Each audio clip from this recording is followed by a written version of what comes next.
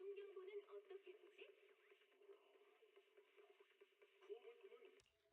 밤하늘아, 밤하늘아, 생명을 잉태하는 자애로운 어머니시여.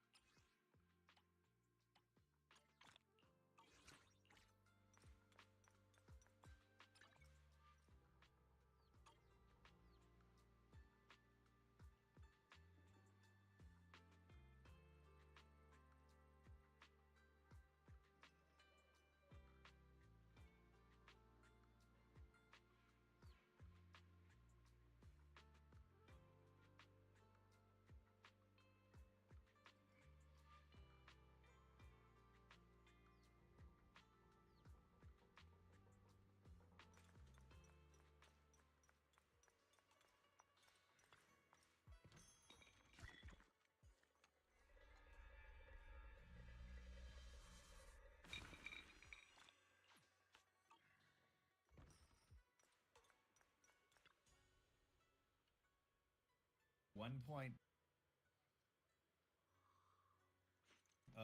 the Barbarian was actually probably the best.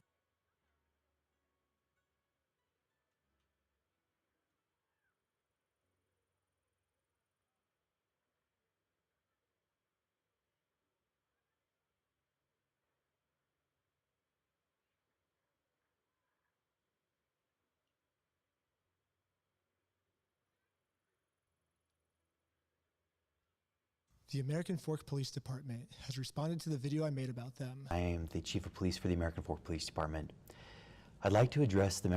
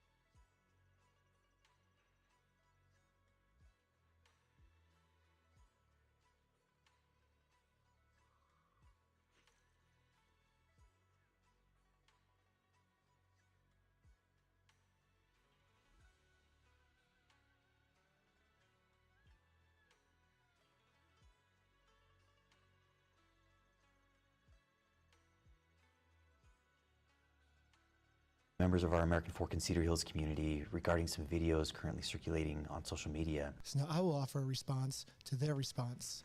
There's a lot of new information in this response that I've been wanting to get for a long time, so we'll go over that first. One of the main questions in my video was, why did I get swatted for stealing the Legos when this wasn't a mystery to the police officers and they knew that I didn't steal the Legos, that Josh stole the Legos. He basically stole a $200,000 collection of Star Wars Legos. But still, why did they raid my house for stealing the Legos when there's an overwhelming amount of evidence that Josh stole the Legos? When I requested the body cam footage of this to try to find the answers myself, they redacted everything, and they claimed it was to protect the victims. However, one of my friends set up a GoPro as we were getting swatted, and we caught the entire conversation on camera. Included in the warrant are Legos. For 3 months, the police department's answer has been, this redaction is important because it protects Josh, the victim of this case. However, we can clearly see that the police are looking for Legos and they saw no Legos. And they redacted this because they were embarrassed that they made such a stupid decision to swat the wrong person. They were so embarrassed of swatting my house for stealing the Legos that in all of the police reports, it is completely redacted. The police department wants this information hidden so bad that they're willing to break the law to hide this from everyone. The only reason I know about it is because the receipt I got the night I was released from jail and my friend's GoPro that was recording. So even though I've been asking them for 3 months why I got swatted, they finally came up with an answer, which is the Airbnb host told them that I stole the Legos. During contact with the Airbnb owner, the owner reported overhearing conversations about possible stolen Legos. Specifically, officers wrote in the search warrant affidavit, the homeowner also disclosed that he could hear multiple individuals inside the residence speaking about possibly stolen Lego toys they had taken. Based on that information, officers added a request within the search warrant affidavit seeking authorization to also search for and seize possible stolen property, including Lego merchandise. 4th District Judge Roger W. Griffin reviewed and approved the search warrant. I always like giving people the benefit of the doubt, and I will take the police officer's word on this, but something fishy is going on here, and everything can just be cleared up if you unredact the audio and let everyone see the truth. Also, after we got raided and the police officers found no Legos, all of this footage has been redacted too. And my guess is if the police unredact this footage, we will find out the answers once and for all. While we were getting swatted, one of the police officers decided to injure me for absolutely no reason. He claims it's because I was trying to make a fast movement. Don't move like that. You understand me? Don't move like that. Don't move quick. Everybody just chill. But when we replay the footage, you can clearly see I was not making any fast movements. However, the police department has an answer to this. During Snyder's detention, Lieutenant Adamson took hold of Snyder's right arm. Lieutenant Adamson later reported that he felt Snyder tense his arm, at which point Adamson moved Snyder's right arm behind his back to place him into custody. The police department has made it clear I did not, in fact, make any quick movements like the police officer claims I did. So the police officer was lying, but not fully, because I did tense my arm. However, he lunges at me extremely fast before he even touches me, so how could he even know that I was tensing my arm before he even grabs me? That doesn't make any sense. There's only one solution. This police officer has psychic powers, and he could tell that my arm was tensing up before grabbing me. However, this makes no sense, because if the police officer did truly have psychic powers, he would have known that we were not the thieves, Josh and Brandon were the thieves. So this can't be the case either. I'm trying to have an open mind with these different possibilities of what this could be, but literally the only outcome left is that this police officer injured me for no reason. However, the police have another response to this of why I must be lying. In the X-ray image displayed by Mr. Snyder in that video, a small L is visible in the upper right-hand corner of the X-ray. The L indicates the image is that of the left shoulder. The video shows Lieutenant Adamson handling Snyder's right arm during the arrest. Yes, the stock footage I used to show what a dislocated shoulder is, an image that's clearly not mine because I didn't go to the hospital, I went to jail, so how could I have taken this picture? But anyways, the stock image I used is of a left shoulder when my shoulder that got injured was my right shoulder. When I was editing this, I'd like to think highly of my audience that they would have known that this was a stock image and I wouldn't have to spoon feed every tiny detail to my audience. But now I realize that there's another portion of my audience called the American Fork Police Department that maybe I do have to spoon feed every single piece of information to.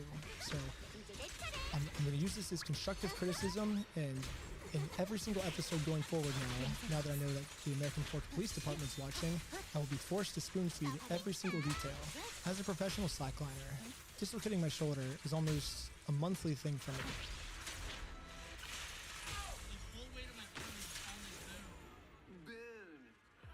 3 days before I got arrested, I had a really bad ski accident where I had a really bad dislocation of my shoulder, and any movement at all would have dislocated it. So I will say here, I don't think that the police officer was purposely trying to injure me.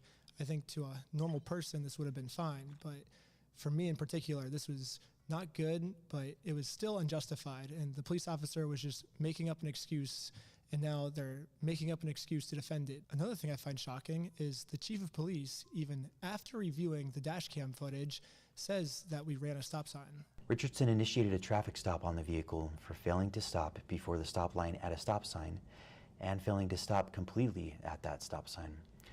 The chief of police looked at this video and said, "We ran a stop sign."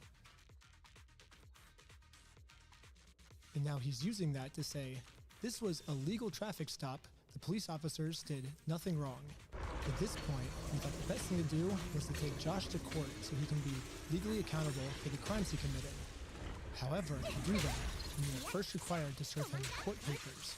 So, we did what the law told us to do. We got a process server, and we went to his house to do this the legal way. However, Josh did not want to do this the legal way. He instead called the police on us. Joshua Johnson contacted police and reported he was going to shoot someone as a result of the ongoing harassment. Multiple officers immediately responded to the area. Josh was so scared of going to court that he would rather shoot us than accept these court papers. Josh's logic here is that if he can murder the process server and if he can murder me, then he can get away with his crimes because there'll be no one to sue him in court. However, sadly for Josh, murder is illegal. And now he just admitted his plans to the police officers. The American Fork Police should at least be arresting Josh for trying to use murder as a way to get out of court. But sadly, for some reason, they arrested me instead. Am I being arrested? You're under arrest right now. Really? Something about this seems off, and all of the answers are in the body cam footage.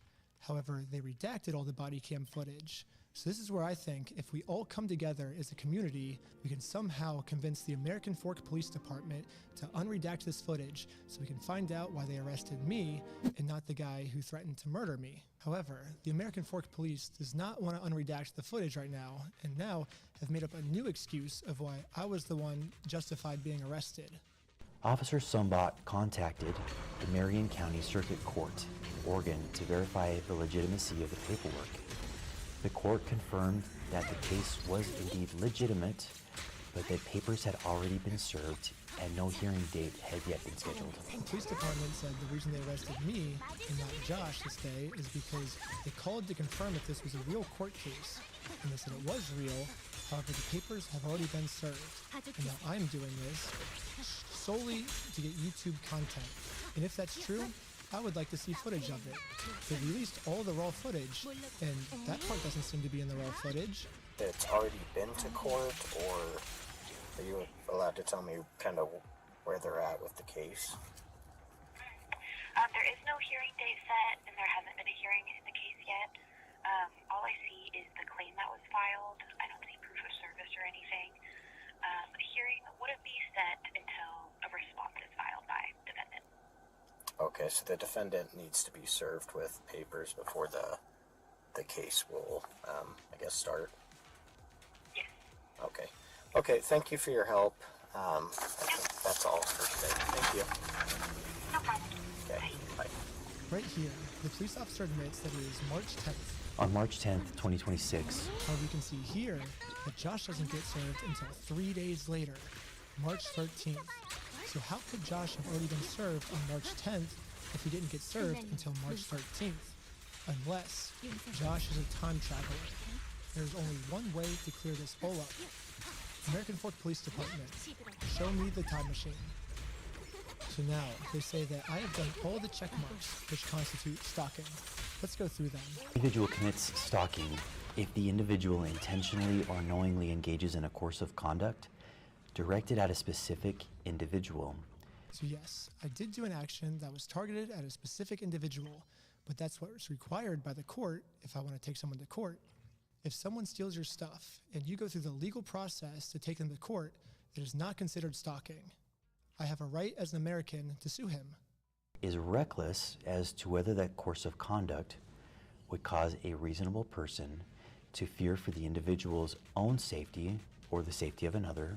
The second check mark is that if a reasonable person would be scared. The police are claiming that since this action made Josh scared, this check mark is complete. However, they have completely forgotten about the term reasonable. And as we can see, Josh is not a reasonable person. This is someone who multiple times has tried to silence someone by accusing them of being on heroin. Here's the crazy thing. They told me that they took over that location because the owners were using the location to fund their heroin addiction. What? Yeah, and that's how they took it over. And saying they had like a pigeon in there that was scrapping all over the Legos, that it smelled bad, all this stuff. This is someone who threatened to murder me just for trying to serve him papers. This is not a reasonable person. It is not reasonable to threaten to murder someone just for serving papers. A reasonable person would accept the papers, so that second checkbox does not meet the requirements. I even tried explaining this to one of the police officers early on. What the law says is if the average person would feel unsafe by our behaviors, so I think he's feeling unreasonably unsafe. A reasonable person would not feel unsafe in the situation. Well, I can say the same thing. I feel unsafe trying to conduct business with him, and he calls the police on me to hide. I feel unsafe because of that. Because we had a 3-hour search in our car. He said we had heroin in our car yesterday. We had a 3-hour search in our car. That makes me feel unsafe. I think that's reasonable for me to feel unsafe. It's not reasonable for him to feel unsafe. So Josh is actually the one who said he was going to murder me if I take him to court. But now, I'm the one that's being looked into for threatening to murder Josh.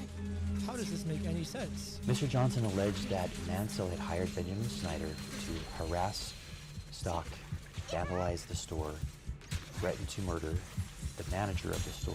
Now, let's go to the heroin claim. We got pulled over by the police, and they claimed that we had heroin on us. This officer is going to conduct a search of your person because there are substances in the vehicle. Really? Most of this footage is redacted, so again, there's a big mystery of what happened. Can we all come together and convince the American Fork Police Department to unredact this so we can find out the truth? However, what the police is claiming now is that they did not get a call saying that we had heroin on us.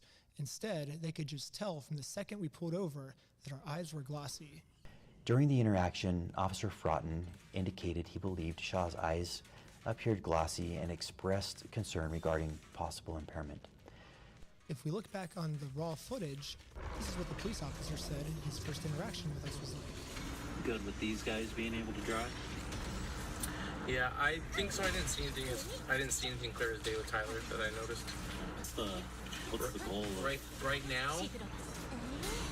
Yeah, I was gonna scare him a little bit and let him go is all I really was gonna do. Do we have charges, or are we just tired of them being annoying? It seems hard to take what the chief of police is saying seriously because so far almost everything he said is a lie. So the only way we can actually find out the truth is if we unredact everything. We already know the victim's name is Joshua Johnson. Why do we have to keep that protected? His name is already out there. None of these redactions are protecting anything except for the police. And now I want to acknowledge my friend Sheldon's arrest. The group stated they were supporting a GoFundMe campaign for a dying man. One of the individuals, later identified as Sheldon Norcross. Officer Richardson then decided to seize Norcross's phone, pending the approval of a search warrant, in order to preserve potential evidence and prevent the deletion or alteration of any data. According to Officer Richardson's report, when Norcross was informed that the phone was going to be seized, Norcross immediately began manipulating the device. The police officer claims that Sheldon was arrested because he opened his phone to start deleting evidence. However, we can clearly see in the footage, Sheldon's thumb is heading towards that lock button to lock his phone. His phone was open when he pulled it out, and the phone was transitioning from on to off, not from off to on. In this response, it almost seems like the police officers didn't even watch the video. So American Fork Police Department, if I'm your teacher, here's your homework. First off, learn the facts of what actually happened.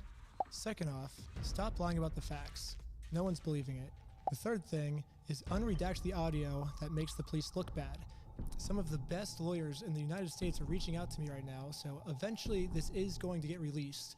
Wouldn't you just like to get this over with sooner rather than dragging this out? The more we drag this out, the more content we get, so this only benefits me to drag this out. It doesn't benefit you. If you unredact the illegally redacted parts now, you'll win over audience support much faster. It's kind of funny, because a lot of you guys probably think I'm trying to make fun of this other cop by how he was talking. Brother, you mind turning up the volume? Holy, it's actual ASMR. Wow. I cannot really hear him. Why is he whispering? No, I'm actually just super sick right now. I haven't been sleeping because I'm trying to get out part 3 as fast as I can. And that's caused me just to stay up all night, every night, and not sleep. And now I'm sick and have no voice. But yeah, I guess it kind of, I don't know why that police officer was talking with such a low, quiet voice, but that's why I am, at least. I wasn't making fun of him. I literally am just genuinely sick. But if you want to see part 3, subscribe to my Patreon at patreon.com/recklessben. Part 3 will be up there very soon. Part 2, I'm only dealing with misdemeanors. But part 3 is when they start accusing me of felonies, so it gets insane. But yeah, stay tuned. I'm going to crank out videos in the meantime until part 3's done. But thanks for all the support, and let's find Brian's Legos.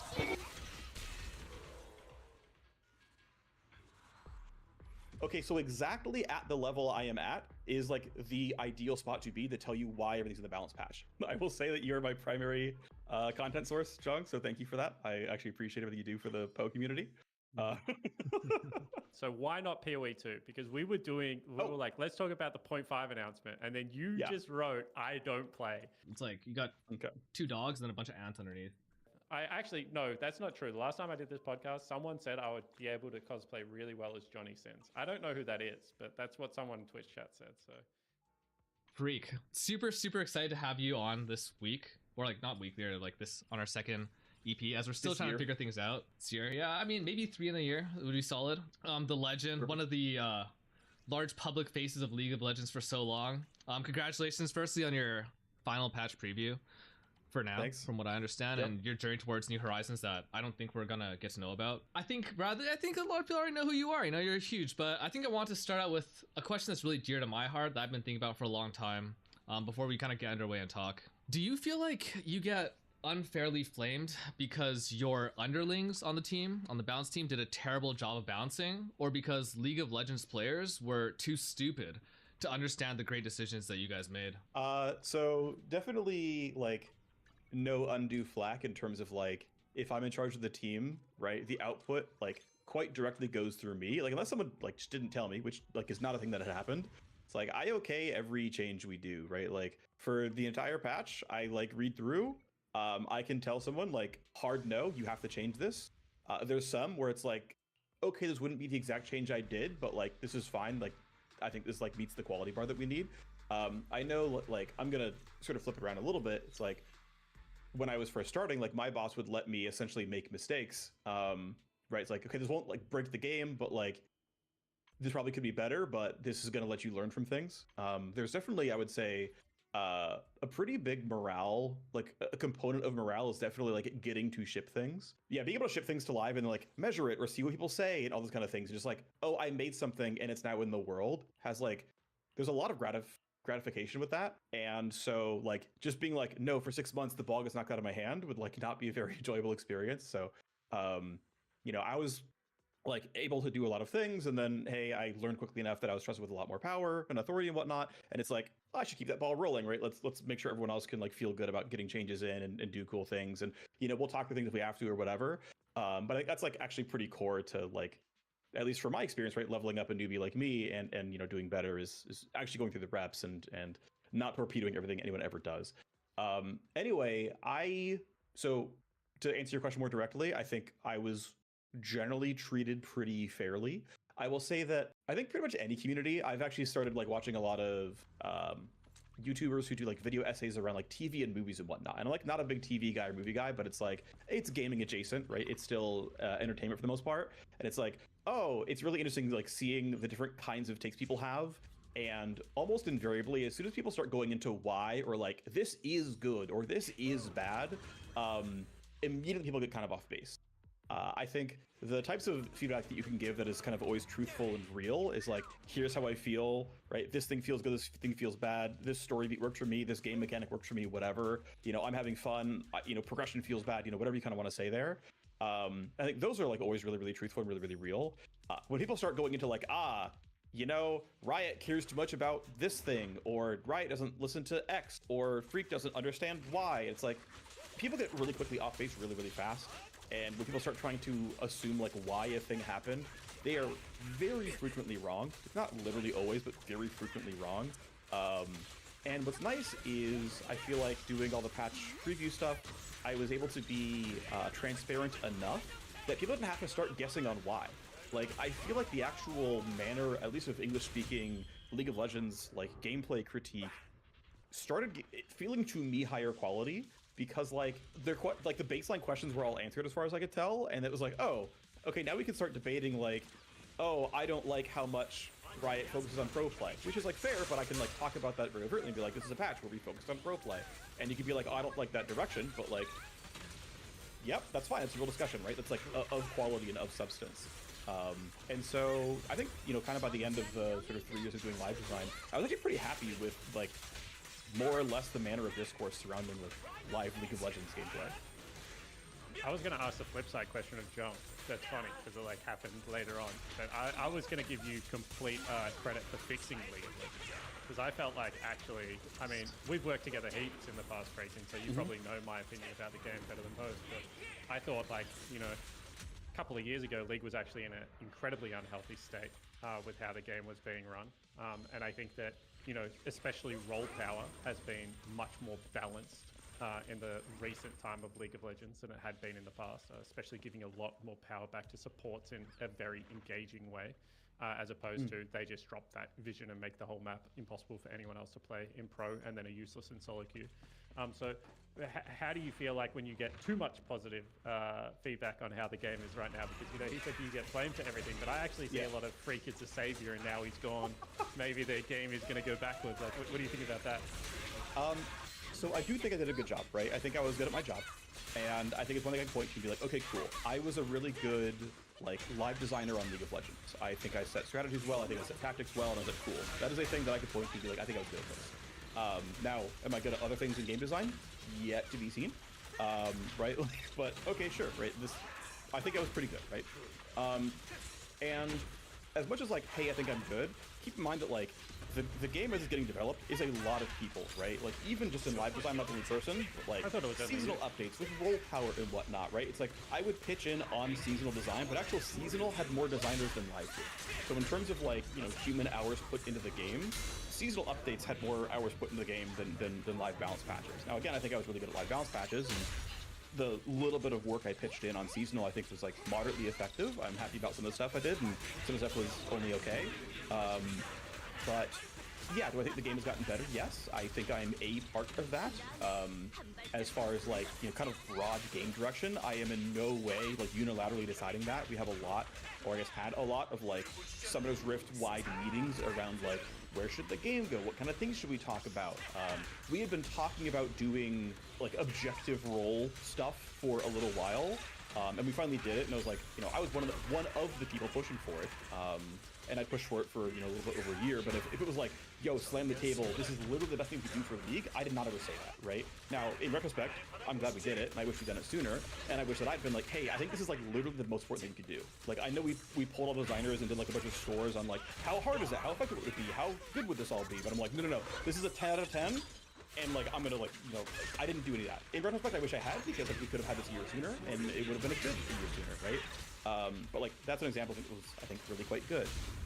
As far as like setting down principles for what's important and whatnot, like some of that is like, well, my boss would be like, you should get better at writing documents and putting down principles on paper, and then like servicing them to other senior and above you designers, and like having them beat up if these principles make sense or whatnot, and kind of shopping things around. Like our balance strategy, I think, is actually quite good. Was the kind of thing where it's like I talked to a bunch of different people about like, what do you value, what is good here, what is what should we care about, and bouncing around a lot of people, designers, non-designers, landing in a spot that was actually pretty good.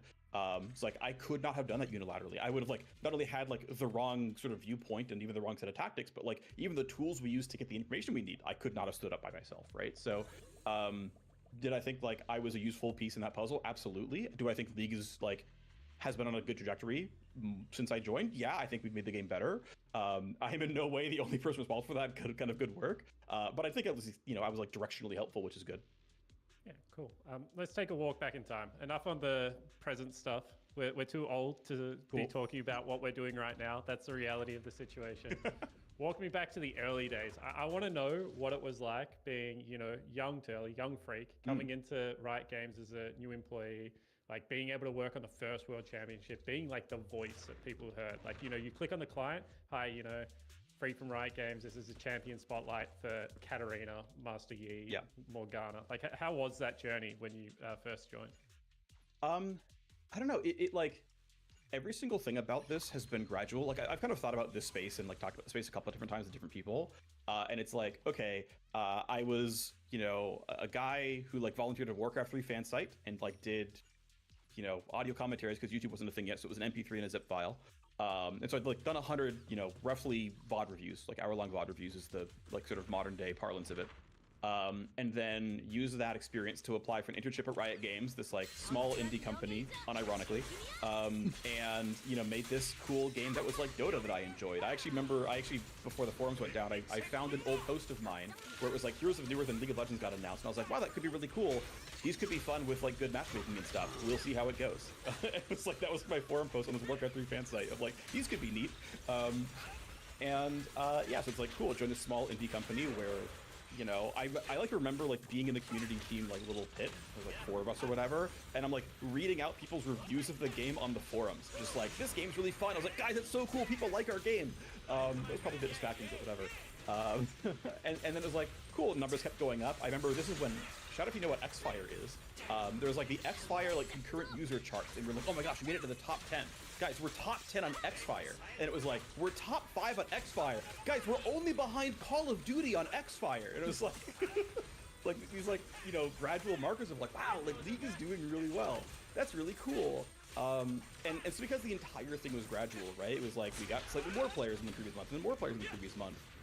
And then it was like, I don't think I posted anything video-wise, and we didn't get a spotlight out until probably 3 or 4 months into me being at Riot. I think it was sometime in 2010, and I joined the company as an intern in 2009.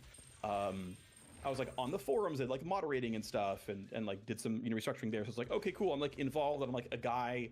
And then like spotlights kind of came out. That was like pretty cool. With like incredibly low audio quality in a conference room with like no sound dampening. The audio quality is truly terrible on those things. I like learned Adobe Premiere to like put these videos together. I used to like know every person who worked in the office because there were like 40 of us. And so it turns out it's not hard to know 40 people when you all go to the same building. And so like, yeah, obviously like League is gigantic now, and I'm like still a public figure, which I'm, amenable to. But like the growth had been so gradual the whole time that there's no point it was like, oh my God, like the world has suddenly changed. It was just like, well, I just like have lived and breathed League of Legends since, I don't know, August of 2009 when I started playing the game or whatever. Yeah, just like, of course things change over time. I'm certainly a hell of a lot older than I was, but I don't know, it's just been like a fun ride the whole time. Do you feel like there was like a shift though at any point for you, like, or like were there multiple shifts in terms of what the general sentiment is in terms of discourse? Because like early on, I remember I was like, I don't know, grade 10 I think, probably the first time you uploaded us like a champ showcase, and we used to be hyped. I remember like sitting back in my math class, we'd just be sitting there waiting for the upload, and sometimes we'd like, during lunchtime watch this stuff and pretend that we're not nerds, and just like, oh no, I'm pressing basketball, man, it's all good. And I think somewhere along the line, like I remember people was like, "Oh yeah, he's like it's so too cringe, like dad jokes and this sort of thing." Do you find like different eras had different kind of reactions to your personality, or just in general to like the content that you were doing for Riot? I sort of kind of, right? A lot of things are like very gradual.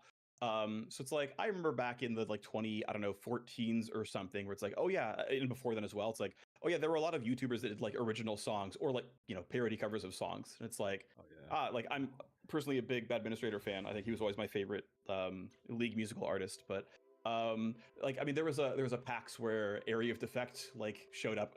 7 of you know who that is. And it was like, oh cool, and I like performed D-Town with them at like the like office party that we were there like after PAX, like we went to a bar or whatever, and it was like, wow, that was really cool. So certainly like yes, like 12 years ago League had a very different vibe, or 14, 15 years ago League had a very different vibe. But like even then, like the change in that has been very gradual. So it's like, oh right, all of these artists stopped uploading videos, but they didn't like, oh, it's 2014, we've all stopped. January 1, the channels go dark. But yeah, it's like I look back, I'm like, there was definitely a different vibe back then, right? League definitely had a like, I would say sort of like in a way like more community focused sort of feel to it in a way. And like it's, you know, very esports heavy now. Like the crazy thing is like Worlds like keeps getting more viewers every year. It's like League has been the biggest esport in the world for like a very long time now. It's like, wow, that's really cool. Like that's great. I love that. That's really cool. I am sad that like there aren't a bunch of YouTube fans anymore. At least not ones that I'm aware of. Maybe they're somewhere else in, you know, social media platform that I'm not on. You know, maybe that's true. But you know, those are like really fun times overall. As for what the other stuff to talk about, really, I'm not sure. There's definitely various periods of childishness that I'm kind of glad Riot grew out of. I was part of them at some points in time. I don't really want to get into it. Please don't ask me. I just won't answer. But there's definitely like some actual like maturity that also happened, which is a good thing as well. But yeah, you know, I miss some of the stuff from the old days as well, of course. And like talking about the old days, because like I was at Riot, I think like I joined in like 2014 or something, right? And obviously that's where we know each other from. But like that game of first mentality was like still really core back then. Like I still think it is core, but I think it was like actually like trailblazing at the time. And I remember when like League of Legends was a game you played with your friends, and now League of Legends for me is kind of a game you watch with your friends, and Path of Exile is a game you play with your friends, because like I actually feel like that community vibe around Path of Exile is like still really high. So like I was wondering like whether you see like the parallels between Riot and BGG that I kind of see, like the old school feel that you see a lot of time of like, you know, the really high ups jumping in Reddit threads, like having these conversations a little bit more live, and kind of like how you feel about the two games as a parallel, because I know that you're a fan of both. Yeah, I mean, both games are great, right? I play both like pretty actively. I don't know. I don't know if I have like a great answer on like the parallels to companies, right? I mean, clearly, like as far as I can tell, the GGG folks really love the game. It's great when like I watched the one for PoE 1, I don't know what, 2 months ago when they did the last thing, and Octavian's there, and he's like pretty new to the company and talk about a bunch of stuff. Like that's great. This is wonderful to hear from him. That's awesome. You're doing well as far as I can tell. Bunch of cool stuff's going on there. I had a really fun time with League Start. You know, it's cool to have people like me, but other people like me as well, who, you know, are happy to get in front of camera and, you know, do a bunch of stuff on the League side and like just show like we clearly really care about the game. I've sort of realized like not a lot of people have the appetite for being in public spaces. It can certainly just backfire really hard. It can be really hard to have like the right sort of mental, I don't know, framework and safety net and whatever to like not clap back at people who are being dumb, and then you get, you know, what, clip chimped, and it's just like it's terrible. So yeah, I'm really glad that, you know, for these two games I play a bunch of, you know, that there's a bunch of people who are like very willing to go out and engage with the community and you know, take questions and, you know, engage with the good faith parts of the public community and whatnot. Yeah, I mean, that's really wonderful. I'm really glad there's companies that can do that. Because, yeah, certainly, you know, I think back as I'm 39, I've been playing games for basically ever. You know, having a lot of transparency, you know, behind the curtain of like this game that, you know, I'm like playing as a player is like still pretty rare, right? And it's like really cool to see that and have someone just kind of like give, in some cases, like vaguely unfiltered thoughts. I think that's actually a pretty positive thing. I think, you know, you can kind of treat gaming communities relatively maturely, and I think it, you know, kind of works out pretty well. You can give nuanced answers, and those who care will kind of grab onto answers kind of appropriately. And so, yeah, I'm glad there's some companies out there that are like, and some devs out there who are like very willing to engage like that. Yeah, I wish that it's kind of weird because obviously Riot's a much bigger company, but I feel like Riot has been kind of supporting more individual devs being out there publicly and like doing, especially like, you know, I think it's the guy with the hat. He's always wearing a toque. It says Uwu on it. Oh, August? August, yeah, he's like always streaming, answering a bunch of questions, and like I know Mordog is like on the TFC side, and there's a couple more people coming out.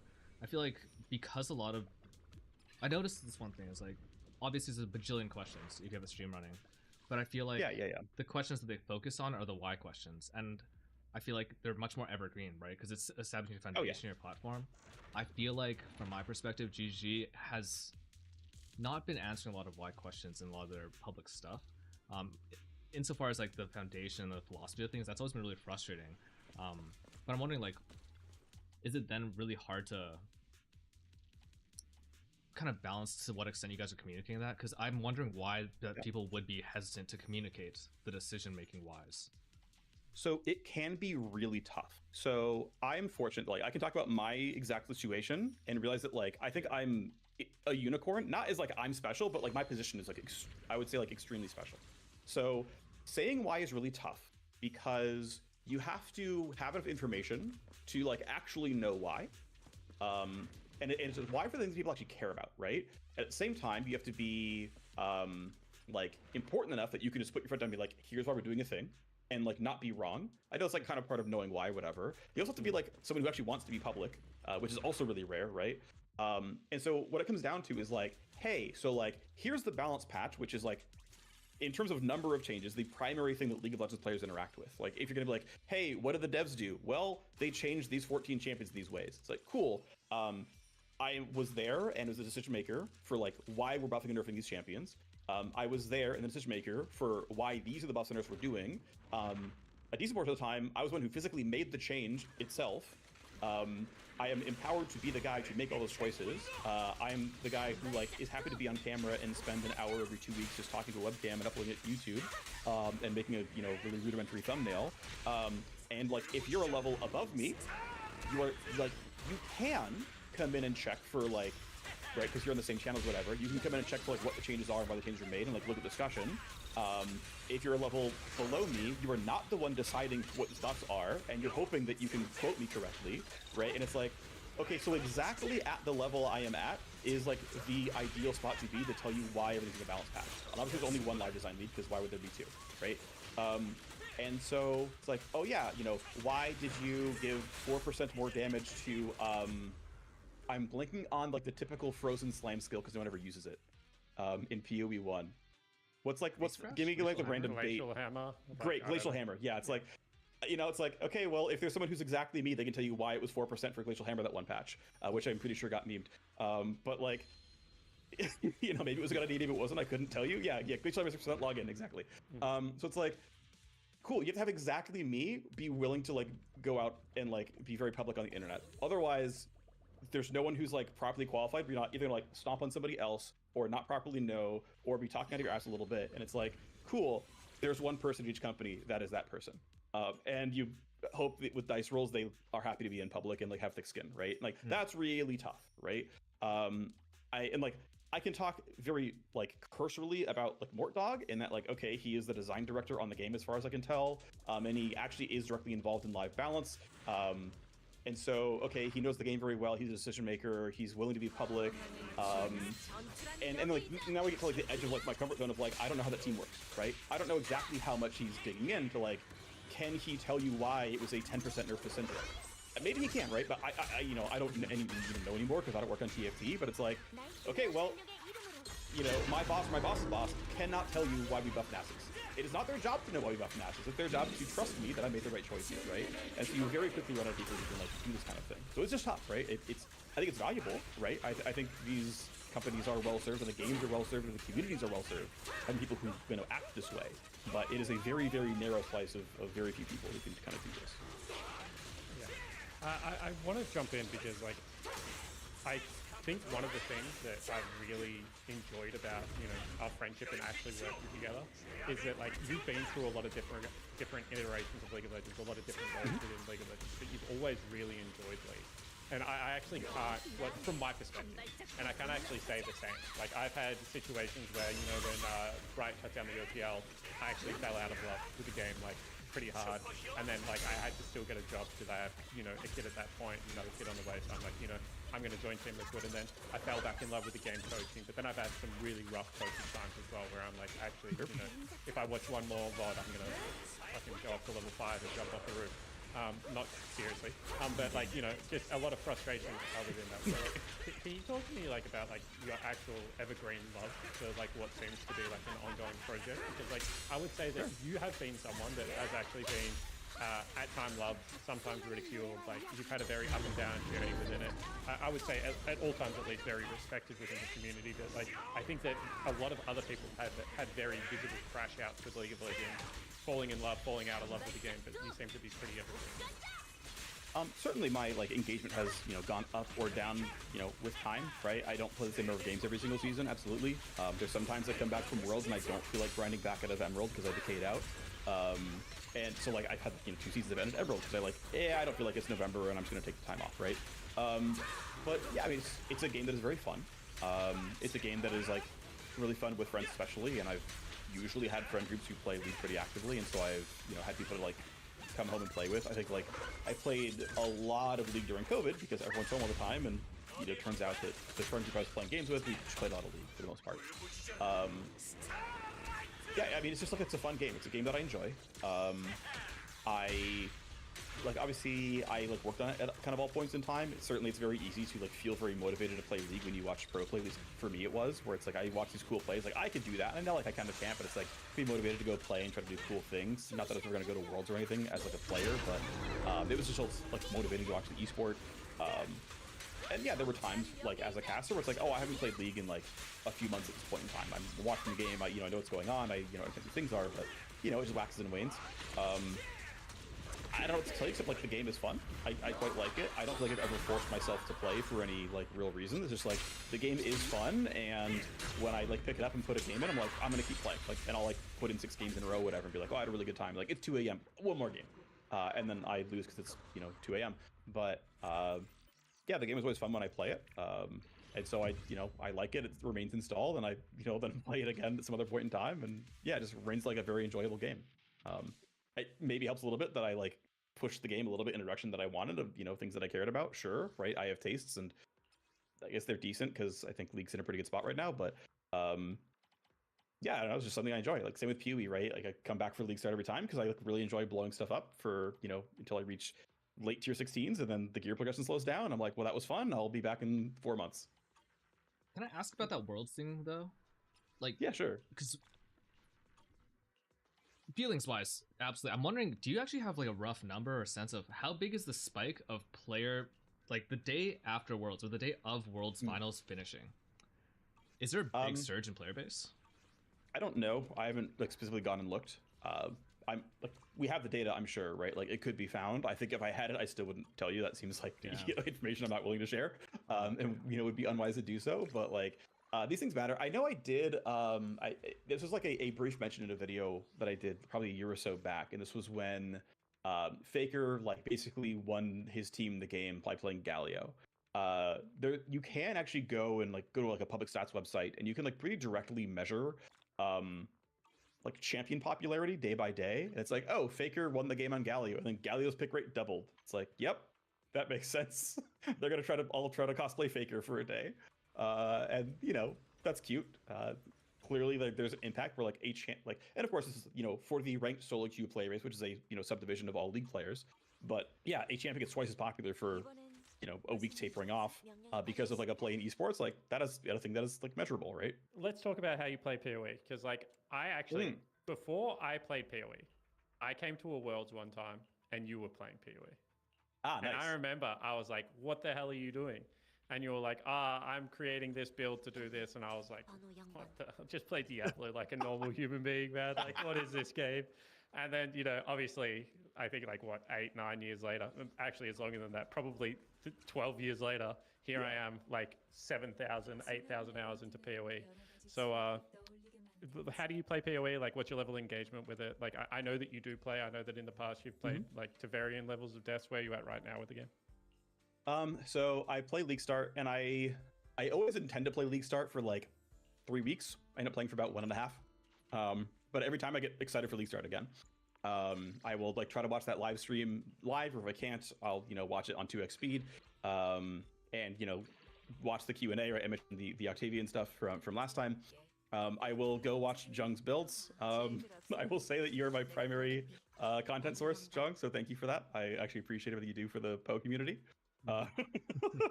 I just want to play like some kind of squishy range champion. Although sometimes I'll play. I played Slams 2 builds ago when VFOS was like the best skill in the game by a lot. And yeah, it's just like I like blowing things up. It's very fun. The dopamine explosions are wonderul. Are you Number an keeps SSF, going up. Andy? You a trade Andy? Are you a craft my own gear? I played SSF. Gives I per played hour. SSF for one league. And I like played it through. I got probably to like late yellow maps or something, and it was just like I exalted a bow because I had like 2 good mods on it, and I hit like resists on the suffix. Was like, damn, that fucking sucks. Anyway, I'm gonna go quit this league now, or something like that, right? And so whatever. It's like, yeah, I would like to I would like my easy mode baby build where I can just reach tier 16s without spending more than like 5C on the trade site. That would be wonderful. So I played Fusillade Totems last league. It was great. I killed Baby Eater Deathless for the first time in my life. It was great. I had so much fun. And then, I got to tier 16s. I think I got 2 Void Stones because farming Maven is too slow. I didn't feel like buying a carry. And I just like, okay, well, I had fun. The rest of the progression is going to take too long to like do the next thing that feels like a jump.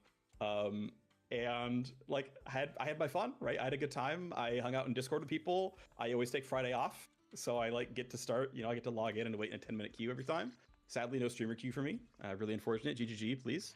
Yeah, that's I have my fun for 3 days, and I log in after work for like the rest of the next week. And then some of my coworkers keep playing for longer, and they're on like 3 characters, and I'm like, that's cool. Yeah. Anyway, but yeah, it's a fun game. I keep playing. I've probably got $100 of stash tabs, something like that.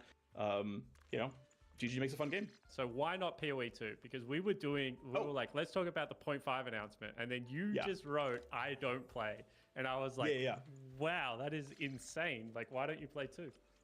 Okay, so I probably misspoke when I said I have $100 of stash tabs, because I clearly don't, because I don't qualify for owning PoE 2 yet. And I did not want to do the $30 swipe to get early access, and then also $30 of stash tabs, because like I only really want like roughly 1 more stash tab. Especially with like merchant tabs now, it's like I'm good on that.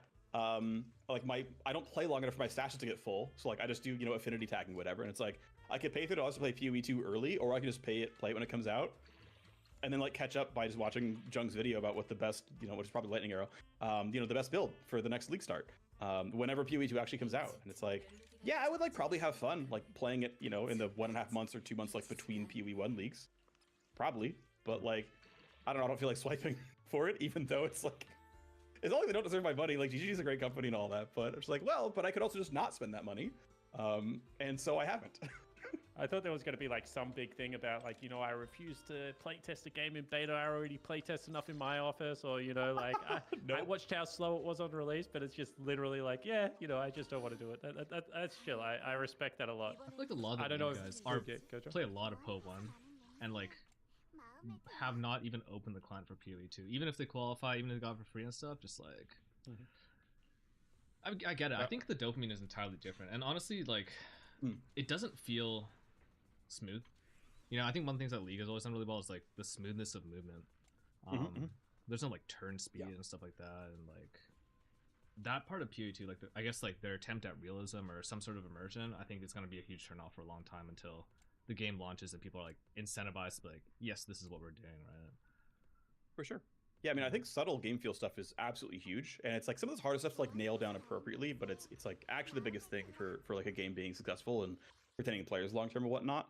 And obviously, yeah, like the like innate like play style of PoE 2 is different from PoE 1. Like I followed a little bit, right? I was like kind of vaguely aware what they're doing. I followed a lot of their early content stuff around it being a lot more methodical and then wanting a lot more combos and whatnot. Of course, like the occasional YouTube video I see is just like someone uses one skill, which I'm like, okay, good. That's actually a point in the game's favor. I would like to only hold down Q. I don't hold down right click personally. I'm a left click to move, Q to attack kind of Andy. And oh yeah, I got to learn WASD for this game, right? So I can still hold down Q though, which is nice. No, you don't. Trust me, you don't have to learn WASD. You don't? You're still click to move? I'm clicking to move every Hey, good for you. anyone that makes me change that, I'm just uninstalling the game, by the way. That's why like I primarily play melee builds in it, because I'm just like, I refuse to learn how to do this. I have no idea if the game feels good or not, right? But I'm just like, well, I'll just be patient. It's like, I think it's a good trait to be patient. I wanted to jump actually like somewhere else entirely. So I just remembered, I don't know if we've ever remembered this, or maybe I've mentioned on stream like once, twice when you're in, but we've like talked before, loosely speaking. Like I was doing a lot of elo boosting in like season 3, 4, and I'd bump into you a couple times. Great. And I remember at some point bitching about it. Like I was like, yo, I shouldn't have to elo boost. Like I'm like signed right now, like childhood contracts are terrible, this, that, like, you know, this whole culture is terrible. I remember you actually like took the time to reply and you were like, listen, back in my day, when I was playing like Warcraft, you know, we didn't have anything. There was like no money. And I was trying to figure out like, well, what do you think I should do, right? Yeah, should I continue boosting? Like, is genius like ethical, whatever. And I remember the advice that you actually gave at the time, which I was surprised because I think giving prescription is always hard to do. It was something along the lines of a balanced take. Like, listen, you have the support for yourself. I wouldn't go chasing dreams and stuff. You should do what's sustainable for you, but you make your own decisions, right?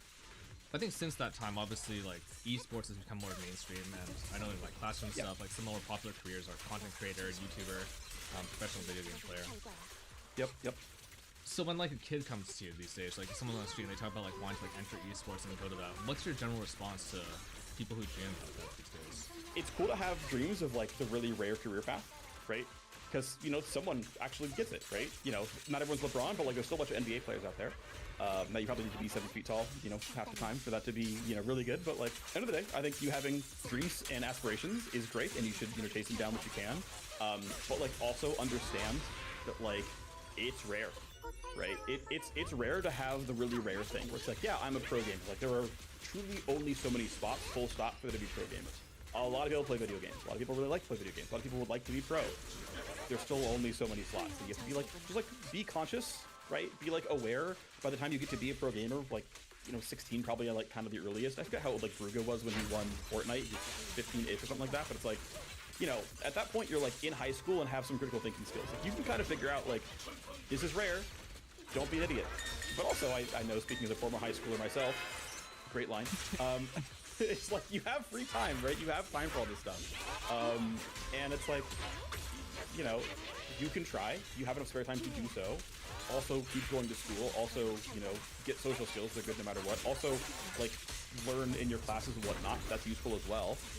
And then sometimes, like, the combination of two works really, really well, right? Like, it turns out I had these hobbies in talking with other people about video games. And I was a really good Warcraft 3 player. And that meant that one of my hobbies when I was in high school, but mostly college, was doing these, like, audio commentary files and a little bit of spot shoutcasting. I had 2 paid shoutcasting gigs in my time in Warcraft 3. I made a total of $1,000 doing so. Yeah, I made 300 euros doing a world championship, and I made 500 USD doing like a North American qualifier. I think I did like one other event and they didn't pay me for it. Like that was like known, like, but it's like, you know, it was like clearly not a job, right? I did that and it was fun, and then I played the Riot games as a community intern. It's like, hey, I played a bunch of League of Legends as a hobby and was like really good. I think I was, you know, top at one point. I was ranked 1 on the North American server in League of Legends. I was like, hey, I had like these 4 years in a Warcraft 3 fan site with, you know, 100 hours of content. I'd like shoutcast in professional tournaments and whatnot. Like, let me be a community guy. Like, you know, I literally had community interaction stuff. I'm good at your game. Like, let's go. Passed the interviews, got the internship, right? That became us doing shoutcasting. So like, even before cast was a full-time job. Like, we did a couple of sporadic esport events, and I would get tapped for it because I had a history doing that thing.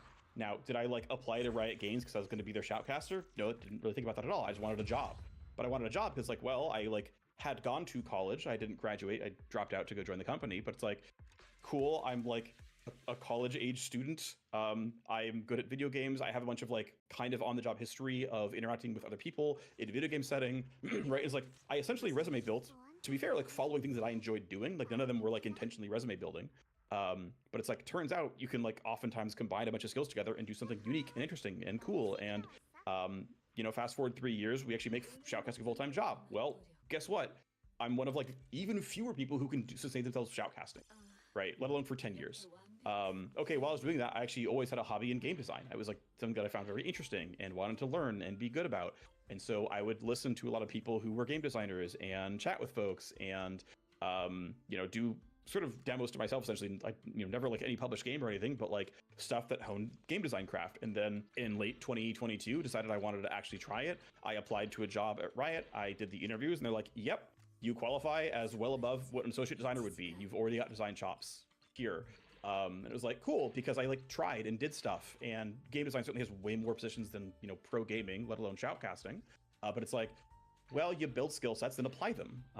And, you know, I've just always, basically the doors have always been open. I don't know if that's like truly luck or persistence or what, but like, yeah, like some jobs are rare and sometimes you get lucky, sometimes you don't. Yeah, I never made it as a pro gamer. I was probably at my peak, like top 30 to 40 Warcraft 3 players in the world. If Warcraft 3 was as big as League of Legends, that's easy, you know, 6-figure salary, right? Right, the 40th best League of Legends player in the world is making really, really good money and going to Worlds every year. I went to one World Championship as a player. I made not a lot of money playing Warcraft 3. Turns out it's really small, doesn't matter how good you are, right? Like, you need some luck there as well. That didn't exist. I made very little money shoutcasting Warcraft 3. It was also just like, it was a hobby, right? Warcraft 3 was a hobby, a very useful one that got me to where I am. And then I got to turn that into like a more normal career. And that's like, that's how that works. Me so much listening to you guys talk. Like, it always humbles me so much. So like, your advice is like, if you try hard and you persist and you put in a lot of these efforts. See, what I did as a juxtaposition. Yeah, I'm curious about this. Is I was playing League of Legends and then Atlas messaged me and he said, hey, Pastry Time doesn't want to shoutcast tonight. Do you want to shoutcast with me? Because I used to play solo queue with Atlas. And I said, I've never done it before and I'm drunk. And he said, you will do great. And then Pastry listened to that.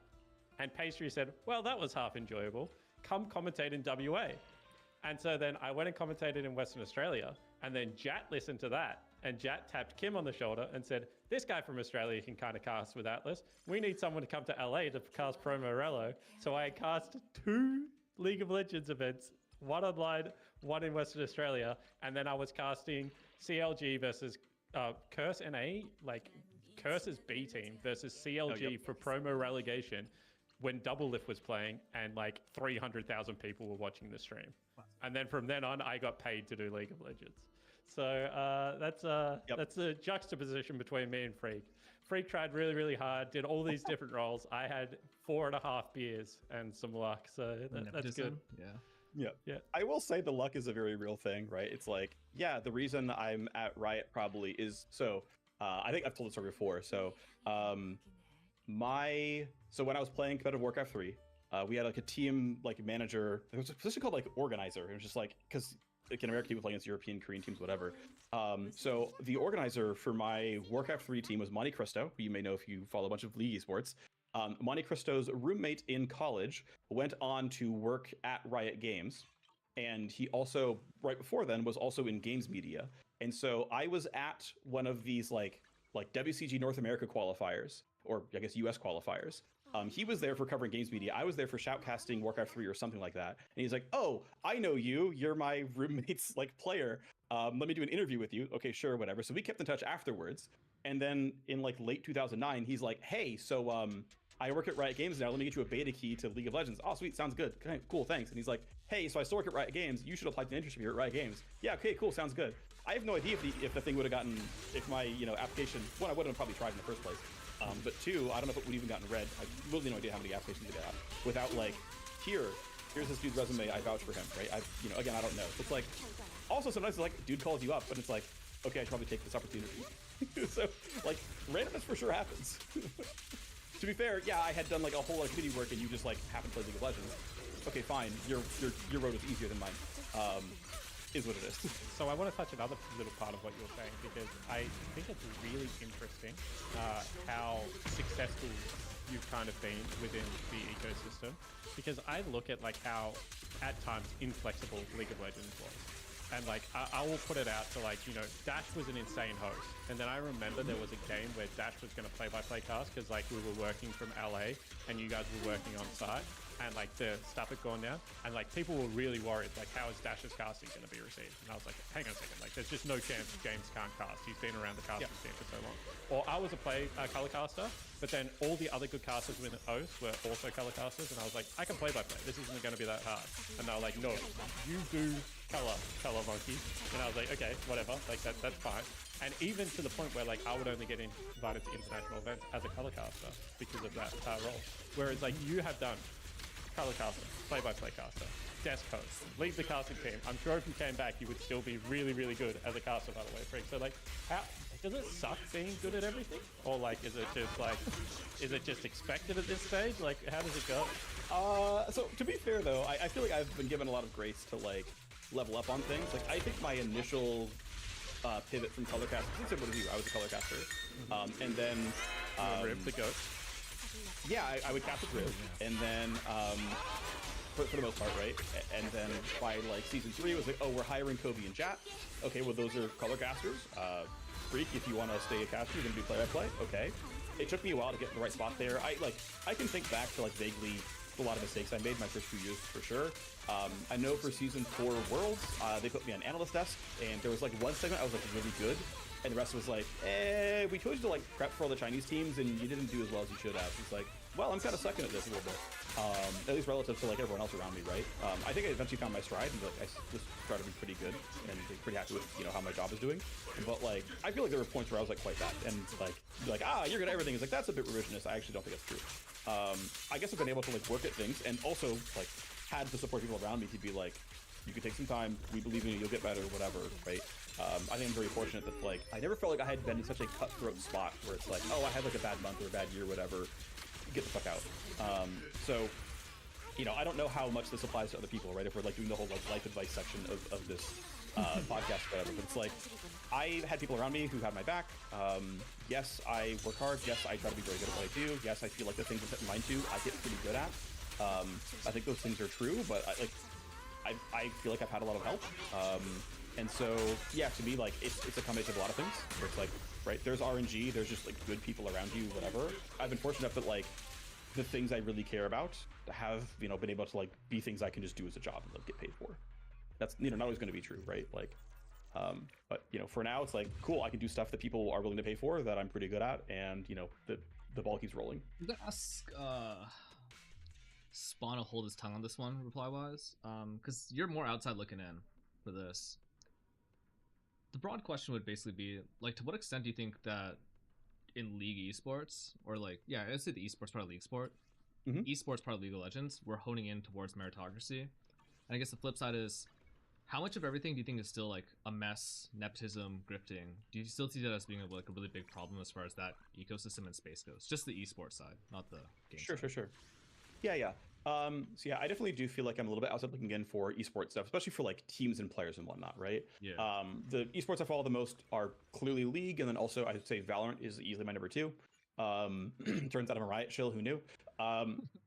And it does feel like, right, for very much just like these guys are getting jobs, these things are going on. It's like, okay, I don't think talent scouting is perfect, right? I don't think that the exact 40 best players play professional League of Legends in North America. The same is almost certainly true for Valorant as well. That said, I'm like much less, I know much less about professional Valorant. So I think, yes, there are mistakes. Now that said, I think there's another one where it's like, oh, if people knew the real answers, they would feel differently, right? So this kind of circling back to the thing I talked about with like being very public, talking about League of Legends, whatever, and like I'm the live design guy, so I can talk about live design.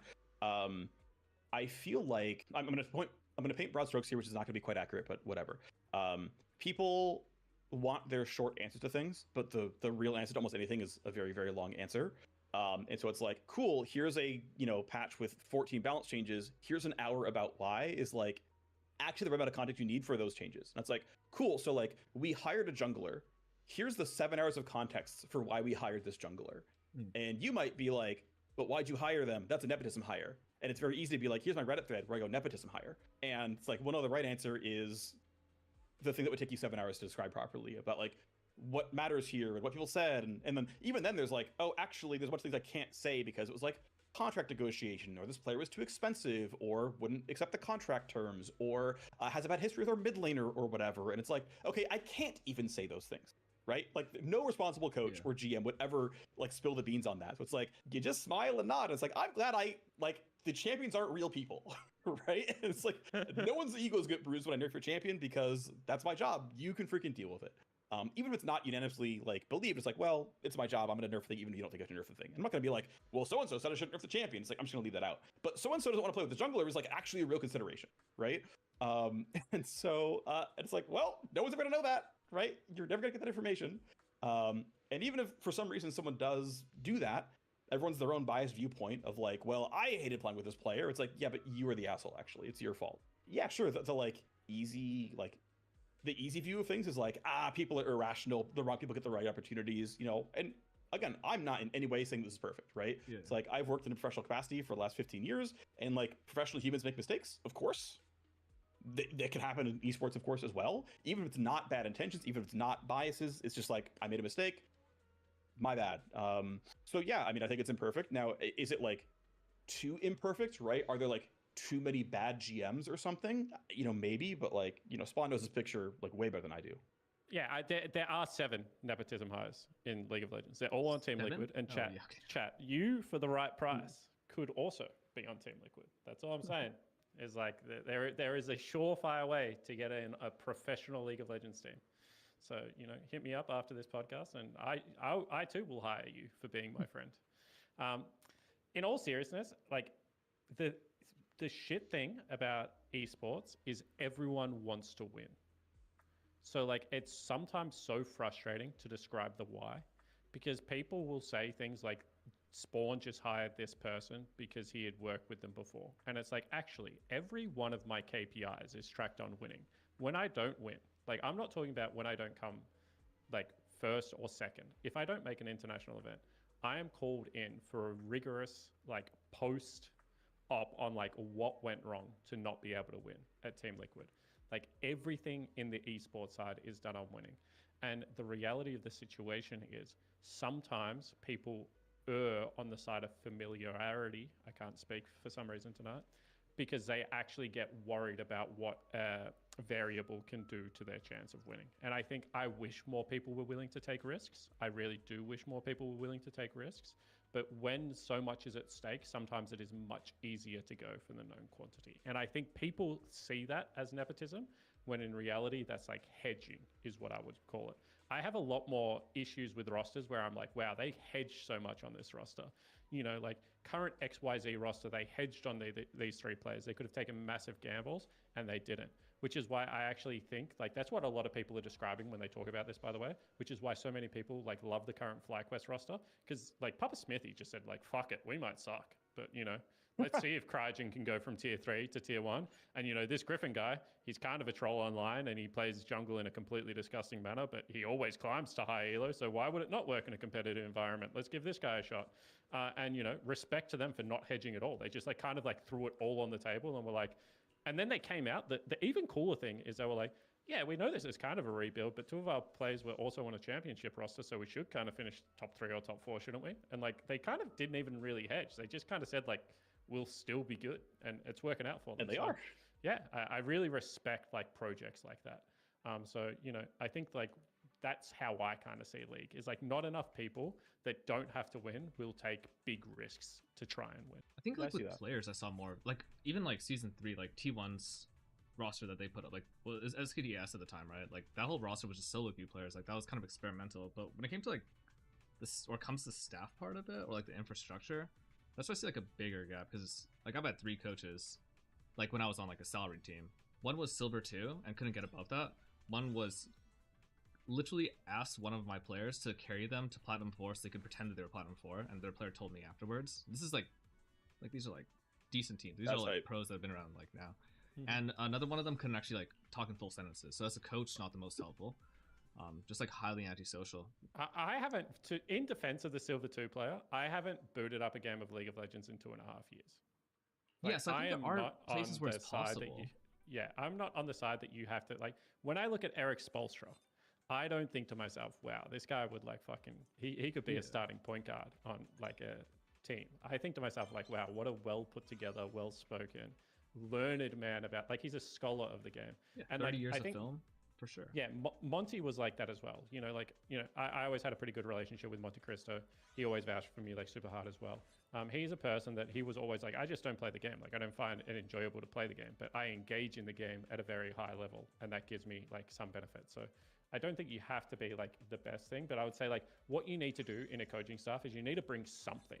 Like the something I bring to a coaching staff is very different to what, I don't know, Rainover. Like Rainover, great player, right? Like actually one of the best Koreans that came to the West, like ever, in my opinion. Like what he brings to a coaching staff and what I bring to a coaching staff is completely different. He's sitting down with players like, why did you click like this? Why did you do this? I don't think I've ever said that to a player. I'm like saying to a player, like, how have you not got your life in order? Like, why are you showing up every day tired? Can you drink some more water? And then like, there's some things in game as well that we talk about, but like mainly I'm there to like make sure that the team is a coherent running team, you know? Stay lane. Got head coaches telling me to play more Osu. Telling me that my mechanics were bad because I didn't queue up with enough ARAMs, which was an excuse to try to queue up in group ARAMs with people that he wanted to play. Anyways. That's hype. Another cool thing that I was really curious about, and something we did talk about, like obviously you're not on the balance team anymore, but everyone loves Moneyball. I mean, I showed you this briefly. And everyone points to win rate as like the big thing that people always talk about in League of Legends. One, how important is that, just like generally speaking to you as a stat? And two, are there like kind of catch-all stats that you think are underrated or do a really good job of capturing a narrative or state of the game that people don't look at or know? I think data is very useful, right? I think that, as with anything, right, the right answer is nuanced, and the full answer is a 9-hour thing, right? But in broad strokes, data is very, very useful. Data cannot be your only point of consideration. It's certainly a very good starting point for being like, hey, here's like roughly the landscape of stuff. Oh, hey, by the way, here's this like outlier or whatever. You know, I have a data point, which is Faker's won World 6 times. Turns out he might be really good at League of Legends. Just, you know, consideration here for your awareness. You can certainly find ways to like hack data in really unfair ways, right? There's all kinds of, you know, really poor statistical like malpractice you can do to buy stuff, whatever. But like, no, I think data is like really, really useful in a lot of ways. I think, you know, finding some random data to align to is probably not going to be like, should not be your goal, but like it's useful. As far as like Moneyball, I think there is some stuff that like kind of any game could do that I think would be effective if you care about actual balance, right? So for League, the thing I pushed for was using win rate, but essentially excising a lot of the data and only using like selective samples. And so for us, this was basically, you know, cut out all the games people are bad at the champions. So, you know, only show win rate when players have played enough games for me to be confident you know what you're doing on your champion anymore. And now let's compare those numbers. And it turns out that gets you way, way closer to a balanced game than just generic win rate. Because obviously you have like weird biases around like, well, champs that are harder are just like, of course, going to have lower win rates because people are bad at stuff. But also like not every champion has the same number of mains. And so it's like, oh, even though, so an easy example for us is Katarina, where Katarina is very, very hard to play, but actually played extremely heavily by mains compared to novices. And so a champ who's just as hard as her is going to have a lower win rate because of like metagame factors in terms of who the audience actually is who plays as champion. Again, these things like you have to kind of like throw them out unless you can dig like properly deeply enough. And so for League, this was like, okay, throw out a bunch of the data, use the part that's still useful, that is a good comparison, and then be like, cool, here's our starting point. We're like, this is what's like true in data, which is like, we're now close, and then now go apply the human instinct to the rest of it, and you know, your result is going to be a balanced game. And I think we did a good job of that one. I remember doing this with Path of Exile. The thing I'm proudest about is you were talking a lot about Cold Dot, and I was like, yeah, but actually Cold Dot Elementalist is the best one. And my recollection of this was you were not a believer initially, John. No. You were like, no, actually, a Cold is the better one. You're a champion believer? Okay, something whatever it is. Yeah, whatever's the melee Cold Dot thing. I remember you doing like some like, oh yeah, here's my 2 stone and 313 or whatever the fuck, like some completely absurd shit that you want to do. And I was like, cool, well, I looked at the last league's data of like solo self-found like XP per hour, and the best performing Cold Dot and XP per hour was Elementalist. Even though it was like the 3rd most popular like ascendancy, and then like the next league, everyone was like, actually, Elementalist is the best version of that. I'm like, nice, I was right. I did my like just enough data digging to like have the right analysis. That's cool. I don't know why it's better. Literally no fucking clue. But I knew that like if this was gonna hold up, it was gonna be the best build. I was gonna go roll Cold Dot Elementalist and be like, maybe no one else knows. That would be sweet. And so it's like I found that pretty useful, right? That like you can just do just enough. Yeah, I found I watched that video. It was like, because I thought that the closest thing that it would be measuring, because you were looking at like past like 90 or something, and then XP per hour past a certain point and that sort of thing. I was thinking about like, Yeah, what is a valid metric that would come from that? It'd be something like build resilience, or like how it performs in like X setting, or how much people enjoy it past a certain way. And I think like a lot of these things are like intangibles, or that would be tangible if we just did better with data. But that PoE builders and PoE players don't think about, because they're obviously like, it depends on what the narrative building is at the time, right? Some people look at that video and they go, oh my god, 4 hours? That build must be insane. Or like people look at a 25% play rate on day 1 skill and they go, that must be the best way, or that must be the best thing. So I think like it's hard to find. I think it's much harder to find the validity measure, or like what the causal inference is. But then actually find the correlative stat is already like a really important task that people always brush over, like, oh, it's just correlation. But even that, finding one that's stronger, has better power, that's more specific, I think that's like a really hard skill. And I think that's probably like one of your strengths that you're bringing to balance when you're still there, right?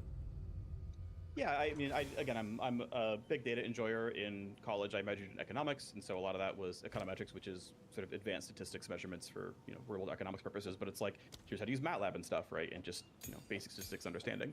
And it's like, cool, I know enough to like be better than most people at stats. I'm certainly not going to be able to like get a job doing stats for a company, but like it's enough where I can apply it to my own understandings of games or understanding of game design. Often all three, and then it's like, cool, I can like provide like novel, interesting insight here that most of the people don't have the skills of all three combined to do well. And you know, sometimes that gets applied well, sometimes it doesn't. Right, I do think, for example, GGG could apply something kind of similar to do live balance for PoE, and probably like, you know, yes, this doesn't tell you how to fix a skill. If it's like, this is a mechanically inferior skill, and it's just like, this is the worst slam. It's like, yeah, but you can still like buff push slam by 15%. Is the game worse when you do that? You know, like, is there, you know, can a thing be buffed enough to be your like worthy single target double 6-link setup?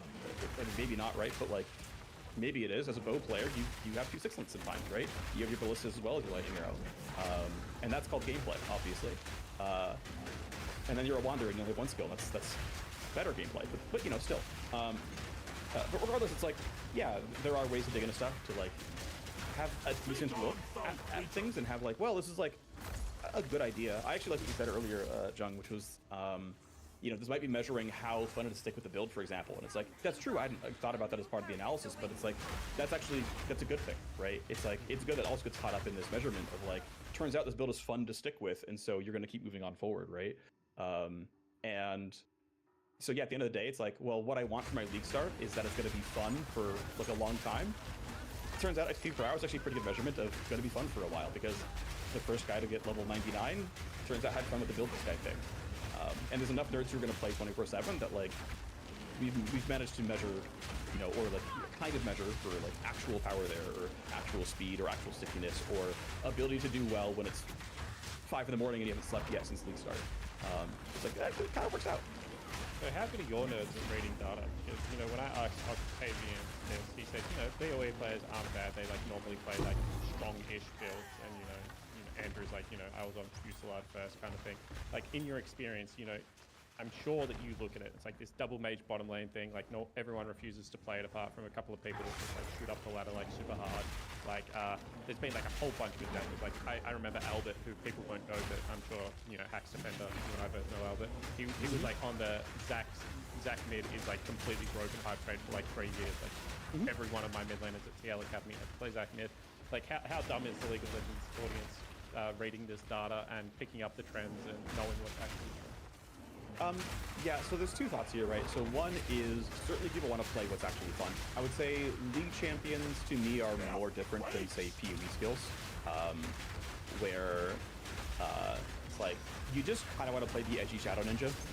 As long as you're not, like, a terrible, but the points champion isn't horribly weak, you're going to play your favorite champion for the most part. And you know, my job when I was doing live design was like, hey, make sure that you can play your favorite champion's viable. And basically, unless you're specifically pro-jailed, every single champion, if you put in the work, was above 50% win rate. Right, because not everyone puts in the work. Hey Fizzy, how are you, man? Yeah, I was playing Sandless on Zero. I was doing my weeklies. You know, it's a gacha, so it has like weekly missions and stuff. So I was doing those before I forget about them. How are you, man?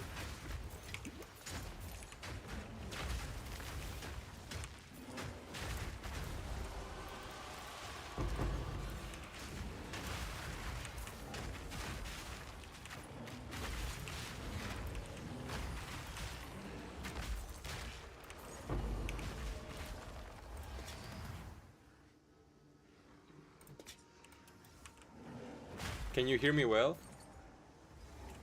Is the mic too far, maybe?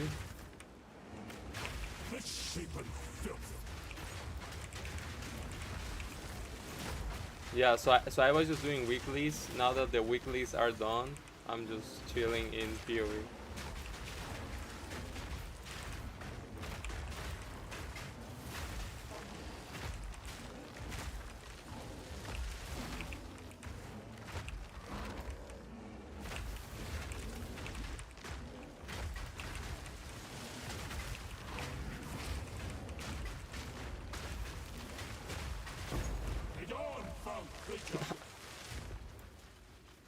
Yeah. I have a mic. I got a cheap one. You know, it's like how do I say it? It's just like a $20 mic or $15 mic. I got it from Temu. Yeah, but I think it works well.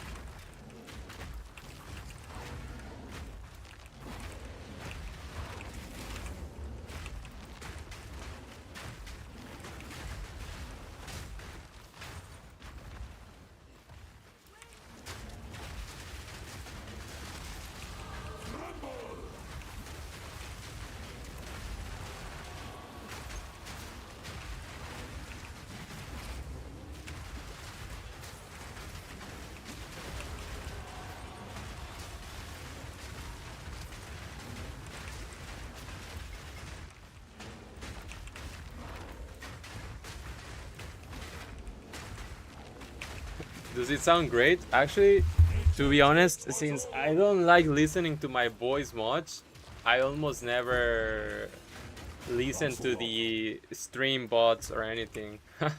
I don't like my voice that much. I've been trying to like be better at speaking like overall, you know, like trying to just like be clearer with my words. So to be honest, I don't know if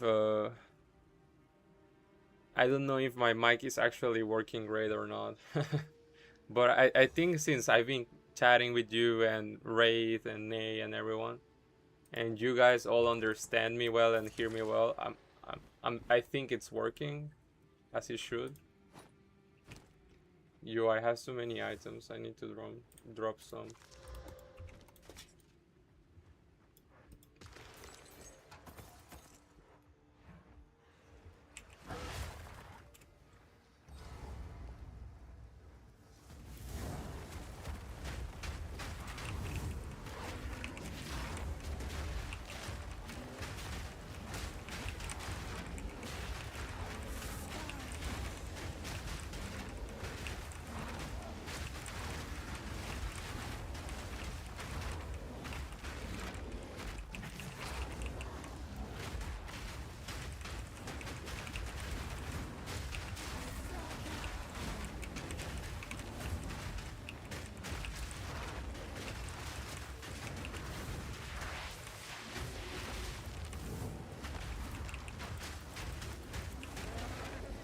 Right?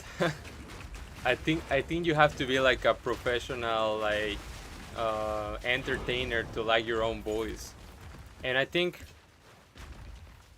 many of the people that like their own voice like it because they have trained their voice to sound a certain way that it makes them like that voice. You know, it's like it's not like their natural voice. It's more like they went through some training to make that voice very pleasant, not only to themselves but to the general public.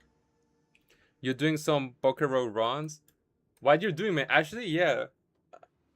I know your favorite Pokemon and everything, but what are you running these days? Like after you clear the game, Well, I don't want to get too spoiled, right? But I'm pretty sure there's other game modes and stuff to do, right? Maybe like you could do like some completionist stuff, like trying to get all the Pokemons and everything, right?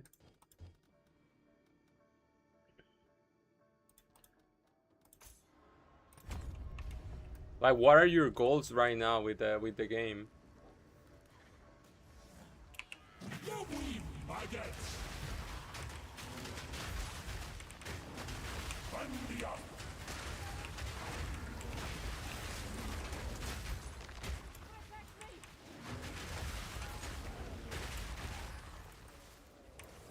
Get achievements that grants items. Oh, interesting. Nature takes what's all. Can I carry any more? We really don't have space, huh? But that was a decent helmet. Who's missing here?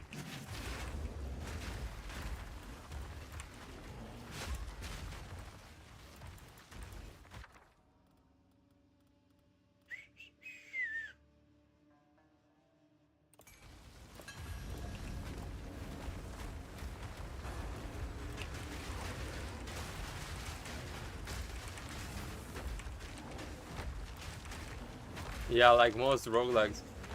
You know, that game is great. I wonder if they will like update it more or anything. I mean, I have not even completed it, right? So I don't know why I'm talking about all this or everything. But I think that I've been so like stuck with like live service games that now I want everything to last forever. Like have new seasons, have new stuff to do. A bit of an unhealthy maybe mindset, because most of the stuff is not supposed to last forever, right?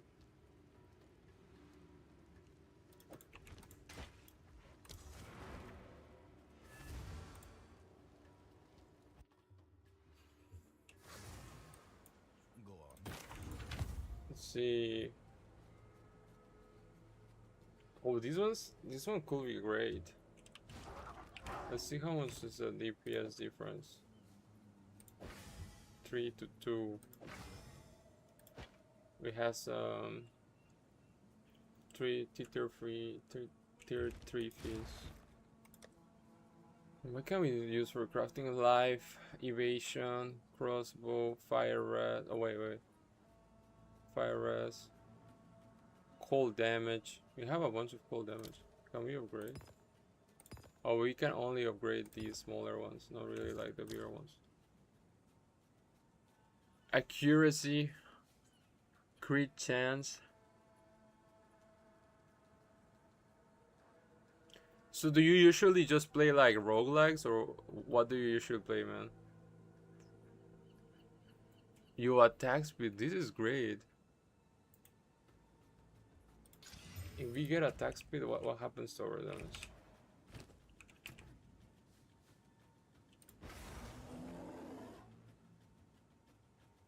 To 8. I mean, it's not that bad. Rare armor, rare weapon.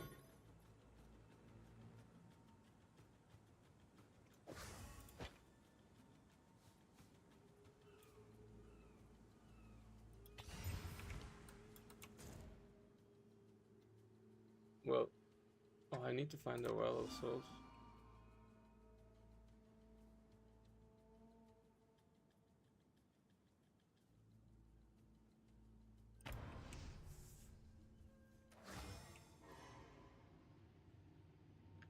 Oh, that's true, that's true. You play the shooters, yeah, sorry, man. I forgot. You told me CS and yeah. I just remember, sorry, man. Sometimes I mix the stuff. You can't stream anymore because internet is boo. What do you mean, man? You live in America. You should have good internet, no?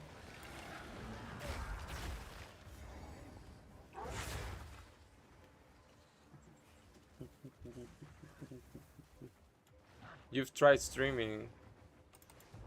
What was the issue, though? Freshly dug. These abyssals move quickly.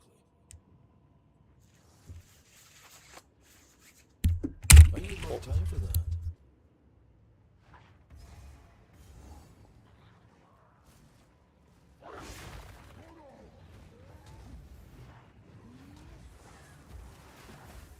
They've taken half-wits.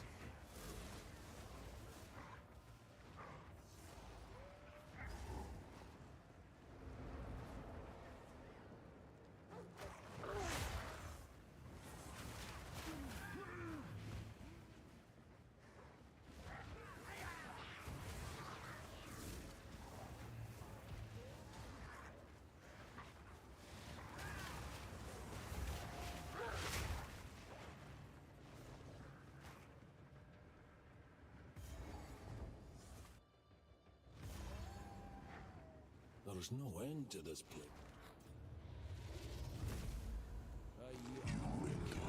My well of souls. You are knowledge. Prove to me you are worthy of darkness. Touched by the abyss.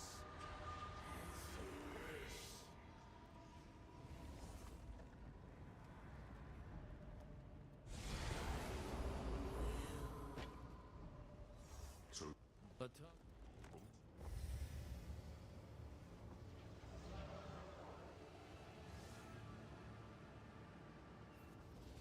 speak. Obey the master.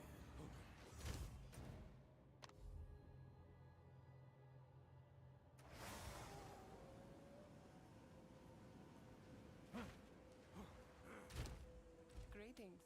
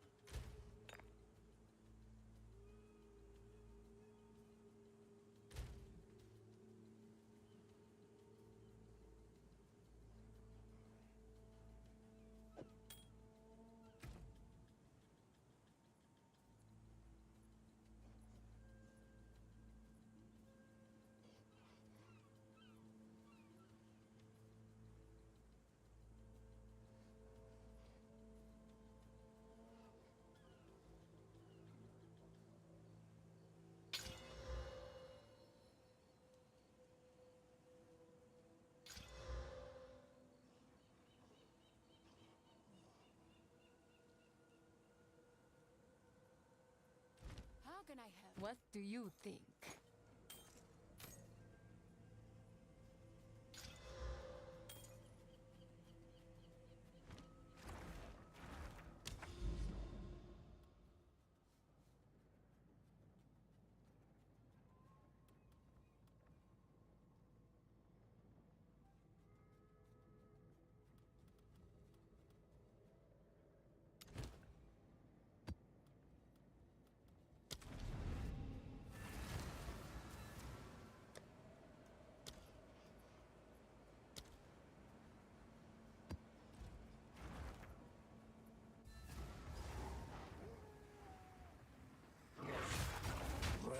It's the blood that runs in my veins.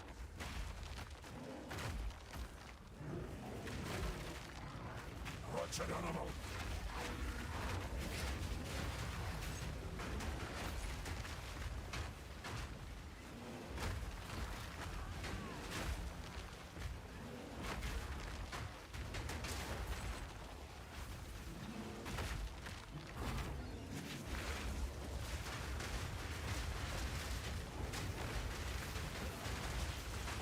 Take it. Fortune favors me.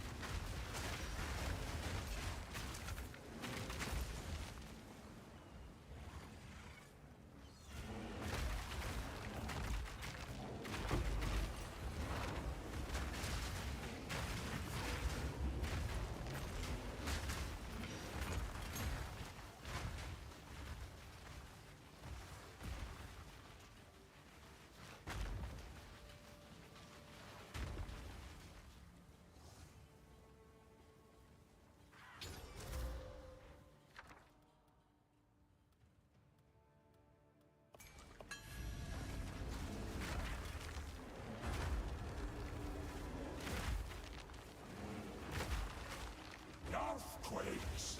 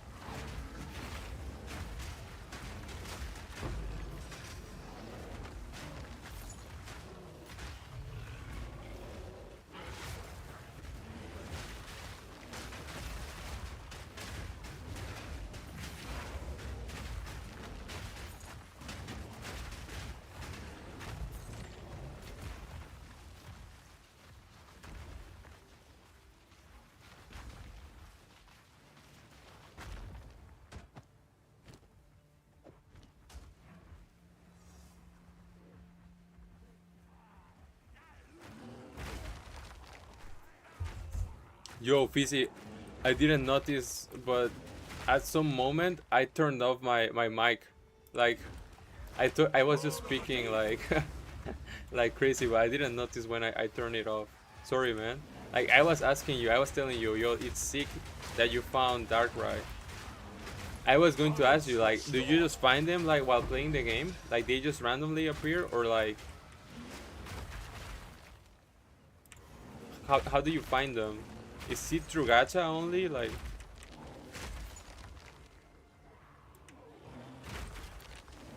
oh, you even asked, bro. I didn't notice. Sorry. And like a couple seconds ago, I was so happy because I got a rare item here in PoE. I was like, wow, it's so crazy. But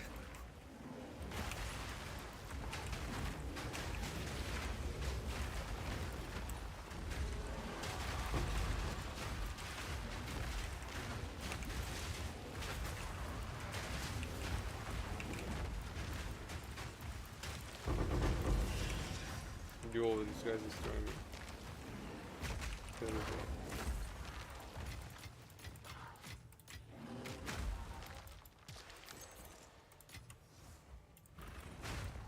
It was a last wave boss. Do they appear usually in like very high waves? Because I've not seen a legendary like ever.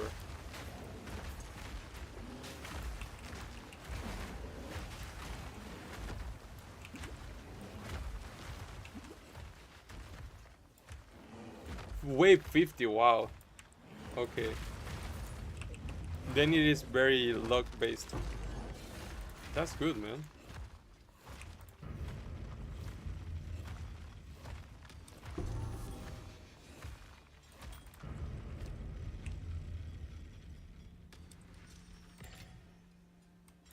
Can hardly leave this untouched, can I? We don't have money to use that.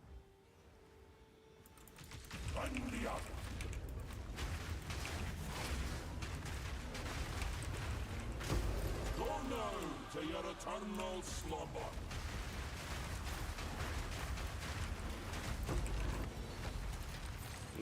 pretty soon. That's good.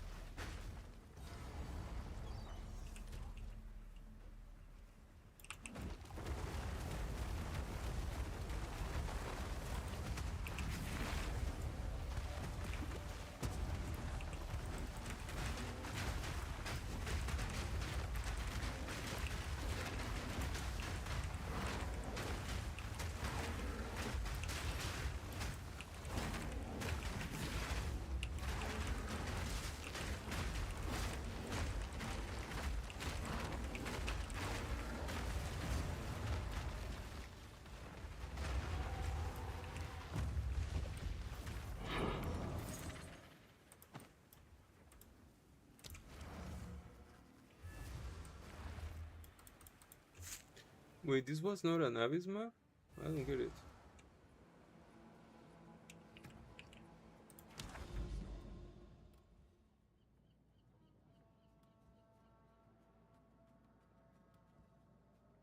I think it was not. Yeah, it was not. Wow. I trolled.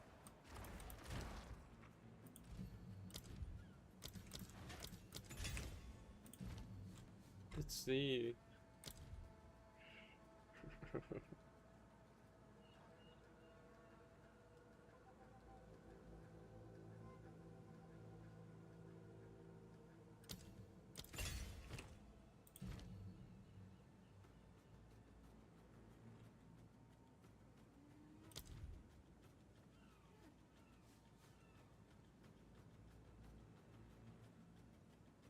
Wait, we could get close combat, no? Close combat too.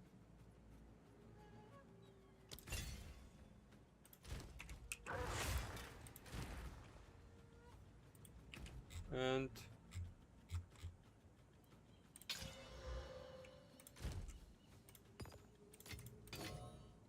ferocious roar. We got this. You have another map.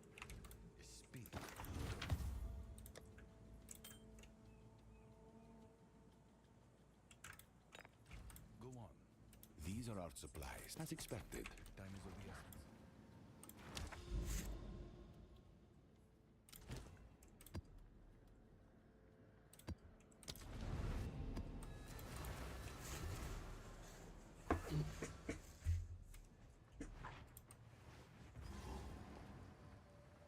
I need to start running some temples.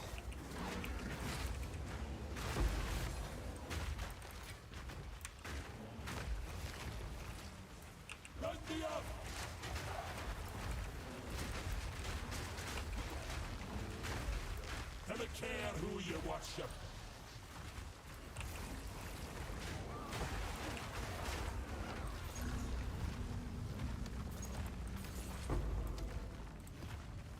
Let's run the temple actually.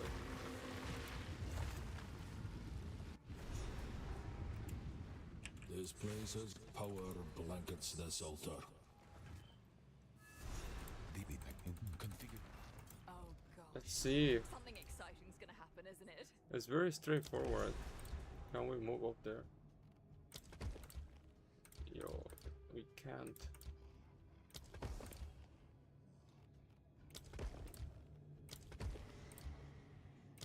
Ooh. Feels like the whole place is shifting.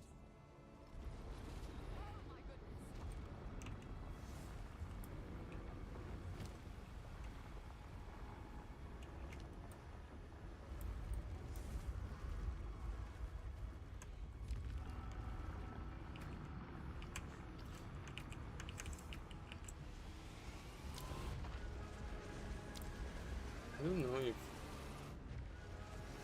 This is good. No.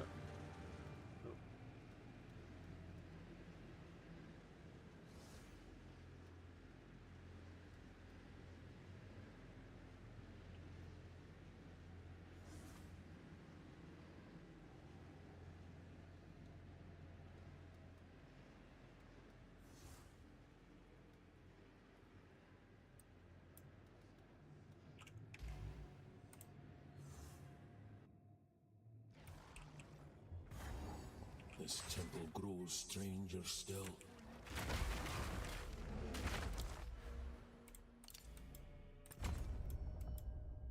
We need to walk there, and we need to walk here. That will be it for damage. Like we can't get more damage.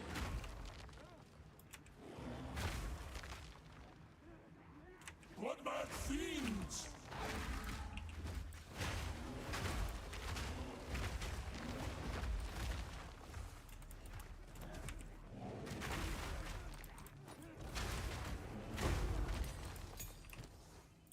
Good jam, level 15.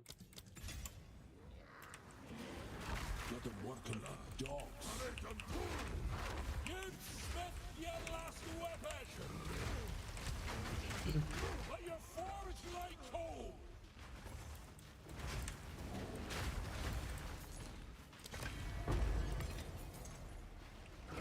So this is where these blasted machines are made.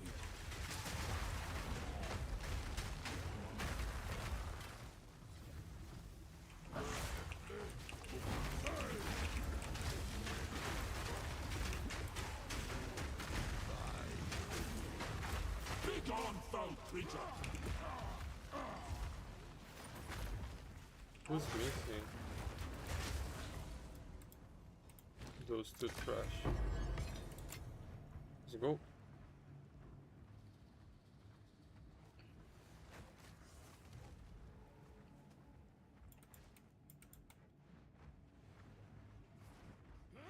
Some guard detail this is.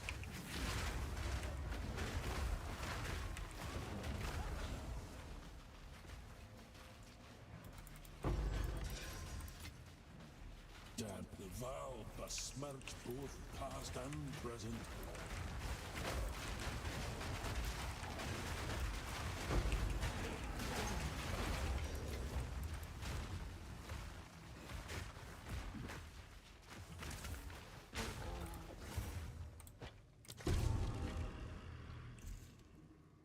Blasted corruption.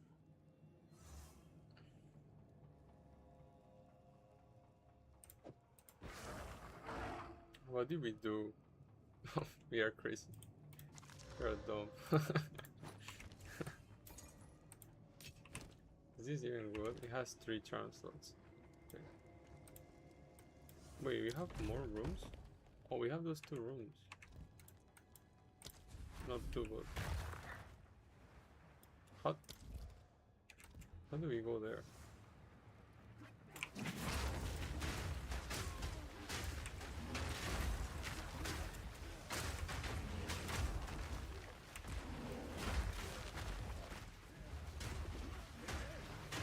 Bloodmad fiends!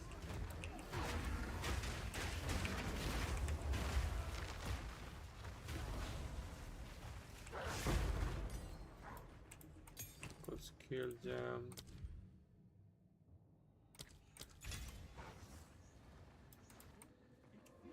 Wait, there's a chest here. Spiny talisman. Good.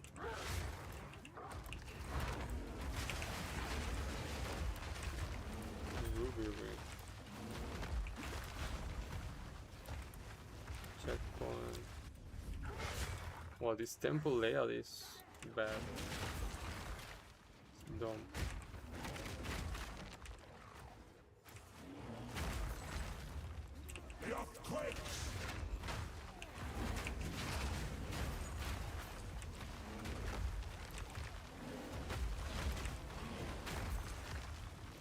Oh.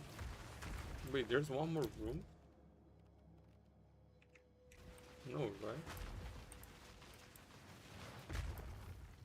We didn't clear workshop? How come we went out of it?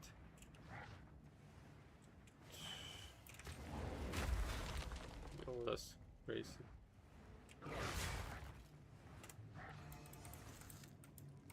Checkpoint. Let's go.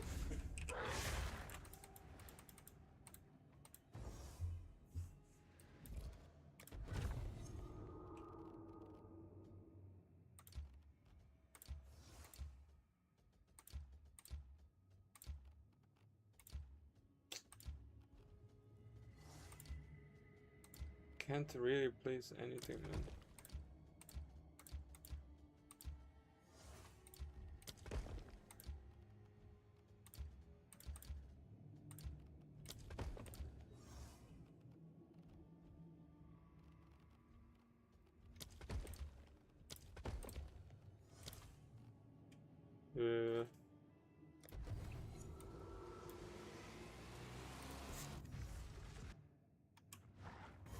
What nonsense will the Val serve up this time?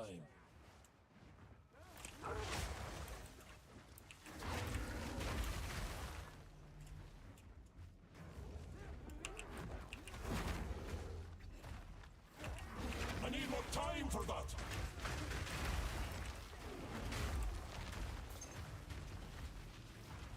Who's missing?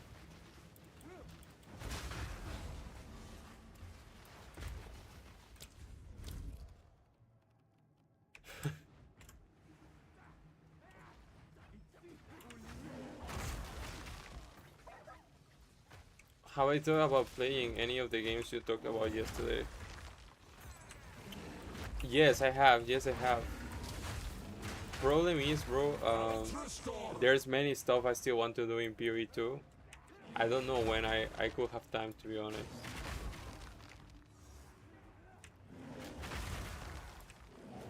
And it's not only PoE 2, it's also Poke Rogue, you know? Like, I want to play Poke Rogue.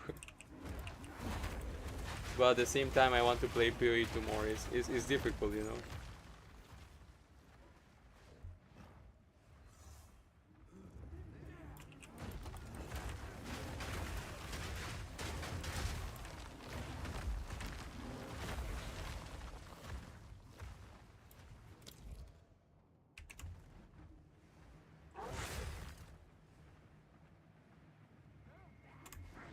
Val Scourge. This must be where we keep the treasure.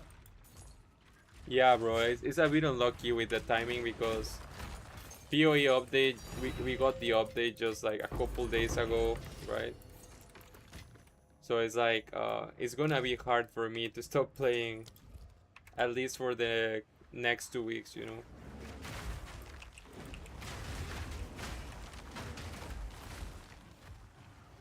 Foul thaumaturgy at work here.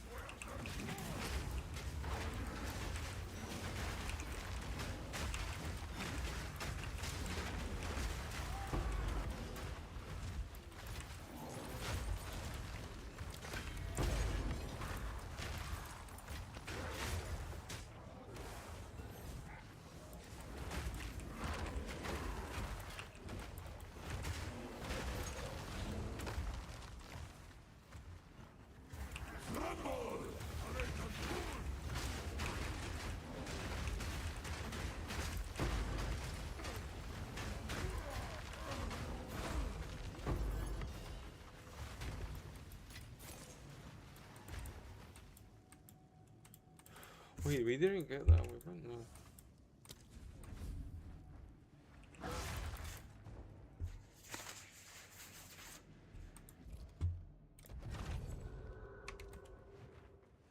Yes, if we begin it have no for X. Oh. That's what I like.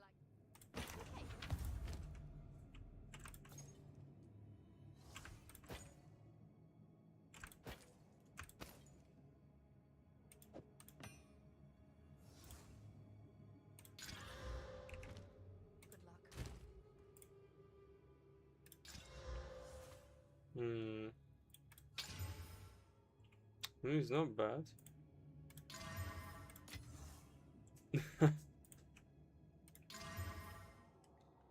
Okay. It's bad now. It's weird now.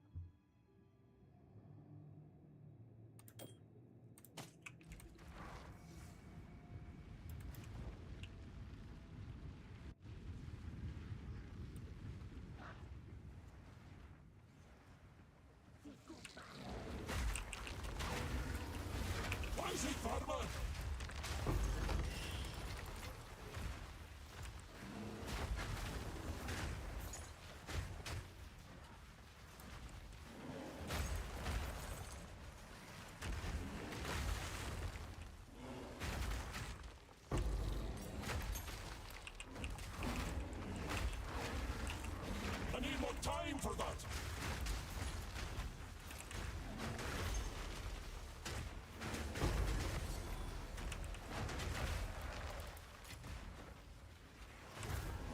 Oh. He got tripped.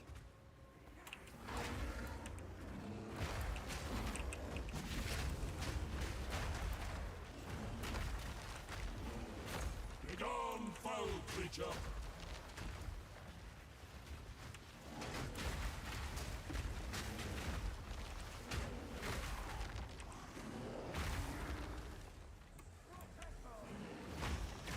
The earthquakes.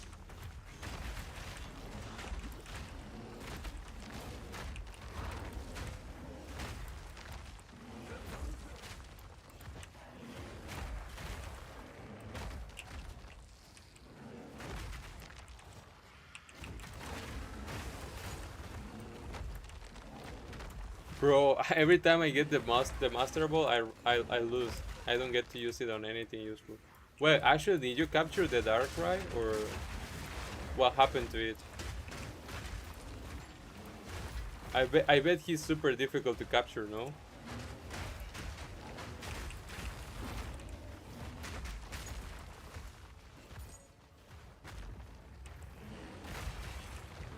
You caught it before you got the master ball.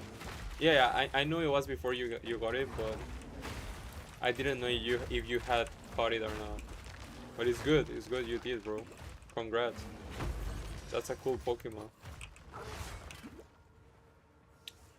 Do you play the TCG by any chance? The pocket one? The cell phone one? I played that one a lot.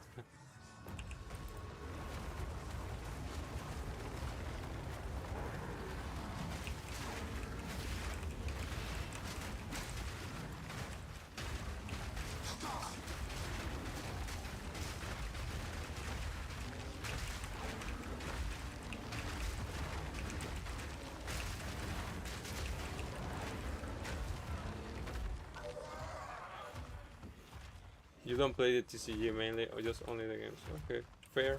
That's fair. Yo, we got a grader finally. That's good.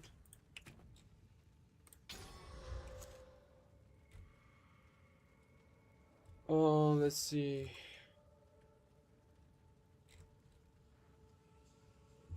We need a skill gem.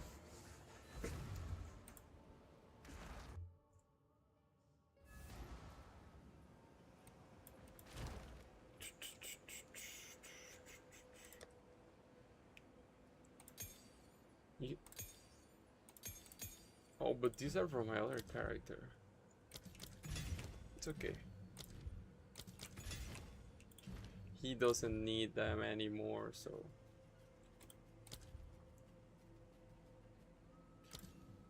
Yeah...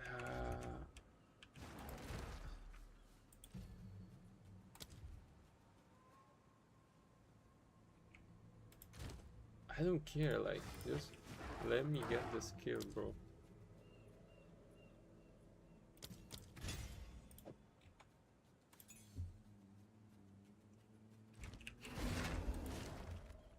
That's good.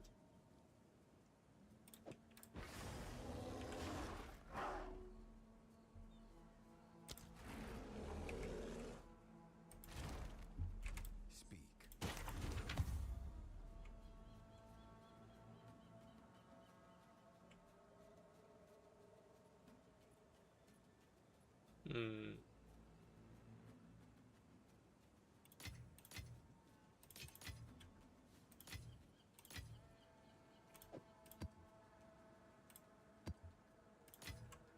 Go on. Choose what you need. I will make use of this.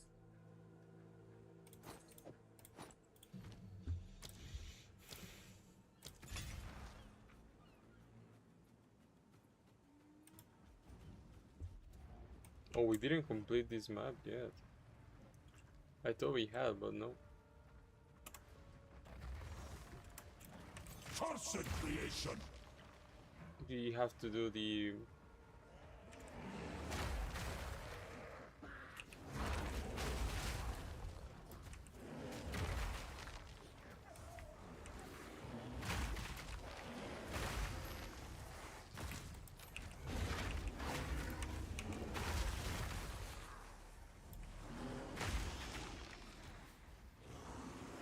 the abyss.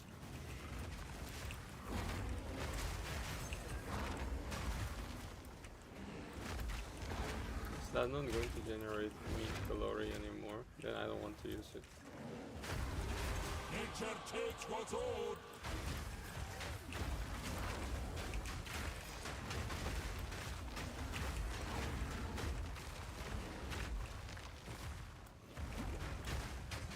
Yo, that's trash. Yo, no way.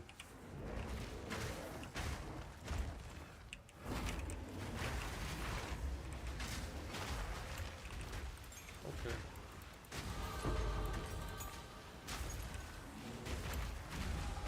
It's trash and I don't want it.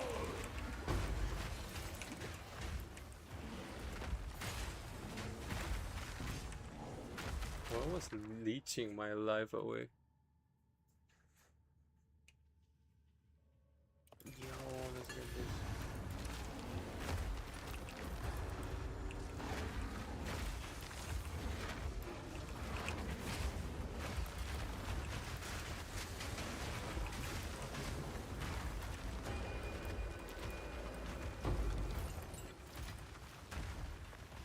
Okay, we complete the map now. Let's see, where do we go now? We grab this. We grab that, and then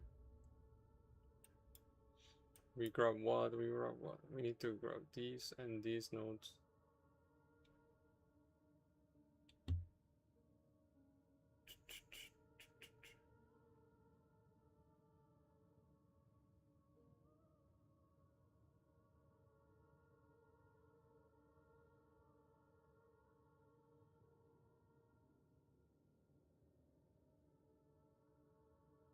These are good, no? I kind of want to try playing with that, but maybe I will troll.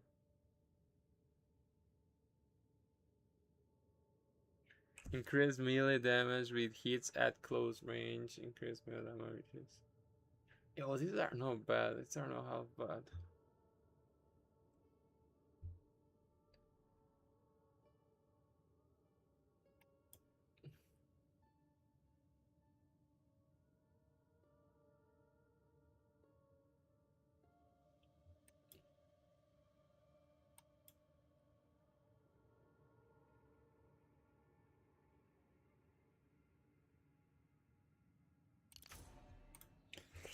Am I really going to go over here?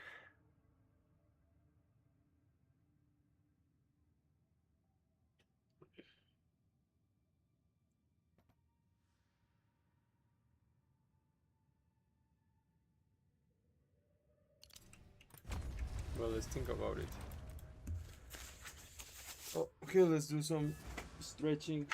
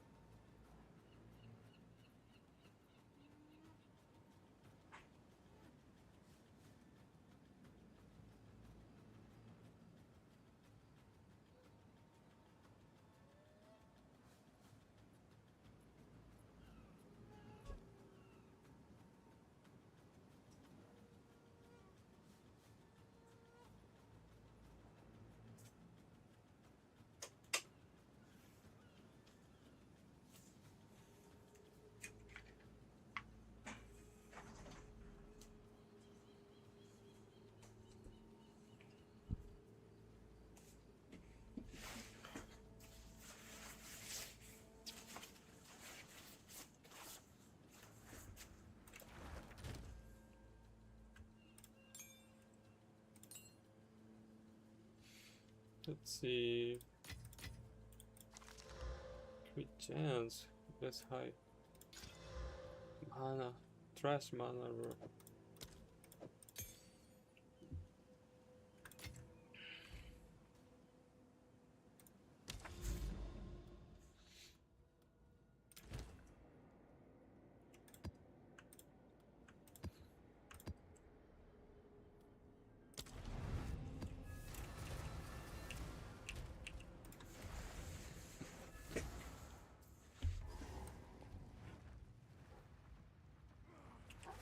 Blind dogs!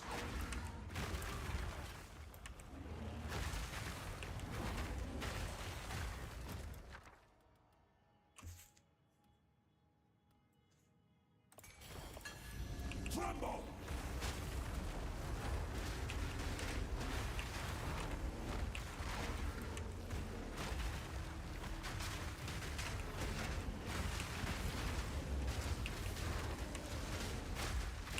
Nature takes what's old.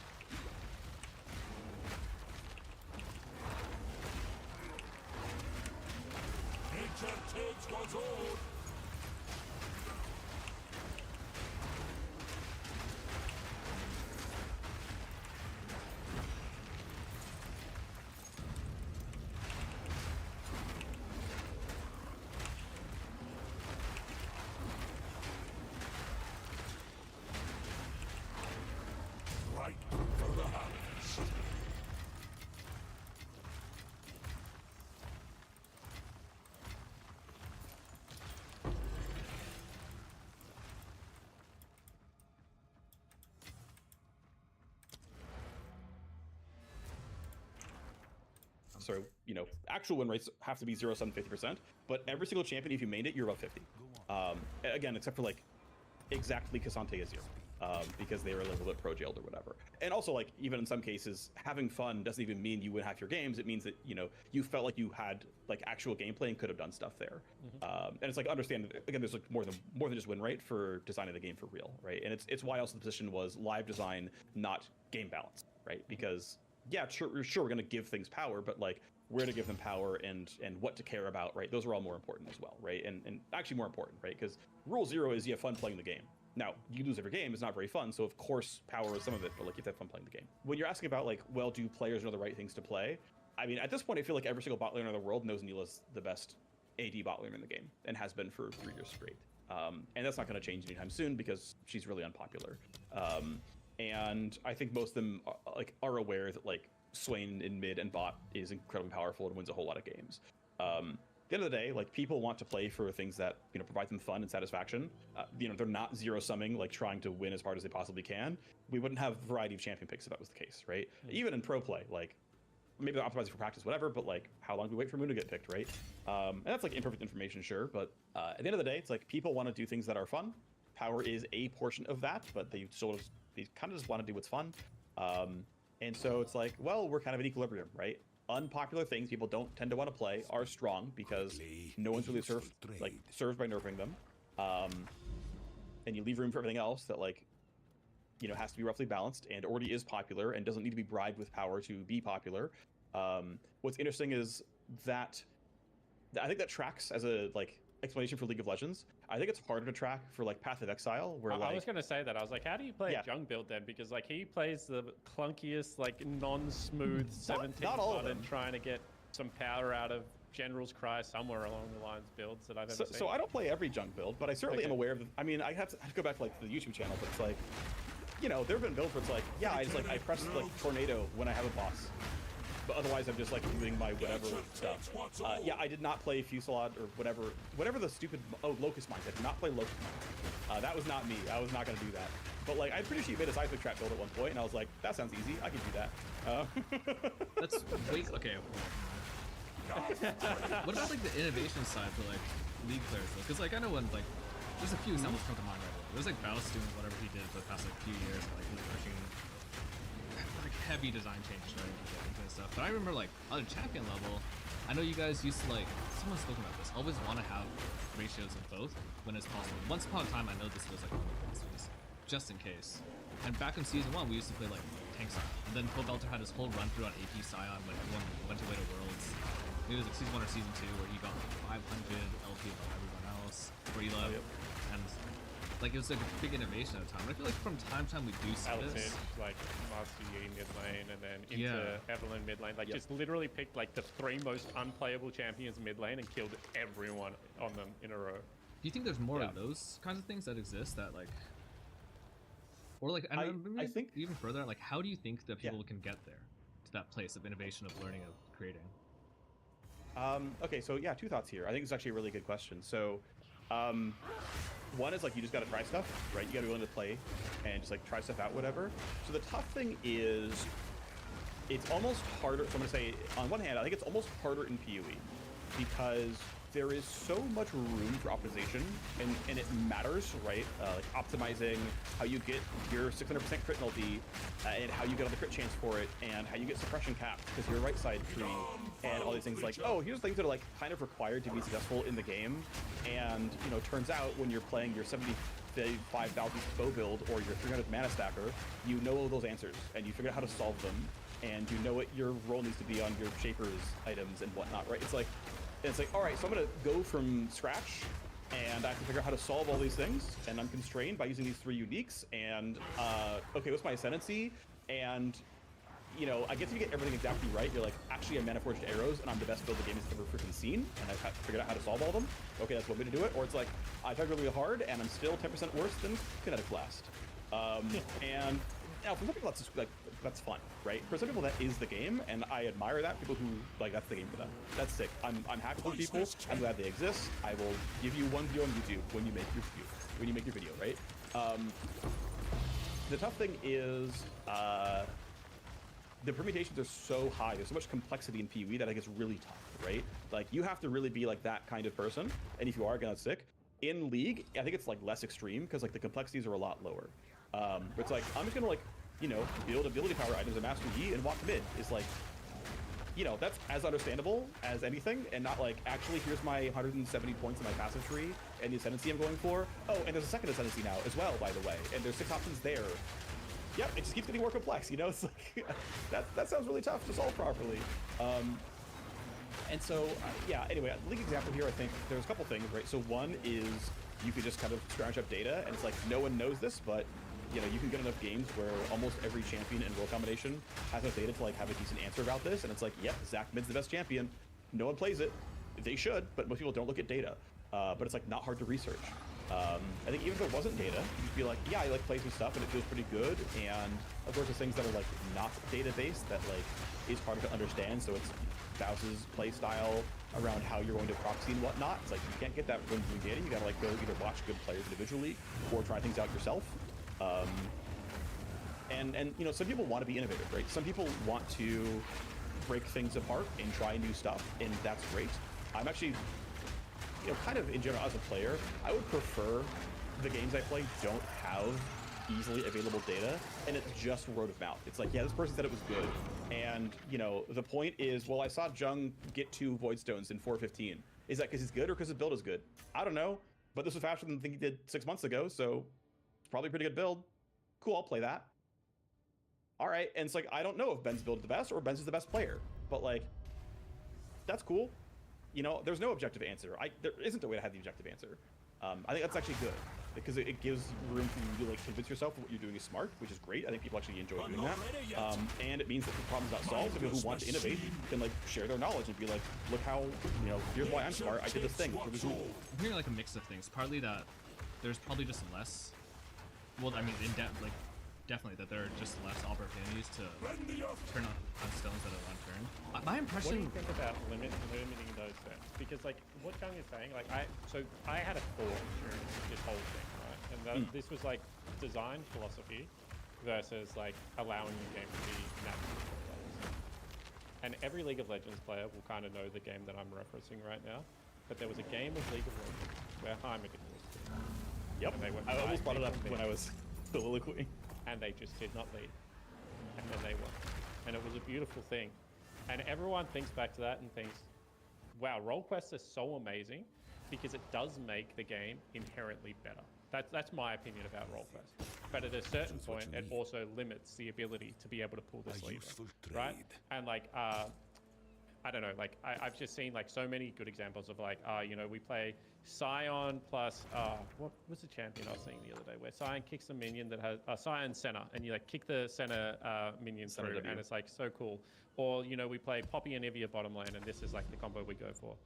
Like how much of your head when you're designing these balance philosophies, either for champions or for systems, are you like, you know, I acknowledge that I am going to break this ranked 5 team's heart when I say that you have to go in your lane to get golden experience, but also I think this is just good for the game. Yeah. So yeah, my you know, Riot Hat PvP game answer is like, we definitely care, and I certainly also as a designer care about player expression, getting to do cool things, having fun combos, whatever, right? And that is especially true when things aren't common, right? It's like, hey, so right, the quick rundown for those who aren't League players, role quests are a new mechanic added to League, what, 5 months ago, where you're officially a mid laner, you're officially a bot laner, and you get more resources in that location. And the reason it exists at all is twofold. One is because certain roles just felt weaker than other roles, because like, you know, my champion in this location of the map, like, just is worse unless Riot holds my hand and gives me something special, basically. And like, I'm just like not useful unless, you know, Riot holds my hand. The other side of it was like, also players would just play a different version of the game. They would just be like, actually, we're gonna send people top lane, and you know, as the game works out, 2v1 does not have interaction. There is no gameplay to be had. It is paint by numbers. Any idiot can learn this. And there was no gameplay for 7 minutes. And when you optimize the game, that was what the game looked like 90% of the time. No one interacts. Everything is solved. Everything is known. And I'm being a little bit overly pejorative here. I understand there's like some nuance here as a professional League of Legends coach. But for professional League of Legends viewers, it was like, nothing happens for 7 minutes straight in this esport that's the most popular esport in the world. So we're like, well, we should try to find ways to kill that. And to be fair, I had like done the thing that wasn't Roll Quest like a year ago that did kill it. It was ugly in its own ways and like did some weird stuff and also would have killed the strategy that, you know, Spawn's talking about here. But it's like, well, what design actually is about, as I continue on my diatribe here, is like any design call that's worth making is a trade-off, and it's like, what am I getting, what am I taking away? And ideally you get like 5 steps forward, 1 step back, and you just kind of do that over and over again, and now you're 40 steps forward by doing some, you know, making good choices 10 times in a row. You're actually 35 steps forward. I noticed. Yeah. Well, you do it 10 times, right? 5 minus 1 is 4, you do it 10 times, you get 40, right? You know, basic, quick math, 2 plus 2 plus 4. So anyway, it's like, yeah, it really sucks that you lose something, right? It sucks when you lose something. But also, the trade, the esport looks like ass. And so it's like, well, we should try to make a trade-off. And I mean, you want to do it as elegantly as possible, right? You want to try to find ways to, you know, have it not be ugly. But if you can't find a solution, you're like, well, we do the other solution, because elegance is nice and elegance is a positive. Losing elegance is a step back, but it's like, at the end of the day, if there's a problem, there's a problem. Now, if your game is PvE and it's like, yeah, so there's a way to like abuse this game and be really overpowered, and like there's Pillars of Eternity 2 has a thing called the Ultimate, where you have to solo the game at the hardest difficulty, and you have to like a bunch of abuses like, I'm invulnerable and I can permanently extend all buff durations. Okay, well that's not a real game anymore, right? There's no longer any challenge essentially. You can just have permanent invulnerability and permanent debuff immunity, and you can slowly kill the entire game as one character, and again, it's clearly not designed for that one. And there's like 4 different versions of like a build where you can be permanently invulnerable. It's like, it's clearly you don't outplay, you just like understand the combo that breaks the game. And it's like, is that a high quality game, permanently invulnerable? No, but it's PvE, so no one cares, right? It's like, obviously, Path of Exile, or Pillars of Eternity 2 could not be a PvP game because you just pick one of your invulnerability builds and be like, well, the game broke down. Okay, well, you have to like get rid of that then, because it's a PvP game.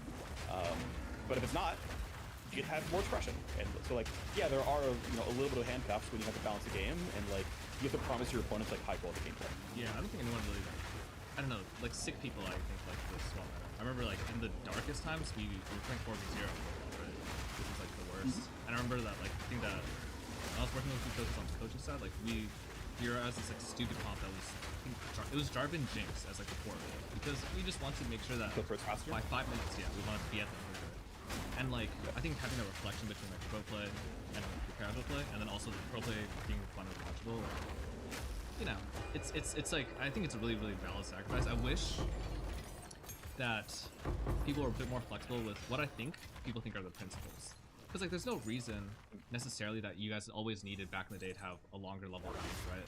It's been the timers like cut down so much that we needed jungle leashing. Like some things I feel like it's really easy to get the mindset of like, oh, this is how things are, this is how things happen. What would we be losing? Wouldn't we be losing too much? And that kind of paralysis of an action is like, it's really refreshing, I think, to see that be. Yeah, but yeah, I mean, you definitely. I mean, it's just tough. Like I want as much of an open play space as possible, for sure, right? You know, I'm someone who like when I was competing Warcraft 3, like I did builds and strategies that no one else did. I was like, I still had what I believe to be the best Night Elf Tavern build order. Few of you know what that means, but I'm pretty sure mine was the best. I had a, you know, my playstyle for Night Elf versus Orc I thought was really, really powerful. I beat the #1 and #2 best Orc player in the world in a best of 3 as like just some guy, right? It was just like, it was good. I knew it was good. No one else did my strategy, but I was pretty sure my strategy was the best. I could like beat people who were better than me in this matchup because like I knew. I didn't have data, but I knew that I would win this matchup. So it's like, well, it's good. I think it's good. I'm gonna keep doing it. I did well. And yeah, I definitely want there to be room for people to innovate. Right? I think it's a good thing. That is a positive that I think is very valuable. That is good for the game. Putting people in a box sucks, right? But the other side of it is like, if you take that argument to kind of absurdity, it's like, okay, what if the game is solved then, right? What if the best way to play the game is actually 4v0? What if the best way to play the game, right? In a case of PvP, like something being solved is actually a problem. I think PvE solving again is like less of a big deal, right? I don't think it's as big of a problem if, like, let's say Path of Exile has balance issues, or you know, XCOM has balance issues or whatever. But like, yeah, if your game is solved, the game stops being fun immediately. Because you just run into a solution, you're like, oh, I guess I lose because like they pick the 5 champions that win every time.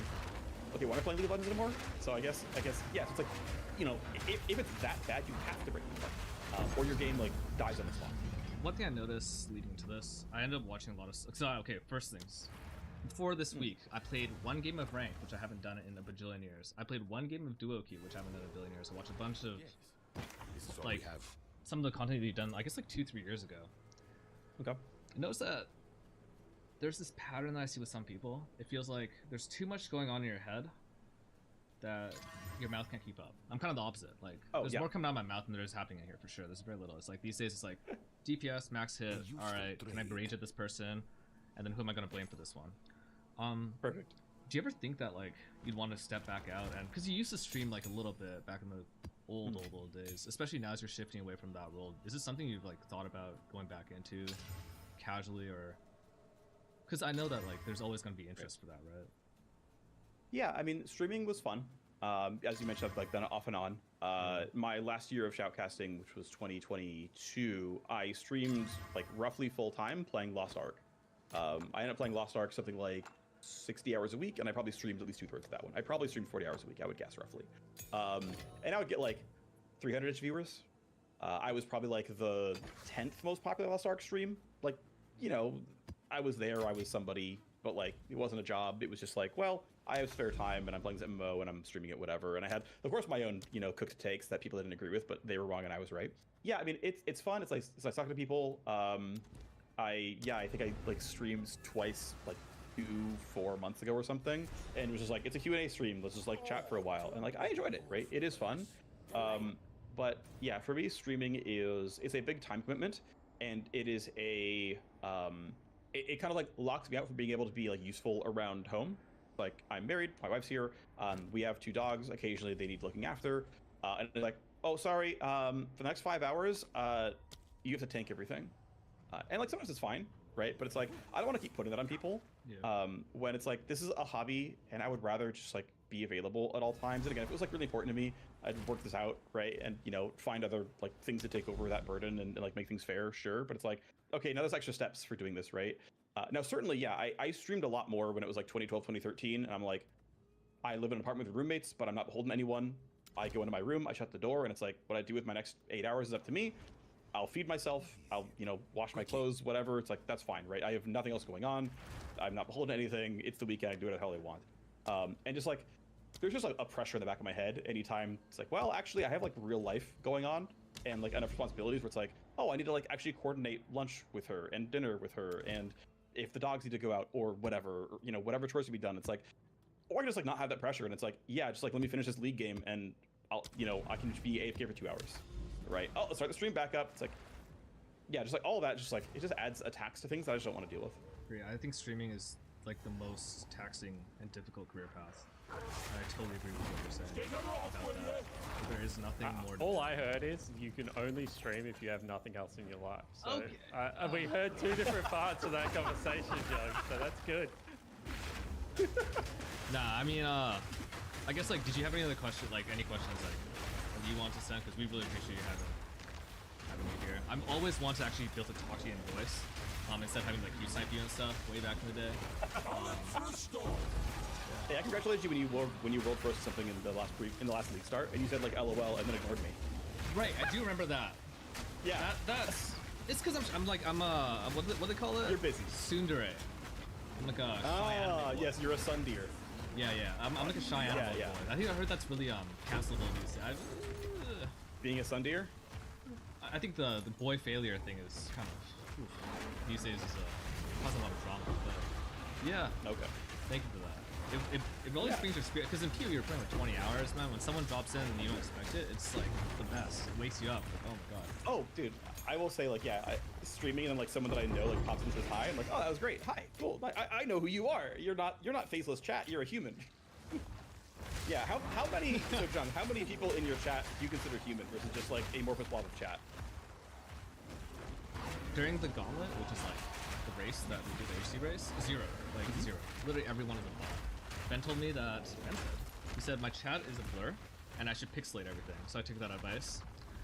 Usually everyone, I think, that's why I get rage baited so hard. If someone says something, I truly, like, I'm not kidding, anytime someone says something, I take it at full value of what it is. Like, whether it's valid criticism or not, or like silly or not, crazy. I'll always see it and always look at it in like its full worth.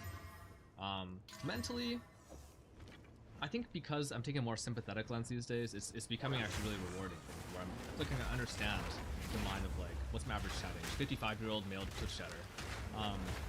And it's kind of helping me prepare for the prostate exams and whatnot. So it's been good. I like it. Okay, follow-up question for you then. As you finally have realized that chat is not good at Path of Exile. Speaking of Path of Exile, unironically, how good are you? Like rank yourself as a player, and what I mean is like the full package, right? Like, imagine the internet is cut off for like everyone, and you've got to just like make your builds, play your builds, whatever. Where are you in the stack rank? Who's above you?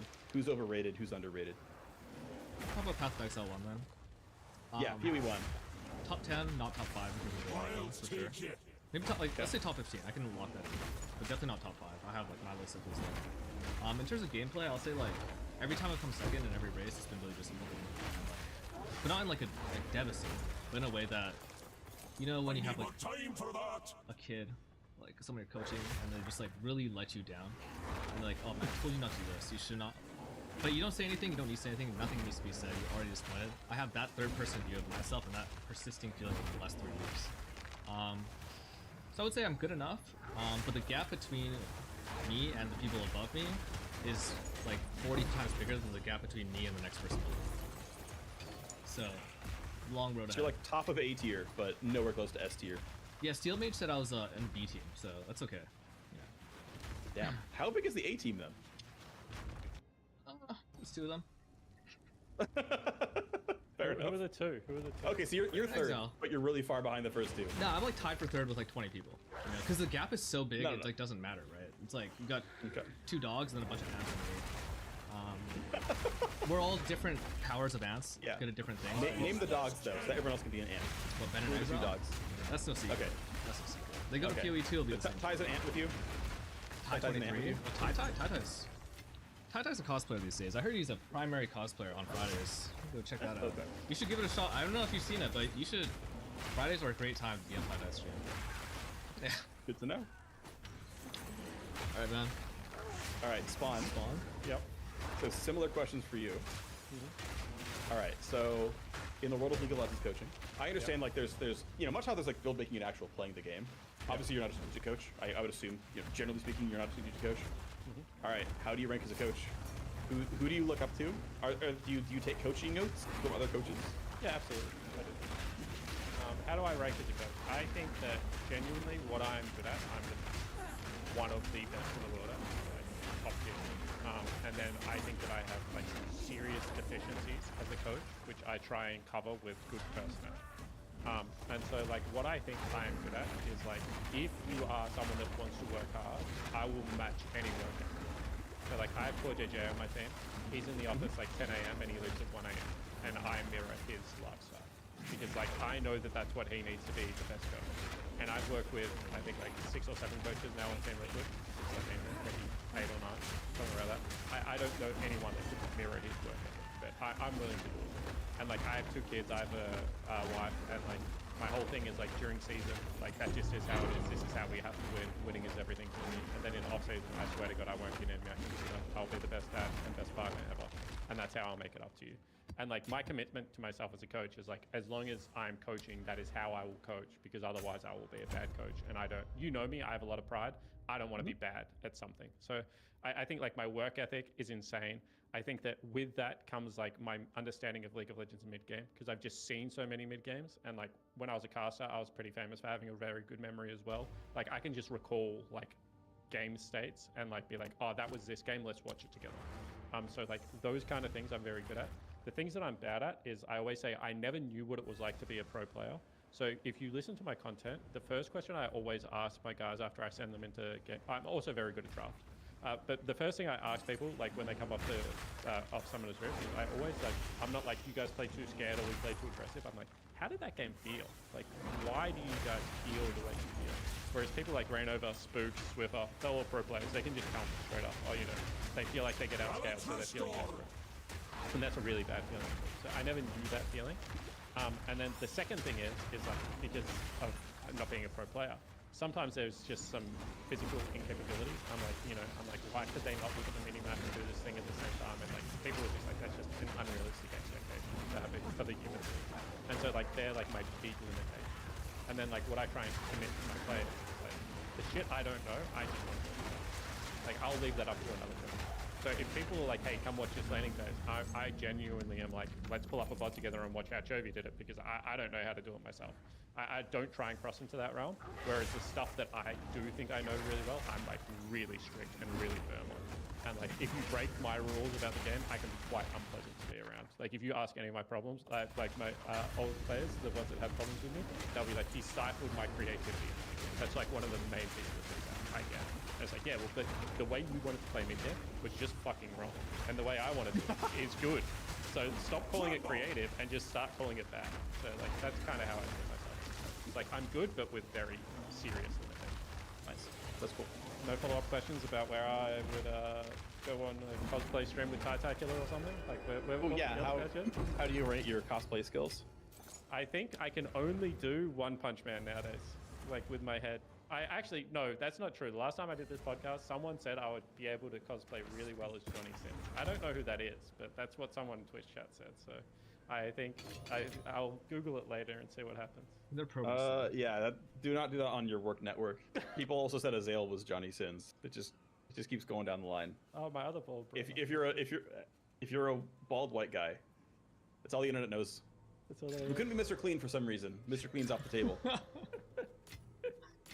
But yeah. Cool. Well, Jung, who's your biggest lookalike? Oh, Jung's lookalike? Don't say it. Yeah. I don't know. Like I would rather be a piece of broccoli than what people are saying these days, because it's not accurate. It's just not accurate. What are they saying about you? There's no way that anyone can ever compare me to JoJo. That's what I'm trying to say. He's like 20. I see it. And he like styles his hair and probably showers, and I think about showering often. And I'm like literally double his age. I don't have I think, well, from my perspective, I don't have many lookalikes, but from your people's perspective, people's? Yeah, League of Legends players. What are you trying to say? Okay. You guys might kind of see just with more blurred vision. I feel like I have more lookalikes, but who knows? Who knows? Yeah, I have nothing to say. You look like JoJo, Bjorn. Ain't no look like way, his dude. big brother. He's much better looking. I'll be honest, like just straight up. I don't know. As a 39-year-old, I think you look great. You guys are doing great too. Thanks, man. All right, guys. I got to jump off. I've got a draft meeting to attend to because we play Lions. I saw your players walk by. And I don't want to be accused of sleeping on the job. So thank you for the chat. Thank you so much, guys. Thanks for having me. Next time in LA. Hope to see you guys. Cheers. 6-7 in chat. Thanks so much. Bye. Bye. See ya. Jetsun Milarepa is arguably the most famous yoga practitioner and poet of Tibet. He is also probably one of the most famous mass murderers in Tibet. And yet, he is essentially a Tibetan saint, akin to the great saints of the Christian and Muslim traditions. The current Dalai Lama himself reveres Jetsun Milarepa almost an entire millennium after his life. Hey man, I was watching a podcast of Young Ron and some League of Legends like coaches and developers. So it was weird because it talks about two games that I play a lot, which are PoE and League of Legends. But right now, I started a video called The Murderer Who Reached Enlightenment. And it talks about Jetsun Milarepa, I think that's how you say it. But it's one of the most famous Buddhist saints of Tibet. And yeah, it's more like a documentary. So yeah, it's just what I do when I'm grinding. I mean, most of the time, yeah, it's a Switch, but there's nothing else I like. How do I say it? That I really want to watch right now. But yeah, most of the time when I'm working or playing games or everything, I just like have to mix the stuff, you know. Otherwise, I get bored. So sometimes I mix it with religion, history, I don't know, AI, like there's different stuff, economics. I just watch like anything because I spent a lot of time in the computer, right?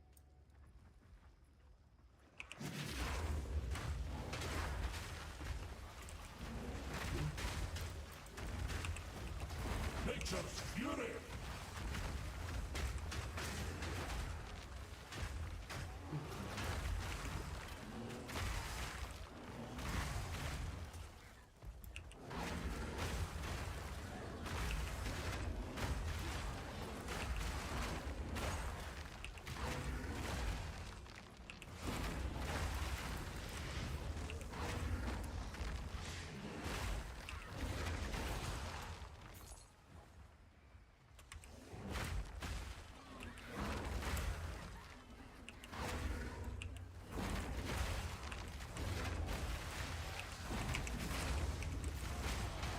Be gone, foul creature!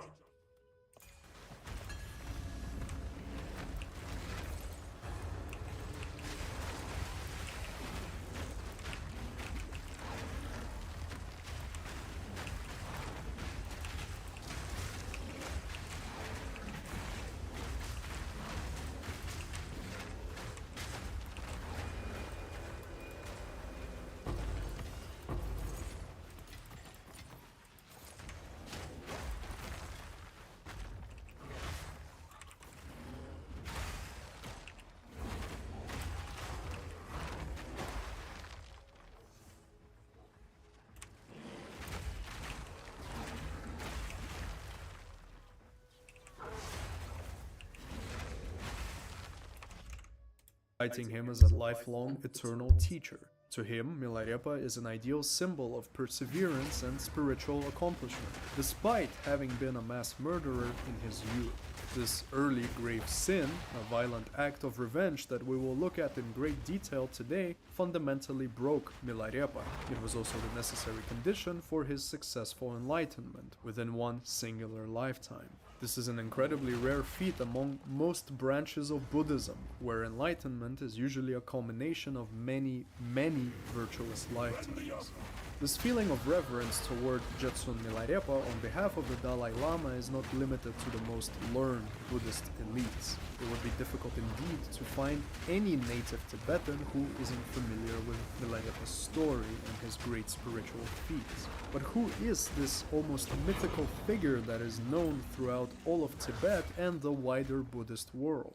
What exactly did he achieve that cemented such an important religious and cultural legacy for this man? A man who was just as worldly as us, just as fragile and just as lost.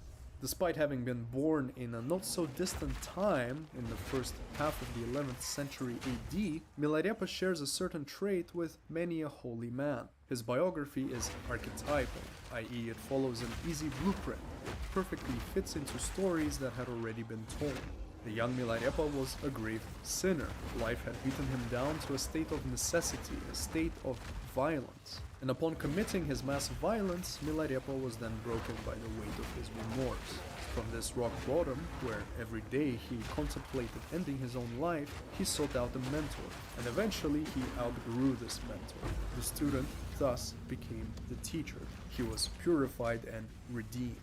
This purification would then be taught to every future generation of Buddhist students, for no fee and with no regard for prior sins. This kind of story is all too familiar to those who enjoy religious tales. In the Christian world, we have Saint Mary of Egypt or Moses the Black, who fit quite perfectly into that very same biographical blueprint of a sinner undergoing an extremely challenging transformation. This sinner then comes out in the end as an individual worthy of forgiveness and respect.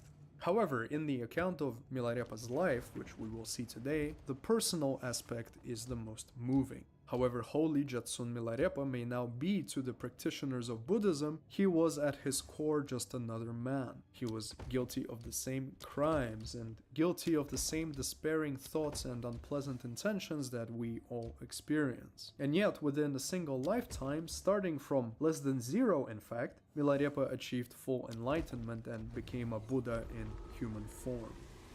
Today we will see why exactly this saint resorted to mass murder, how the weight of his crimes brought him to a most profound despair, how he suffered for countless years under the strictest mentor and contemplated taking his own life every single night. We will also cover some basic tenets of Buddhism, its history as it relates to Tibet, and how both the teaching and the history manifested in the life story of this sinner turned master. This means that we will also touch briefly on Tibetan shamanism, black magic, and a lot more that is contained within the Buddhist Tibetan mythos. This is the life of Jetsun Milarepa. Milarepa was born in western Tibet in the 11th century AD. As is the case with many mystical figures, the date of his birth is a point of disagreement among historians. The range is currently identified as being between the years 1028 and 1060. The most popular and extensive source on Milarepa's life, however, and the one that we will be relying on for our story today, places Milarepa's birth in the year 1052. Milarepa was born into an affluent family, but Milarepa was not his actual birth name. In Tibetan, Milarepa roughly translates to Mila the cotton clad, or Mila the one in cotton. He earned this name during his many years of meditation wearing nothing but strips of cotton. We will of course see this later. Mila is the name of his clan. It is essentially a surname, if you will. Every male born within the lineage had the word Mila in his name. The original birth name of Milarepa was thus Milarepa Tupaga. Tupaga in this case can be translated as delightful to hear or good news. It is important to note that Milarepa enjoyed a lifelong fame for his voice. A foundational piece of Tibetan Buddhist literature is the 100,000 Songs of Milarepa, where he sings beautifully in poetic structure on a variety of Buddhist teachings. Milarepa was not the first practitioner of yoga and magic in his lineage. The first ancestor that the Mila name traces itself from was also a great practitioner of magical arts, white magic specifically, in the forms of healing the sick, battling demons, and so on. On one famous occasion, this original ancestor defeated a demon that was plaguing his village. Having already earned a reputation as a great practitioner of magic, Milarepa's original ancestor came to the rescue and managed to subdue this demon in his village. Having been defeated and in awe of this magical ability, the demon exclaimed in fear, "Papa Mila, Papa Mila." This translates to "Father, what a man." To cement this victory, this expression Mila, what a man, was turned into the title of the lineage. Every single son born into this bloodline from this point onwards would carry the name as a remembrance and honor to the original powerful ancestor. Thus, generational wealth was gathered from these magical services for any person in need and willing to pay. The original ancestor took a wife and began building his lineage. His descendants enjoyed greater and greater wealth, until his grandson squandered all of it in a game of dice. Having lost the entire Mila estate in an unfortunate gamble, the Mila family relocated to the future birthplace of Milarepa himself, a little village called Kya Ngatsa. Here, they rebuilt their wealth again through a combination of magical paid services and lucrative trading. They would travel south to Nepal and bring back all sorts of beautiful goods for sale. It was at this point that Milarepa himself was born. Being the first and only son of his hard-working father, the occasion of his birth was celebrated, and he was given the name Good News.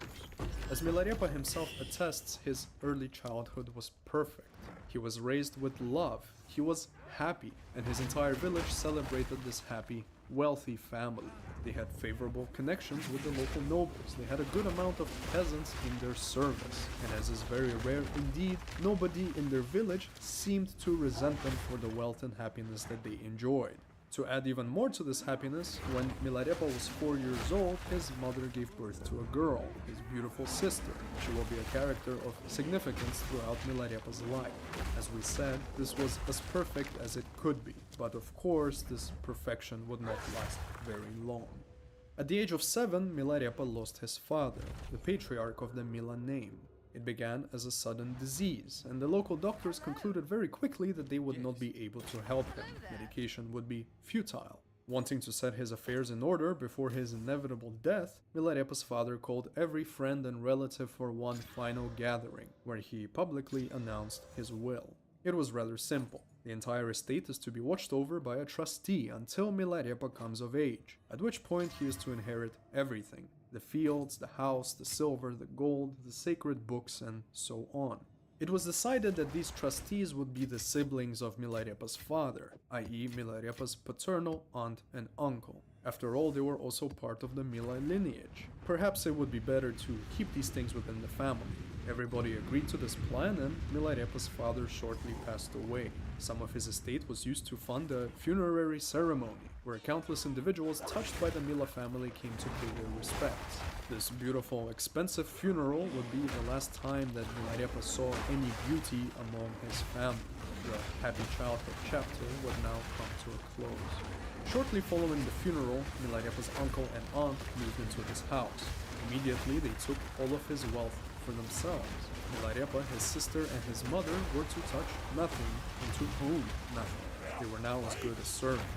In the summer, the three of them would work the family fields all day long and give the entire yield to the uncle. In the winters, they would spend their entire days working with wool and fabrics. Every product here was given to the aunt. Whatever profit was made from both of these industries was pocketed by the aunt and uncle, of course. Milarepa, his sister, and his mother saw no profits whatsoever. They were not given any of the fine food that the aunt and uncle enjoyed. Their clothes were random rags held together by strings of rope, and they worked to death in the fields. Their bodies were covered with bruises and sores and raw skin. As Milarepa himself said, our food was fit for dogs and our work for donkeys.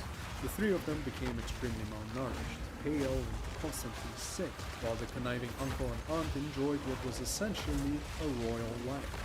The villagers who saw this shed many tears for the fate of the Mila family, but they had no power at all to do anything about it. After all, they collectively relied on the harvests and produce of the Mila estate. It was a respectable part of local business. The will of Milarepa's late father did not account for any of this. On paper, his wishes were still being respected, and perhaps the aunt and uncle were simply overindulging before they give everything back to Milarepa when he turns of age. This point of view was awfully optimistic, of course.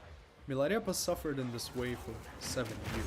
In many cultures of the past, a child was considered to become of age at 15. This was also the case for Milarepa. At this age, he was supposed to finally receive his inheritance.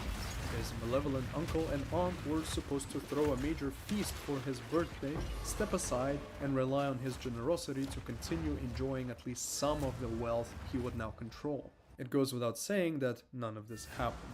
If not for his mother, there would have been no celebration of Milarepa's birthday at all. He would have stayed a servant indefinitely or have the choice to leave this house without a single coin to his name. Both of these options would have been arduous and of very little potential for health, safety, and happiness.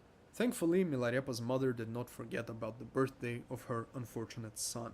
Anticipating this day weeks in advance, she gathered whatever provisions she could for a feast. Sometimes she would raid the pantry of the uncle and aunt and take a little beer to be stocked for Milarepa's forthcoming feast. Her own side of the family, despite being very poor, gave her what they could from their own produce, in secret. His mother eventually managed to amass enough things to throw her own feast for her son's birthday. This feast was to come with an important announcement, for which she demanded that every person of any relation at all to the family come as witnesses to the grand event. Everything went according to plan. Crowds of people arrived on the day of Milarepa's birthday.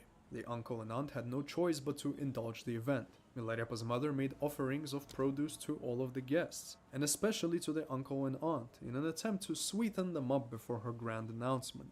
Amid the festivities, her time to speak had thus arrived.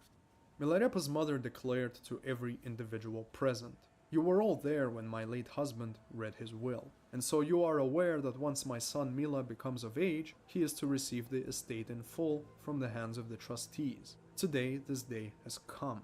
Turning to the uncle and aunt, she demanded that they put what is rightfully Milarepa's back into his own name, with countless witnesses behind her. Ideally, this act would have marked the end of their sufferings, but family affairs are never that simple. Visibly enraged, the uncle snapped back at Milarepa's mother. His response was that nothing belonged to Milarepa in the first place, since they themselves had lended all of the belongings to Milarepa's father back in the day, allegedly. The fact that the uncle and aunt now had the estate was only them rightfully getting back everything that they ever lent to Milarepa's father all those years ago when he was first establishing himself in his trading business. He asked Milarepa's mother to present at least one valuable item that truly belonged to her. Of course, she could not do this, on account of them having taken everything from her. The uncle proceeded to point out that even the food at this feast belonged to him. A lot of it had been gathered either on his fields or by the village workers that he employed. As a final comment, he added that Milarepa, his sister and his mother were lucky that he did not kick them out in the first place 7 years ago. As he saw it, after the wealth had been transferred following the funeral, they now lived on his dime, out of his pockets. He was generous enough to feed them and provide them work to occupy their time, instead of freezing to death in the plateaus and mountains of Tibet. The uncle then stood up furiously and beat Milarepa's mother as she wailed on the ground in front of her friends and family. He also laid his hands on Milarepa's sister and Milarepa himself. Nobody did anything to stop him. After some time, the uncle laid off and gave his final statement. "We will give you nothing. If there are many of you, go ahead and make war on us. If there are few of you, go ahead and cast spells on us. We will give you nothing." On this note, the uncle and aunt departed, leaving Milarepa and his family behind to be consoled by the other guests. Every person in attendance of the feast shed many tears for the poor Milarepa. Born into this world with such great prospects, he was diminished to nothing by none other than his own flesh and blood. As a child, he sang beautiful, happy songs and always had a smile on his face. But now they hadn't heard his talented voice in countless years. Milarepa's maternal side of the family also attended his feast. Milarepa's maternal uncle consoled them and told them that they should come to live at his farm. He did not have much to offer them at all, and they would have to do the same work as they had done up until this point, but at least all of this would be in more humane, loving conditions, with proper food. Had his maternal uncle known that things were this bad, he would have offered this much earlier, but he really did not have much to give in the first place. Additionally, he recommended that Milarepa be sent away to get an education. This was their only guarantee of ever seeing any comfort again.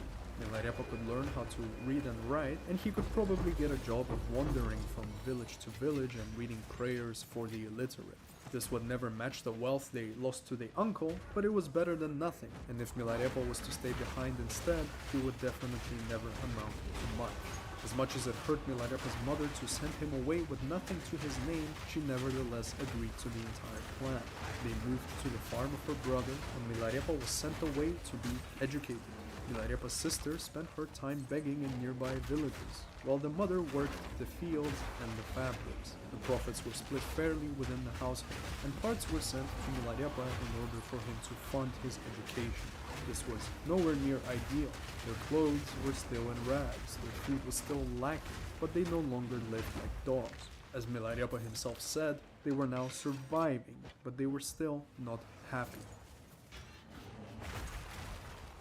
Milarepa's education went along just fine. He learned how to read and write, and spent much time with his tutor and fellow students.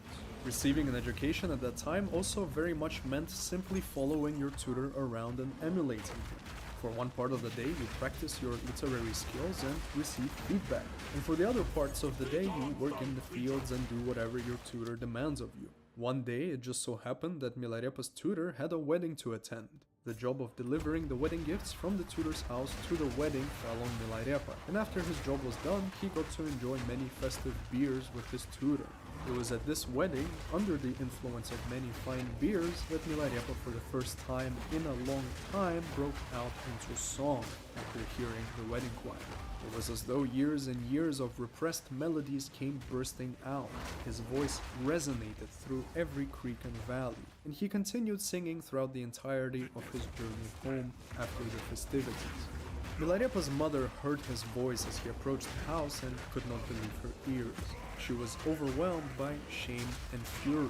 How could her son, having been wronged so severely, be singing so joyfully? Does he not feel a profound sadness for his mother, for his sister, and ultimately for himself? Does he not hold an all-consuming grudge toward his enemies, the uncle and aunt? His mother ran out of the house and exploded at him. She scolded him for being so joyous in the face of their suffering. Overflowing with tears and words, she did not take a single second to breathe. Her emotions quite literally overwhelmed her, and she fainted before Milarepa's feet. Hearing all of this commotion, Milarepa's sister also ran out of the house and began weeping at the state of her mother. Seeing the two women of his life in this state, Milarepa snapped out of his song and also began to weep in misery.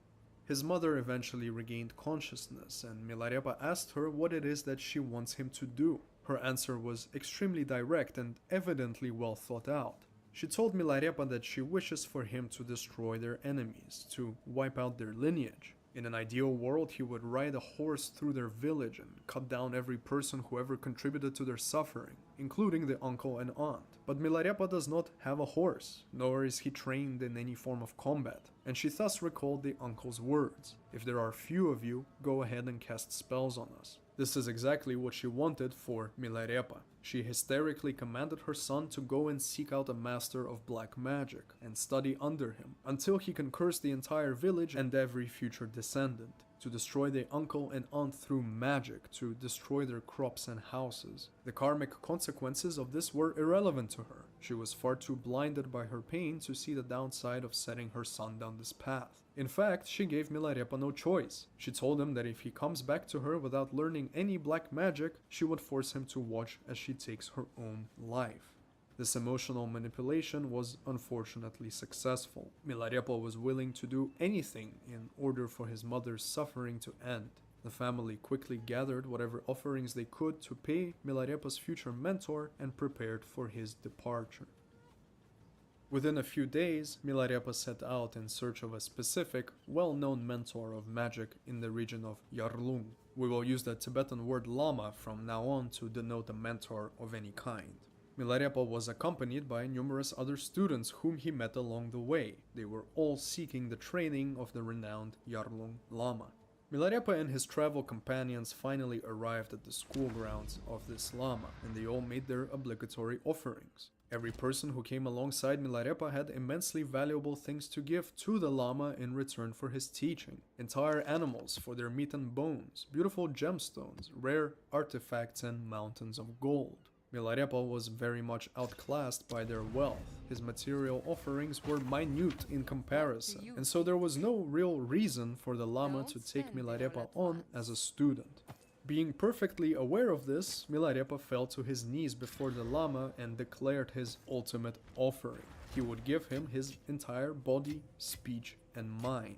This is a very significant offering indeed. The historical Buddha spoke of these three things as the three doors, the three ways that sentient beings interact with the world, and through which they generate either positive or negative karma.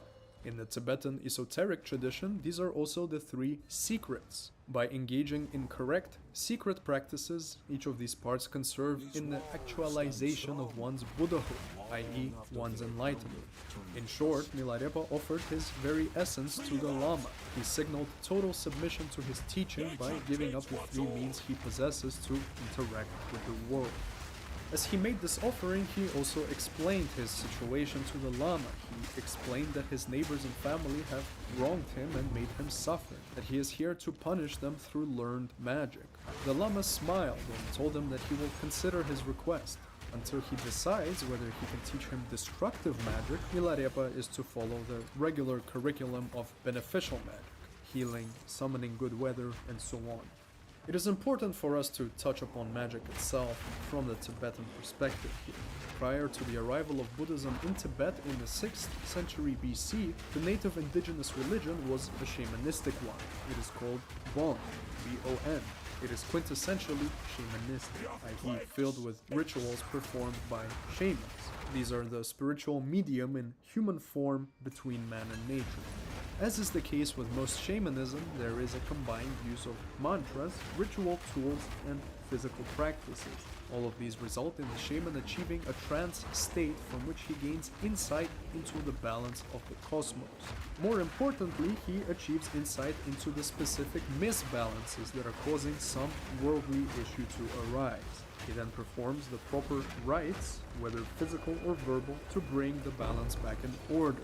By doing so, he appeases the spiritual deities that have been aggravated through this misbalance, and thus he heals the subject in front of him, i.e. the person who sought out the shaman in the first place.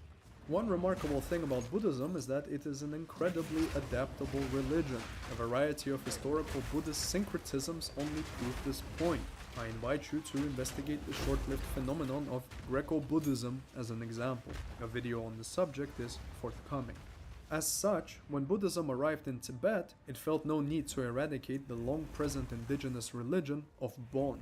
Instead, due to having arrived in a form that was already rather suitable for the Tibetans, the Buddhist religion effortlessly adopted the pre-existing local customs of Bon. It is for this reason that Tibetan Buddhism often appears to have such a vital, shamanistic flair in its cosmology and practice. It is also worth noting that it wasn't merely Buddhism that adopted the Bon religion into its framework.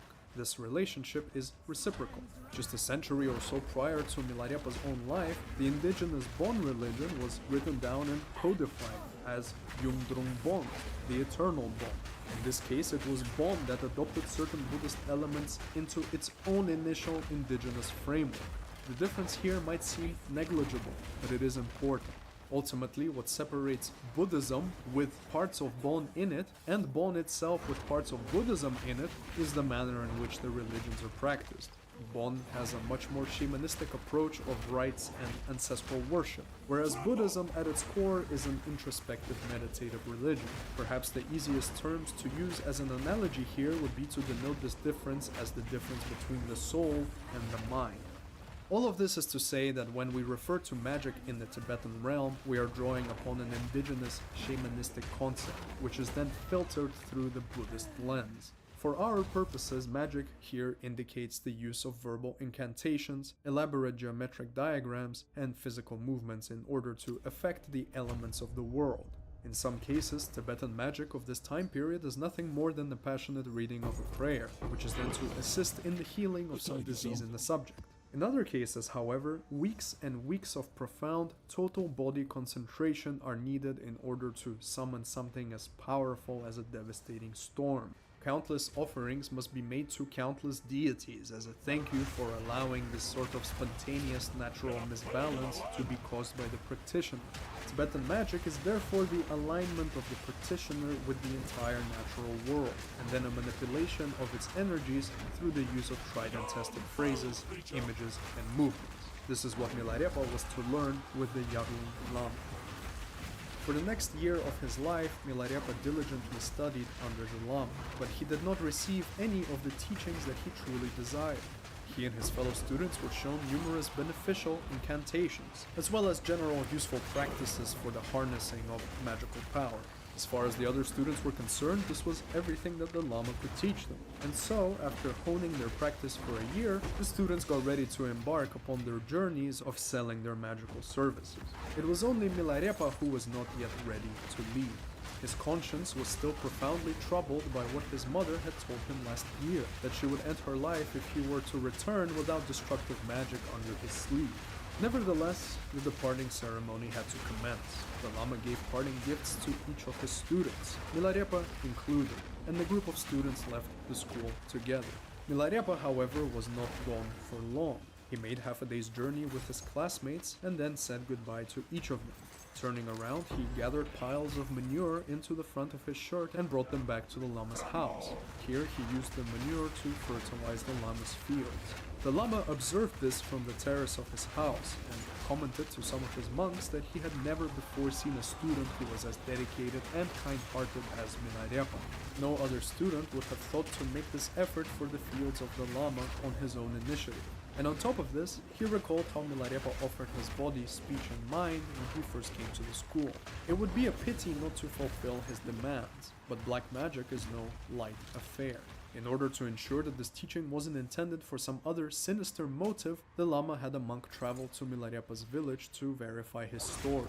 While the monk was gone, the Lama had Milarepa himself recount his story yet again, and remind him of the specific reasons why he needs to obtain knowledge of the destructive arts. His explanation was satisfactory, and when the monk returned with a confirmation of everything that Milarepa had previously recounted, the Lama finally submitted. The Yarlung Lama told Milarepa of another Lama, not too far from here, in Nuk Kulung, whose expertise was precisely in the destructive arts. He had an agreement with this other Lama. Whoever the Yarlung Lama sends to him is immediately vouched for, and thus Milarepa only had to show up and state that he comes from the Yarlung Lama. He would then immediately begin his studies of black magic. Just to be sure, the Yarlung Lama gave Milarepa a letter of recommendation as well, and thus Milarepa departed joyfully.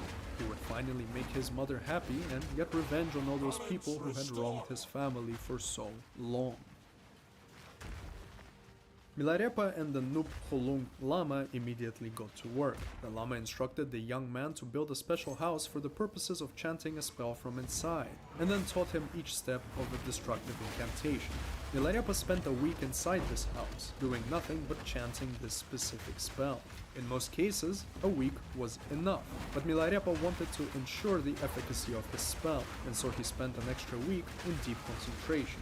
Following these 14 intense days, the Lama informed Milarepa of his results. His spell managed to secure the forthcoming destruction of 35 people. This is the sum that the guardian deities agreed to. The following morning, the Lama once again confirmed that the fates of all but 2 people were sealed. It was up to Milarepa to decide whether the last 2 beings are also destroyed. These beings were, of course, the source of all his suffering, his paternal uncle and aunt. Wanting to exact the highest amount of pain possible, Milarepa said that they should be spared, so that they can witness the extent of his vengeance. To a man bent on revenge, causing someone to actively suffer instead of simply ending their life is always a much more appealing option. It was thus that the young Milarepa, after years of suffering, finally tasted the bittersweet nectar of vengeance. However, I would like us to consider an important point. How much of this desire for vengeance actually came from Milarepa himself? Would it not be more correct to say that he was coerced into this act by his mother, that he was emotionally manipulated to exact revenge on her behalf much more than his own? As far as we can tell from his life up until this point, Milarepa was of a fundamentally kind heart. While he learned how to read and write, he had no thoughts of getting revenge. All that truly concerned him was the end of his own suffering and the suffering of his family. There are many popular modern accounts of Milarepa's life which prescribe a desire for revenge to him specifically, but I think such a claim is unsubstantiated. What seems evident, at least to me, is that the primary lesson here is much more about the fact that being attached to the desires and outcomes of others can in turn inflict great negative karma on the doer himself. The heavy cost of more than 30 lives taken fell on Milarepa due to the desires and emotional attachments of his mother more than his own. Nevertheless, the destructive deed was sealed. Milarepa could now return home for 2 reasons. First of all, to confirm the effects of his spell, and then to inform his mother of the good news. But he would not make it that far. What happened was this. The spell did indeed have an effect. During a grand wedding feast that the uncle and aunt hosted in their house, Milarepa's magic caused their house to collapse. 35 people inside had been crushed. The uncle and aunt survived, on account of having left the house briefly to prepare their wedding speeches. Milarepa's sister heard of this immediately, and she informed their mother. Their mother ran outside and began to cry with joy. She was shouting at the top of her voice that her son had finally exacted their family's vengeance. But the reaction of the villagers was not what she expected. Even though most people were sympathetic, they found this manner of revenge far too brutal. 35 people was a significant amount of lives lost for a village. Even if on paper they did agree with some form of revenge, this was simply too much. The relatives of the victims immediately began to stir up the village. The Mila family must be punished for such an atrocity.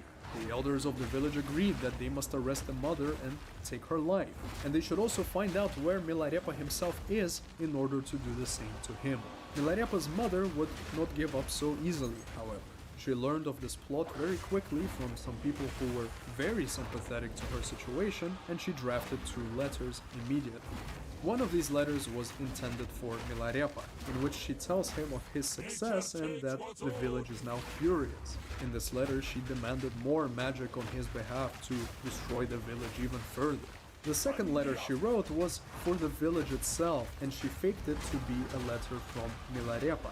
In this letter, Milarepa apparently threatens the villagers with severe magical destruction if they do not immediately cease their plot against the Mila family. This letter proved to be very effective. In their great fear of Milarepa's capabilities, the villagers instantly gave up on their plot and agreed to give whatever they can to Mila's mother. Thus, after approximately 16 years of poverty, Milarepa's mother finally got back the estate of her late husband. But at what cost?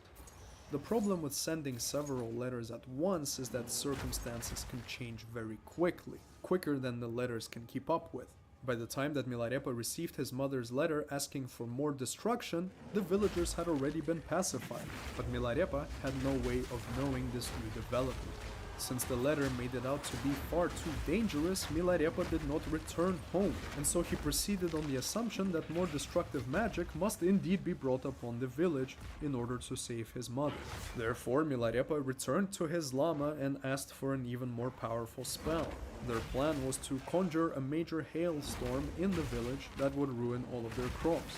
In order to ensure the most damage possible, the Lama advised that Milarepa wait until the crops are almost fully grown, right before their harvest, and then send the storm. This is precisely what Milarepa did. The annual harvest of the village was decimated. Even though lives had not been taken directly, surely this caused an immense amount of suffering from the ensuing starvation and economic consequences. The worst part of it all is that this could have been entirely avoided. Milarepa's mother only had to wait a few more days before sending him that letter. Through her schemes and machinations, Milarepa only further clouded his own heart and mind via the generation of immensely negative karma. Thus, our first major chapter on Milarepa's life ends. Considering the length of the story, I would like to briefly summarize what we have seen so far. Milarepa, having been born into most promising circumstances, was cheated out of his inheritance. He was abused and neglected by his uncle and aunt. Milarepa's mother, as another victim of this abuse, incited Milarepa to pursue the destructive arts and enact revenge on her behalf. Milarepa did this successfully. But as we are about to see, this would uproot Milarepa's well-being in a most severe fashion. There are few men in the world who would not crumble under the weight of dozens of lives taken. Milarepa remained with his llama following the near destruction of his village. He continued to work in his service and learned what he could, but none of this felt significant anymore. Milarepa was crushed by the weight of his actions. An immense sense of guilt coated every fiber of his being. At night he could not sleep. During the day he could not get out. If he did manage to get out, he wanted nothing more but to return to his bed. And while he laid in bed, he grew restless from just how suffocating his feeling of guilt was. Milarepa could not eat, nor keep any food down. The only thing that he wanted at this point was liberation from his overwhelming remorse. In the Tibetan society of his time, this liberation of course meant to embrace the Buddhist path, to embrace the teaching, the Dharma. Fortunately for him, the circumstances of his Lama made this journey a possibility. At this time, Milarepa's Lama was in the service of a certain wealthy landowner. This landowner was battling a severe illness, which the Lama attempted to heal through magical means. Unfortunately, however, his magic was not enough. This longtime patron of the Lama succumbed to his illness during the course of Milarepa's remorseful suffering. The Lama was profoundly affected by this passing. He came to Milarepa and expounded a very important truth, a truth that coincidentally one finds at the core of the Buddhist teaching. All composite things are impermanent. Yesterday, my very kind benefactor died. This is why the cycle of birth and death troubles my heart. I am old, and in my reflection I recognize how much harm I have done to the world through my teaching of the destructive arts. Even you, Milarepa, are so young, and yet you have already accumulated such great crimes through our magic. These crimes rest on my shoulders as well. Milarepa's instinct was to argue with his Lama, to cheer him up by pointing out that the Lama also did good in the world. He had applied his healing magics wherever he could. It's not his fault that his benefactor passed away. But this had no effect on the Lama. His position was that he did not help enough beings achieve liberation. He knows all of the theory, but he does not know how to apply it, i.e. he knows that people suffer within the cycle of death and rebirth. What he does know how to apply only perpetuates this cycle of birth and death. His healing magic has never allowed someone to escape the painful cycle entirely. For this reason, the Lama wishes to bring his career to an end and put his theoretical knowledge into action. He wants to set out on the Buddhist path of practice. Therefore, at this point, without his own choosing, Milarepa was faced with two options. He can either replace the Lama at the school and take on all of his current disciples, or he can also embark on the very same Buddhist path of seeking the Dharma, and thus atone for his heavy crimes, effectively ending his career as a student of sorcery. I believe we can all see how this opportunity arrived at the perfect time for the remorseful, despairing Milarepa. He chose to also embark on the path of the Dharma and finally get some relief from his heavy heart. With their mutual agreement to pursue the Dharma, Milarepa's Lama directed him to a Buddhist teacher in the village of Nar. Here, Milarepa could finally begin his Buddhist path. Milarepa very quickly made his journey and offered himself as a student to the Buddhist Lama of Nar.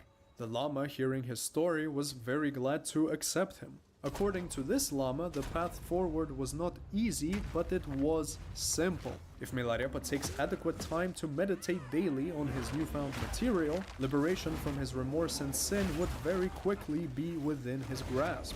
Of course, this could not be further from the truth. Milarepa was very happy to hear that all he had to do was meditate. He recalled how it only took him 2 weeks to summon a great catastrophe in his village. Since this path of liberation was promised to be so simple, all Milarepa really had to do was meditate. Since meditation itself seemed so easy, he would only need to do it for 1 single day, probably no more than that. He would then attain full enlightenment and be on par with the historic Buddha. Thus, emotionally pacified, Milarepa resorted to merely sleeping. He spent days on end lying around in bed, believing that his enlightenment was just around the corner, and so he continued catching up on his sleep, feeling mentally at peace with what he has to do. The Lama was quite disappointed in his student's behavior, and having observed that Milarepa is making no effort at all to even meditate, he very quickly reproached him and told him that he could not teach him anything after all. He had spoken too soon at their initial meeting. As an act of compassion, the Lama pointed him in the direction of another teacher in the southern province of Lobrak. This new teacher was the renowned Marpa Rotsawa, or Marpa the Translator. Upon hearing this name, Milarepa suddenly broke into tears of joy. Every hair on his body vibrated, and every thought he had was entirely concentrated on this future teacher. This was a reaction of cosmic proportions. Milarepa himself did not know why he felt such joy at the prospect of meeting a total stranger. Marpa the Translator lies at the foundation of the historical development of Tibetan Buddhism. As his title indicates, he was responsible for the translation and transmission of a vast amount of Buddhist teachings from India. These teachings form a part of the Tibetan Buddhist canon to this very day, unchanged in their form since Marpa's own scholarly efforts. Much like Milarepa, Marpa was born into an affluent family, and the wealth of his family allowed him to receive an extensive education. Part of this education included the study of Sanskrit. As a young adult, wishing to set out on the Buddhist path, Marpa traveled to Nepal and studied the local Dharma tradition. As soon as he returned home, he liquidated his entire inheritance and used these funds to travel yet again, this time to India. It is in India that Marpa had the fortune of studying under several legendary gurus. His first period of study in India lasted 12 years, and he would return to India another 2 times. During one of these trips, he had received a prophecy of note. Marpa was destined to outlive his only son and remain without future biological lineage. However, his legacy would survive through his disciples, and notably, one of his disciples will fulfill the role of being his true spiritual son. He was fated to meet this successor upon his return to Tibet. Having learned as much as he possibly could and set on spreading the Indian Dharma in his homeland, Marpa eventually retired to Tibet permanently and spent countless years translating every sacred text that he managed to bring back with him. The 2 most important sets of texts were the 6 yogas of Naropa and the Mahamudra teachings, mostly in the form of commentaries upon otherwise orally transmitted yogic practices. These 2 sets of texts are a small but very significant foundation of Vajrayana Buddhism. That night, as Milarepa departed in search of his new teacher, Marpa the Translator had a most peculiar dream. One of his great masters from India came to him and handed him a holy object. His instructions were very clear. Marpa is to notice all of the impurities on this object and wash them away. He is then to set this object down so that it can be consecrated by all the Buddhas of the past and future. This would be his banner of victory. Marpa awoke from this dream with an overwhelming sense of joy and responsibility. He told his wife about it and concluded that even though the dream was evidently important, he currently has no way to interpret it, since he does not really understand the underlying cause behind the dream. On top of this, he also has no time to sit around and dig in these dreams. There was a lot of work to be done in the fields. Marpa, having been born as a layman, had no issues with occasionally doing the work that others would relegate to servants and laborers. Thus, he set out to plow his fields. Milarepa arrived in the province of Lubrak and began asking around for the renowned Marpa. Surprisingly, nobody could direct him properly. There were indeed Buddhist teachers in this province, but the translator title was not ringing any specific bells, at least not with the villagers that Milarepa had encountered up until this point. However, at last, Milarepa came across a young boy. He posed him the same question: where can I find the Buddhist Lama Marpa the translator? The boy pointed out a man working the fields and told him that this was his father. Maybe he could ask him for directions. Coincidentally, the boy described his father as a very learned man who spends most of his time buried in books. Surely, however, a great translator and Buddhist Lama would not be plowing the fields. Milarepa once again, for some unknown reason, was overwhelmed by an unexplainable joy as he approached this man. He stood in front of him and asked for directions once again. This man looked Milarepa up and down for quite a long while in silence, and then asked him, "Who are you?" Milarepa replied that he is a great sinner and he has been sent to meet the renowned Marpa the translator. "Very well, I shall take you to meet Marpa, but for now, plow this field. Work hard." The man then left Milarepa to work. After some hours, the young boy from earlier came to fetch Milarepa and told him that he must come to his house in order to meet the Lama. Milarepa finished off the remainder of his work and followed the boy to his house. As he entered the house, he saw the same man from earlier. He was now sitting on a cushion, eating a meal. His face was half covered with soil and dust from his earlier work. Surely this working man cannot be the Lama, Milarepa thought. What is happening here? As Milarepa mentally questioned his circumstances, the working man spoke. "It is true that you do not know me. I am Marpa. Prostrate yourself before me." Milarepa immediately got down before Marpa's feet and presented himself. He was a great sinner. He recounted his entire story. He then once again presented his body, mind, and speech as an offering to the teacher, asking in return for food, clothing, and the Buddhist teaching. Marpa considered everything he had just heard and then responded, "I appreciate your offering, but I will not be able to give you everything that you have asked for. If I give you food and clothing, you will have to get your teaching elsewhere. If you want the teaching instead, then you'll have to find another way to secure your food and clothing. You have to choose. Let me add, even if you do choose the teaching, your enlightenment will be entirely dependent on your own efforts. You will have to work." This was Marpa's very first official test for Milarepa. A student who chooses his physical well-being over the priceless teaching is not worthy of being a student at all. He is not mindful of how great the disparity is between the value of the Dharma and the value of material, impermanent things. Fortunately, Milarepa chose the teaching. He was still very much motivated by the ever-present weight of remorse in his heart. He was grateful to even have the opportunity to choose. As a sign of his gratitude, Milarepa tried to offer his only possession to the Lama's home shrine. He had a book containing all of his magic spells. Marpa immediately shouted at him and told him to never bring such vile things into his house again, to not defile the shrine with such dark objects. Milarepa abided.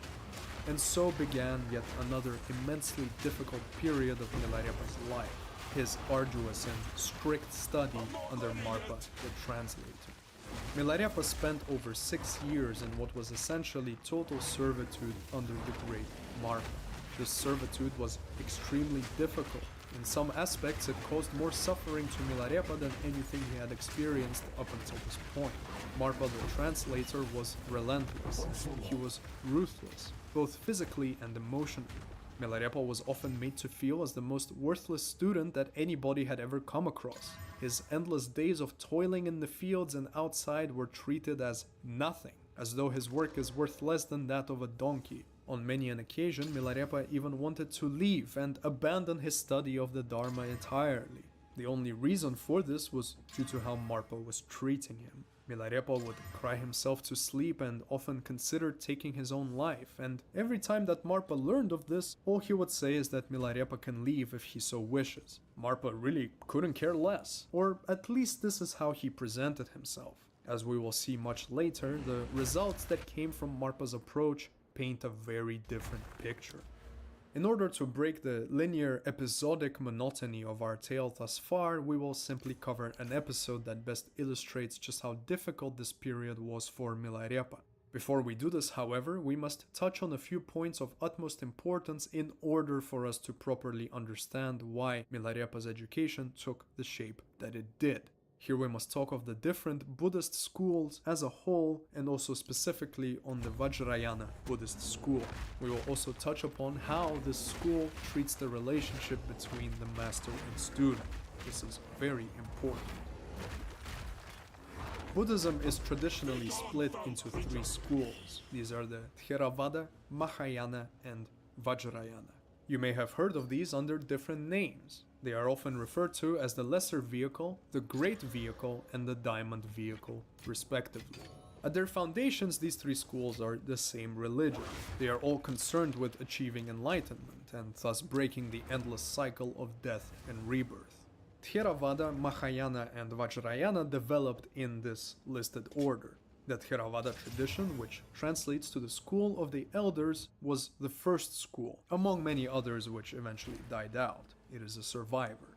For a Western viewer, Christian orthodoxy is a fitting analogy here in terms of how this school positions itself in relation to the Buddha's original teachings. Thailand and its neighboring countries still predominantly practice this form of Buddhism. We will lay out the differences of all three schools in just a little bit. Mahayana Buddhism, in turn, developed later as a proper competing school to Theravada, but the debate as to its true origins is still very much open. Some scholars define Mahayana Buddhism as a reformist movement that grew out of the original early religion, before there were any major splits, i.e. the school's existence was entirely a reaction to certain trends seen within other schools.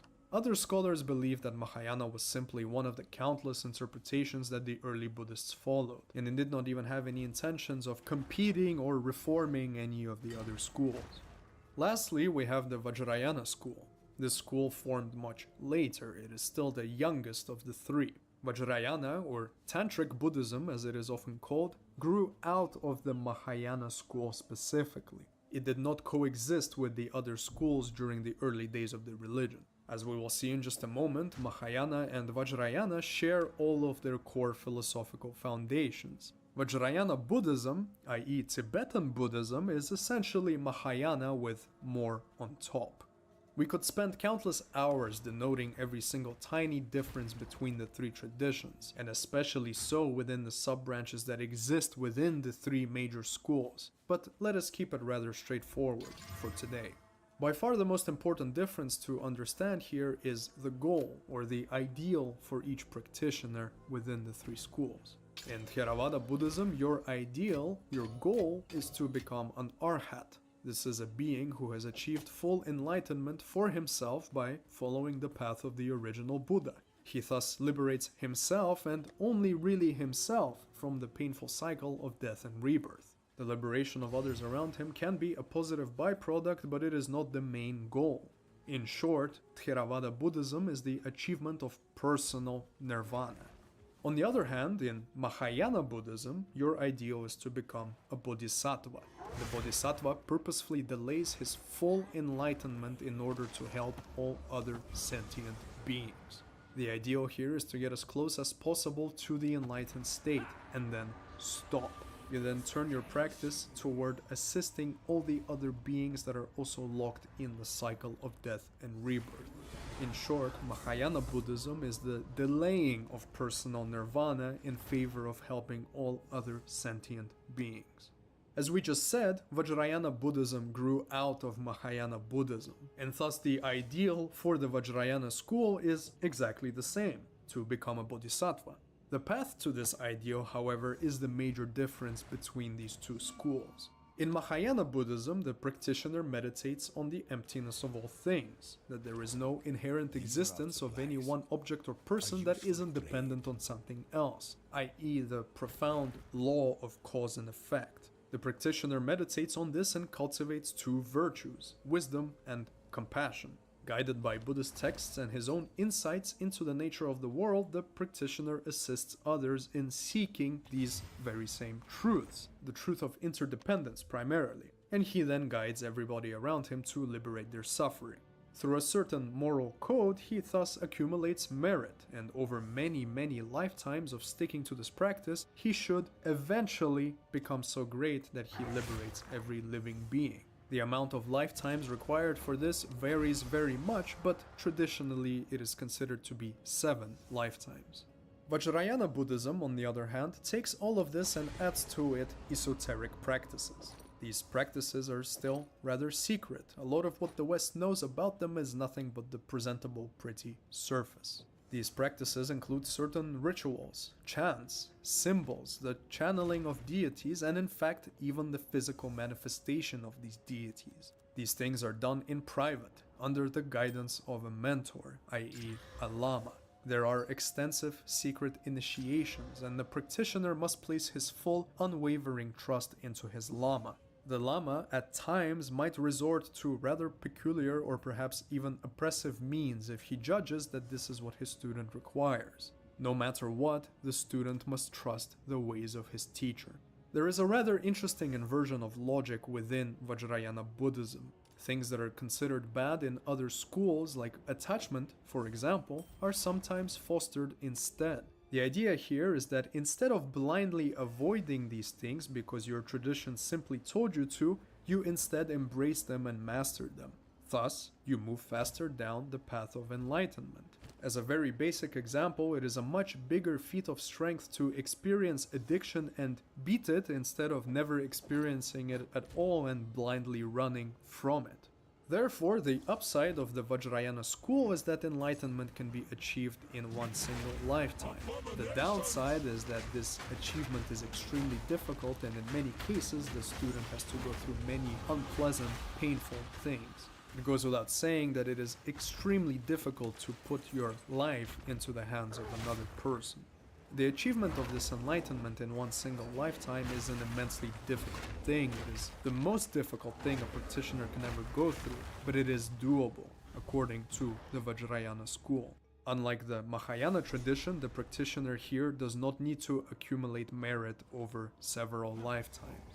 As we will see in the case of Milarepa today, even a mass murderer can achieve it.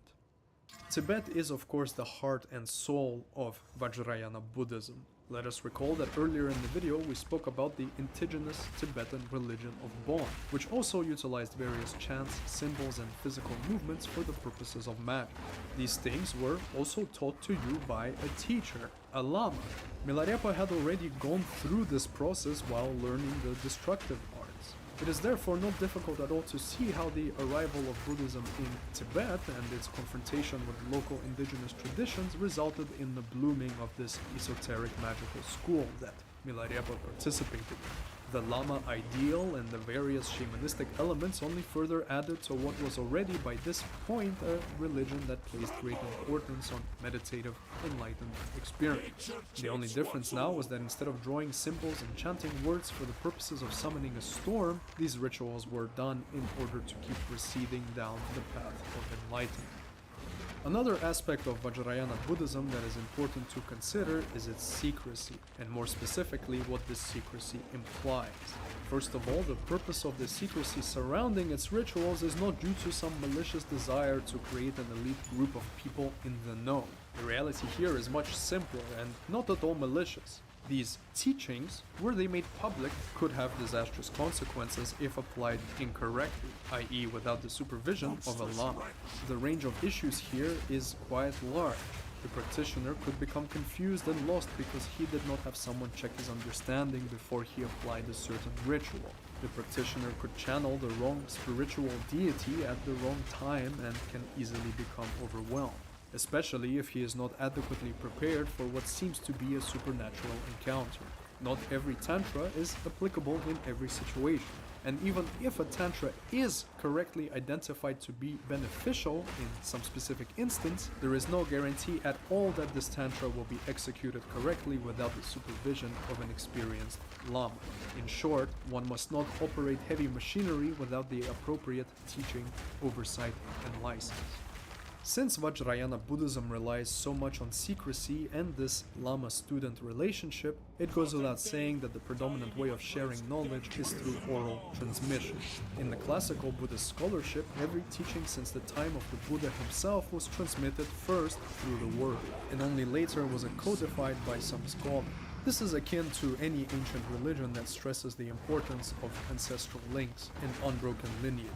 Milarepa, who is said to receive these teachings orally from Marpa, is just one link in a chain that can ultimately be traced back to Siddhartha Gautama himself, i.e. the first teacher, the Buddha Shakyamuni. Marpa received these teachings orally from his legendary masters in India, and those masters received them from their masters, and so on. This is also one of the reasons for the existence of the three major schools of Buddhism.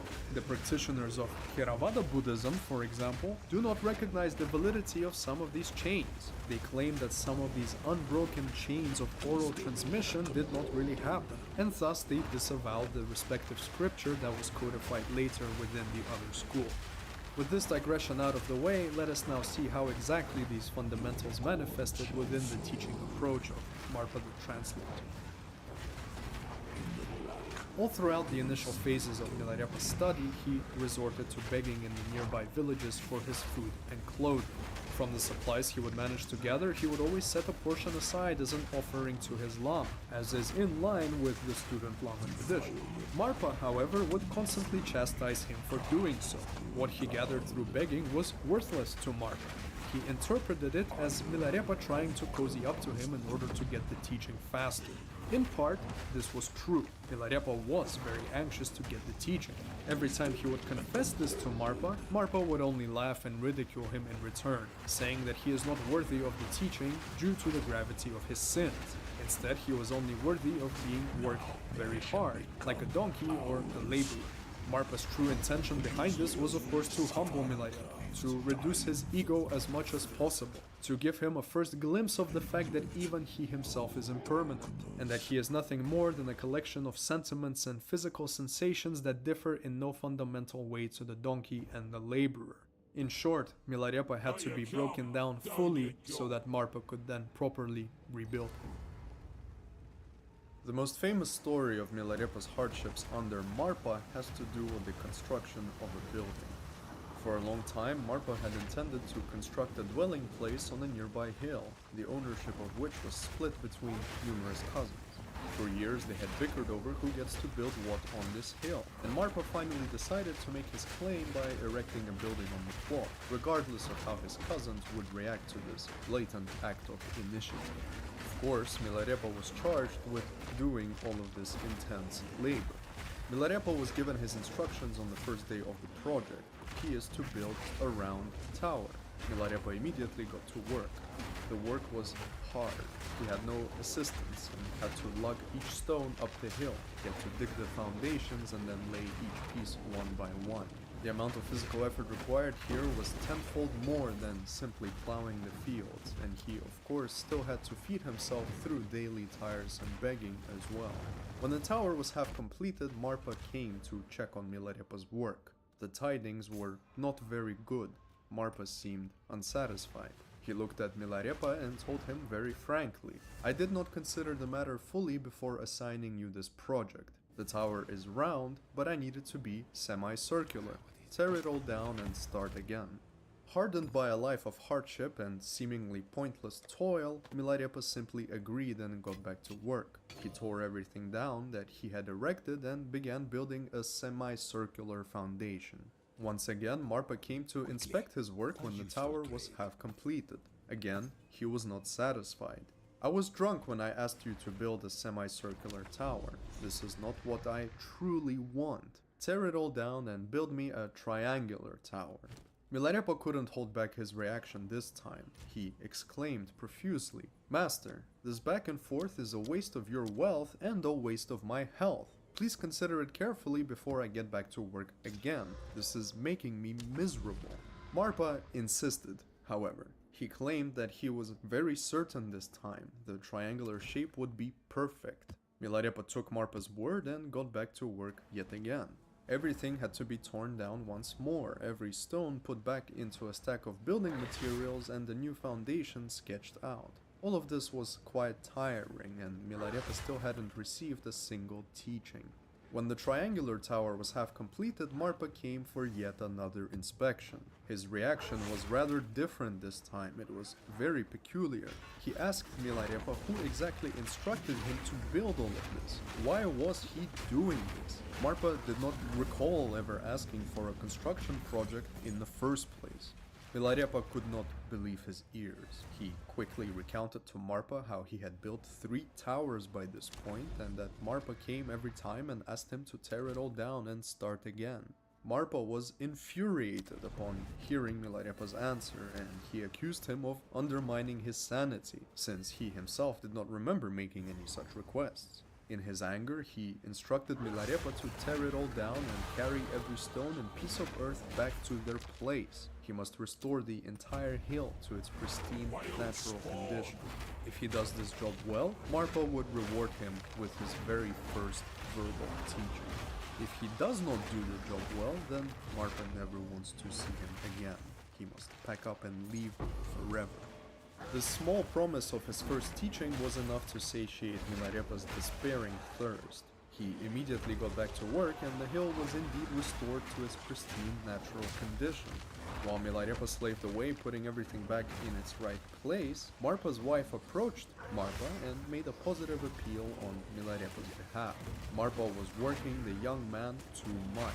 The trick he just pulled on him was too severe, it was too harsh and confusing. She pleaded with her husband to show some compassion and not forget the sufferings Milarepa had already endured for countless years. Marpa indeed succumbed to the pleas of his wife, and this would not be the last time that Marpa's wife would step in for Milarepa in an attempt to reduce her husband's cruelty. In the classical tradition of recounting the story, she became a new mother to Milarepa, awfully reminiscent of the mother deity in Buddhism, Tara. Perhaps you have heard of the chant in her honor, Om Tare Tutare Ture Soha. The biographies of Milarepa are littered with such symbolic parallels. Every individual that had a positive effect on Milarepa's life has an analogous deity within the mythical Buddhist cosmology. When Milarepa returned from his work, Marpa called him for a private meeting. Here he gave Milarepa his first teaching. The basis of his teaching were the so-called 3 refuges, the Buddha, the Dharma, and the Sangha. Any practitioner is intimately familiar with all of this. These are the 3 jewels that a Buddhist honors and seeks refuge in all throughout the many hardships of his practice. Firstly, he is to place his trust in the Buddha as a man, and thus seek refuge from the world in his person. Secondly, he is to trust the path and the teaching itself, the Dharma. Good practice will therefore shelter him, once again, from the hardships of the world. Lastly, the practitioner is to place his trust in the Sangha. This is the Buddhist community. When the going gets rough, he can turn to his fellow brethren and thus find refuge. Marpa supplemented this basic teaching with his own stories and experience studying in India under great legendary masters. He expounded on the difficult path to liberation that his own teachers faced and how they gracefully overcame all obstacles. To finish the lesson off, he concluded, "This will be very difficult for you." Milarepa was overwhelmed with a renewed feeling of faith and joy. Despite this pleasant turn of events, Marpa was still determined to have a tower constructed. The following morning, he came to Milarepa and told him of his new construction plans. He is to erect a square tower, 9 stories tall, with a beautiful pinnacled roof, making it 10 stories in total. After the completion of the tower, Marpa will provide him the true secret teaching of the Dharma, and Milarepa will then be able to retire for an extensive period of solitary meditation. As a guarantee of his word, Marpa agreed to have his wife act as a witness. If Marpa pulls any tricks again and has Milarepa destroy this new tower, the wife is to speak up and remind him of his guarantees. Thus, Milarepa got to work. Milarepa laid the foundations of this square tower. When he had completed the first 2 stories, some other disciples of Marpa came to see his work and assisted him by rolling a large boulder to complete a part of the tower. This was very hard work. Their strength, together, barely managed to move the boulder. Eventually, Marpa came to inspect Milarepa's work. Everything was to his liking, but the boulder was a point of concern. He asked Milarepa where this enormous boulder came from. Surely he did not roll it here himself. Milarepa told him the truth. 3 of his other disciples helped him. Marpa was not happy to hear this at all. This tower must be your own. Not one stone or piece of earth is to be put here by someone else. I order you to remove it immediately. Armed with his earlier guarantees, Milarepa argued back. With your wife as witness, you promised me that this tower would not be destroyed again, and yet here you are, asking me to destroy a significant section. Furthermore, the way this boulder was placed, I would have to demolish the tower in its entirety, lest it fall by itself without the support of this boulder. Weirdly enough, Marpa was not angered by this argument. He admitted indeed that he made promises to pull no tricks, but it is nevertheless important that no part of this tower be built by anybody else. His other disciples were at a different stage of learning, and it is bad practice for a lama to confuse and mix different paths into one. Each student is to follow his own instructions and work independently. Thus, the tower had to come down after all. Milarepa mustered all of his faith and zeal and channeled it into rolling the boulder back. He dismantled the tower lest it fall without the support of the boulder and began setting a new foundation for the square tower. Yet, once again, Marpa showed up and gave instructions. I liked the boulder as part of the tower, I just didn't like how you placed it there. Roll it back again and use it as part of the foundation, but do this by yourself, with no outside help. Milarepa submitted and channeled all of his miseries into rolling this boulder back up the hill. Except for this boulder episode, the construction of the tower went along without issue. Milarepa had managed to build it 7 stories high. The work was hard and the reward non-existent. All that Milarepa had to show for himself was a destroyed back. It was covered in sores from lugging stones, the friction was rubbing it raw, an exposed, red, frail piece of starving flesh. As Milarepa continued to work daily on the tower, a certain famed disciple of another lama came to Marpa in order to request initiation into a very specific tantra, i.e. he wanted to learn a specific set of words and physical rituals that his other lama could not teach. Marpa's wife, sensing an opportunity for Milarepa, advised him to try and participate in this initiation. Surely, since Marpa was going to teach it anyway, there would be no harm in Milarepa observing on the class. Milarepa thus came to Marpa on the day of the teaching and prostrated before his master. As is customary for the student-lama relationship, Marpa inquired as to what Milarepa would bring him as an offering. One does not receive initiation empty-handed. Very naturally, Milarepa pointed to the tower. Such a massive project, built for nobody but Marpa, is surely of more value than some fine fabrics or meat products that other students traditionally bring. As some of you can probably deduce by this point, this meant nothing to Marpa. He became infuriated and offended, saying that the tower is thinner than his own arm and it does not even begin to compare to the great secret teachings that Marpa tirelessly brought to Tibet from his legendary masters in India. Who does Milarepa think he is to equate a donkey's physical labor to his great unbroken oral tradition of the Dharma? Saying this, Marpa slapped Milarepa across the face, grabbed him by the hair and threw him out of the house. Milarepa's words on this moment are quite touching indeed. Quote, "I wanted to die and wept the whole night." It was only Marpa's wife, in her motherly capacity, who took the time to console him that night, and insisted that he stay persistent in his attempts to acquire the Dharma. The following day, Marpa came to Milarepa with a new set of instructions for his construction project. He asked that Milarepa take a pause with constructing the last remaining stories and instead build a new shrine room attached to the base of the tower. If he does this, his reward will be another teaching that Marpa will grant him, just as he did with the teaching of the 3 refugees. Milarepa had no choice but to get back to work. Time had passed and Milarepa made great progress on this shrine room. Marpa's wife, out of great compassion, sometimes came and gave Milarepa food and beer. He even had the opportunity to get quite drunk on a couple occasions, which certainly lifted his spirits.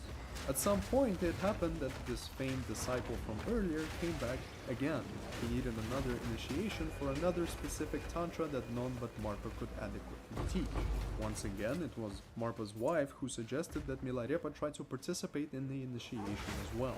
Seeing that his offerings were ridiculed last time, Marpa's wife decided to give some actual physical things for Milarepa to offer for this initiation. It was some butter, fabrics, and a copper pot. Milarepa once again went to Marpa, prostrated before him, and presented his offerings. Once again, Marpa was infuriated. He told Milarepa that these offerings are worthless. He already had all of these items in his house. Other disciples had given them to him. Milarepa is to make a worthy offering, or he is to leave. Again, Marpa followed this by hitting Milarepa and tossing him out of the house by his hair. Milarepa wept and once again wanted to die. He thought to himself that perhaps he will never be able to atone for his sins. They were far too great. Too many people had been killed, and so many had starved due to the hailstorm he summoned on his village's crops. If his sins are far too great to ever be able to even receive the Dharma, then of what use is his life? Of what use is a body that cannot practice religion? Milarepa seriously considered ending his life that night. If not for Marpa's compassionate wife, perhaps Milarepa wouldn't have lived long enough for this tale to ever be told. She snuck out to him a piece of cake and consoled him that entire evening as he wept uncontrollably. His sadness was so great that he did not even eat the cake and instead starved all through the night. That very next morning, Marpa came to Milarepa again and instructed him to finish off the shrine room. He also has to finish off the tower as a whole. If he does this, he will then receive the teaching. Again, Milarepa got to work. By this point, Milarepa did not believe that he would receive the teaching at all, but when faced with the choice between slight possibility or death, perhaps it is better to hold out a little while longer. Thus, Milarepa finished building the shrine room. By the time that Milarepa was done, his already raw back was completely destroyed. It was covered in blisters and open wounds. It was dirty, tender, and bright red. An infection was only waiting to happen. Concerned for the state of Milarepa's back, Marpa's wife came to the Lama and expressed her most profound desire that he finally show some compassion and give the young man what he seeks most, i.e. the full and proper teaching of the Dharma. But Marpa stood his ground. There would be no teaching until the entire tower is finished. Still, however, Marpa wanted to examine Milarepa's back, just to confirm that he is indeed risking his health and not simply crying into his wife's compassionate ear. His wife brought Milarepa and revealed his back, but after a lengthy inspection, Marpa only responded that his own masters in India had been through much worse, and on top of that, they never cried, they never faltered under the weight of their own suffering. What Marpa could do here at most is give Milarepa a set of clean towels to keep his back protected. Otherwise, the conditions remained the same. The tower must be completed before any further teaching can take place.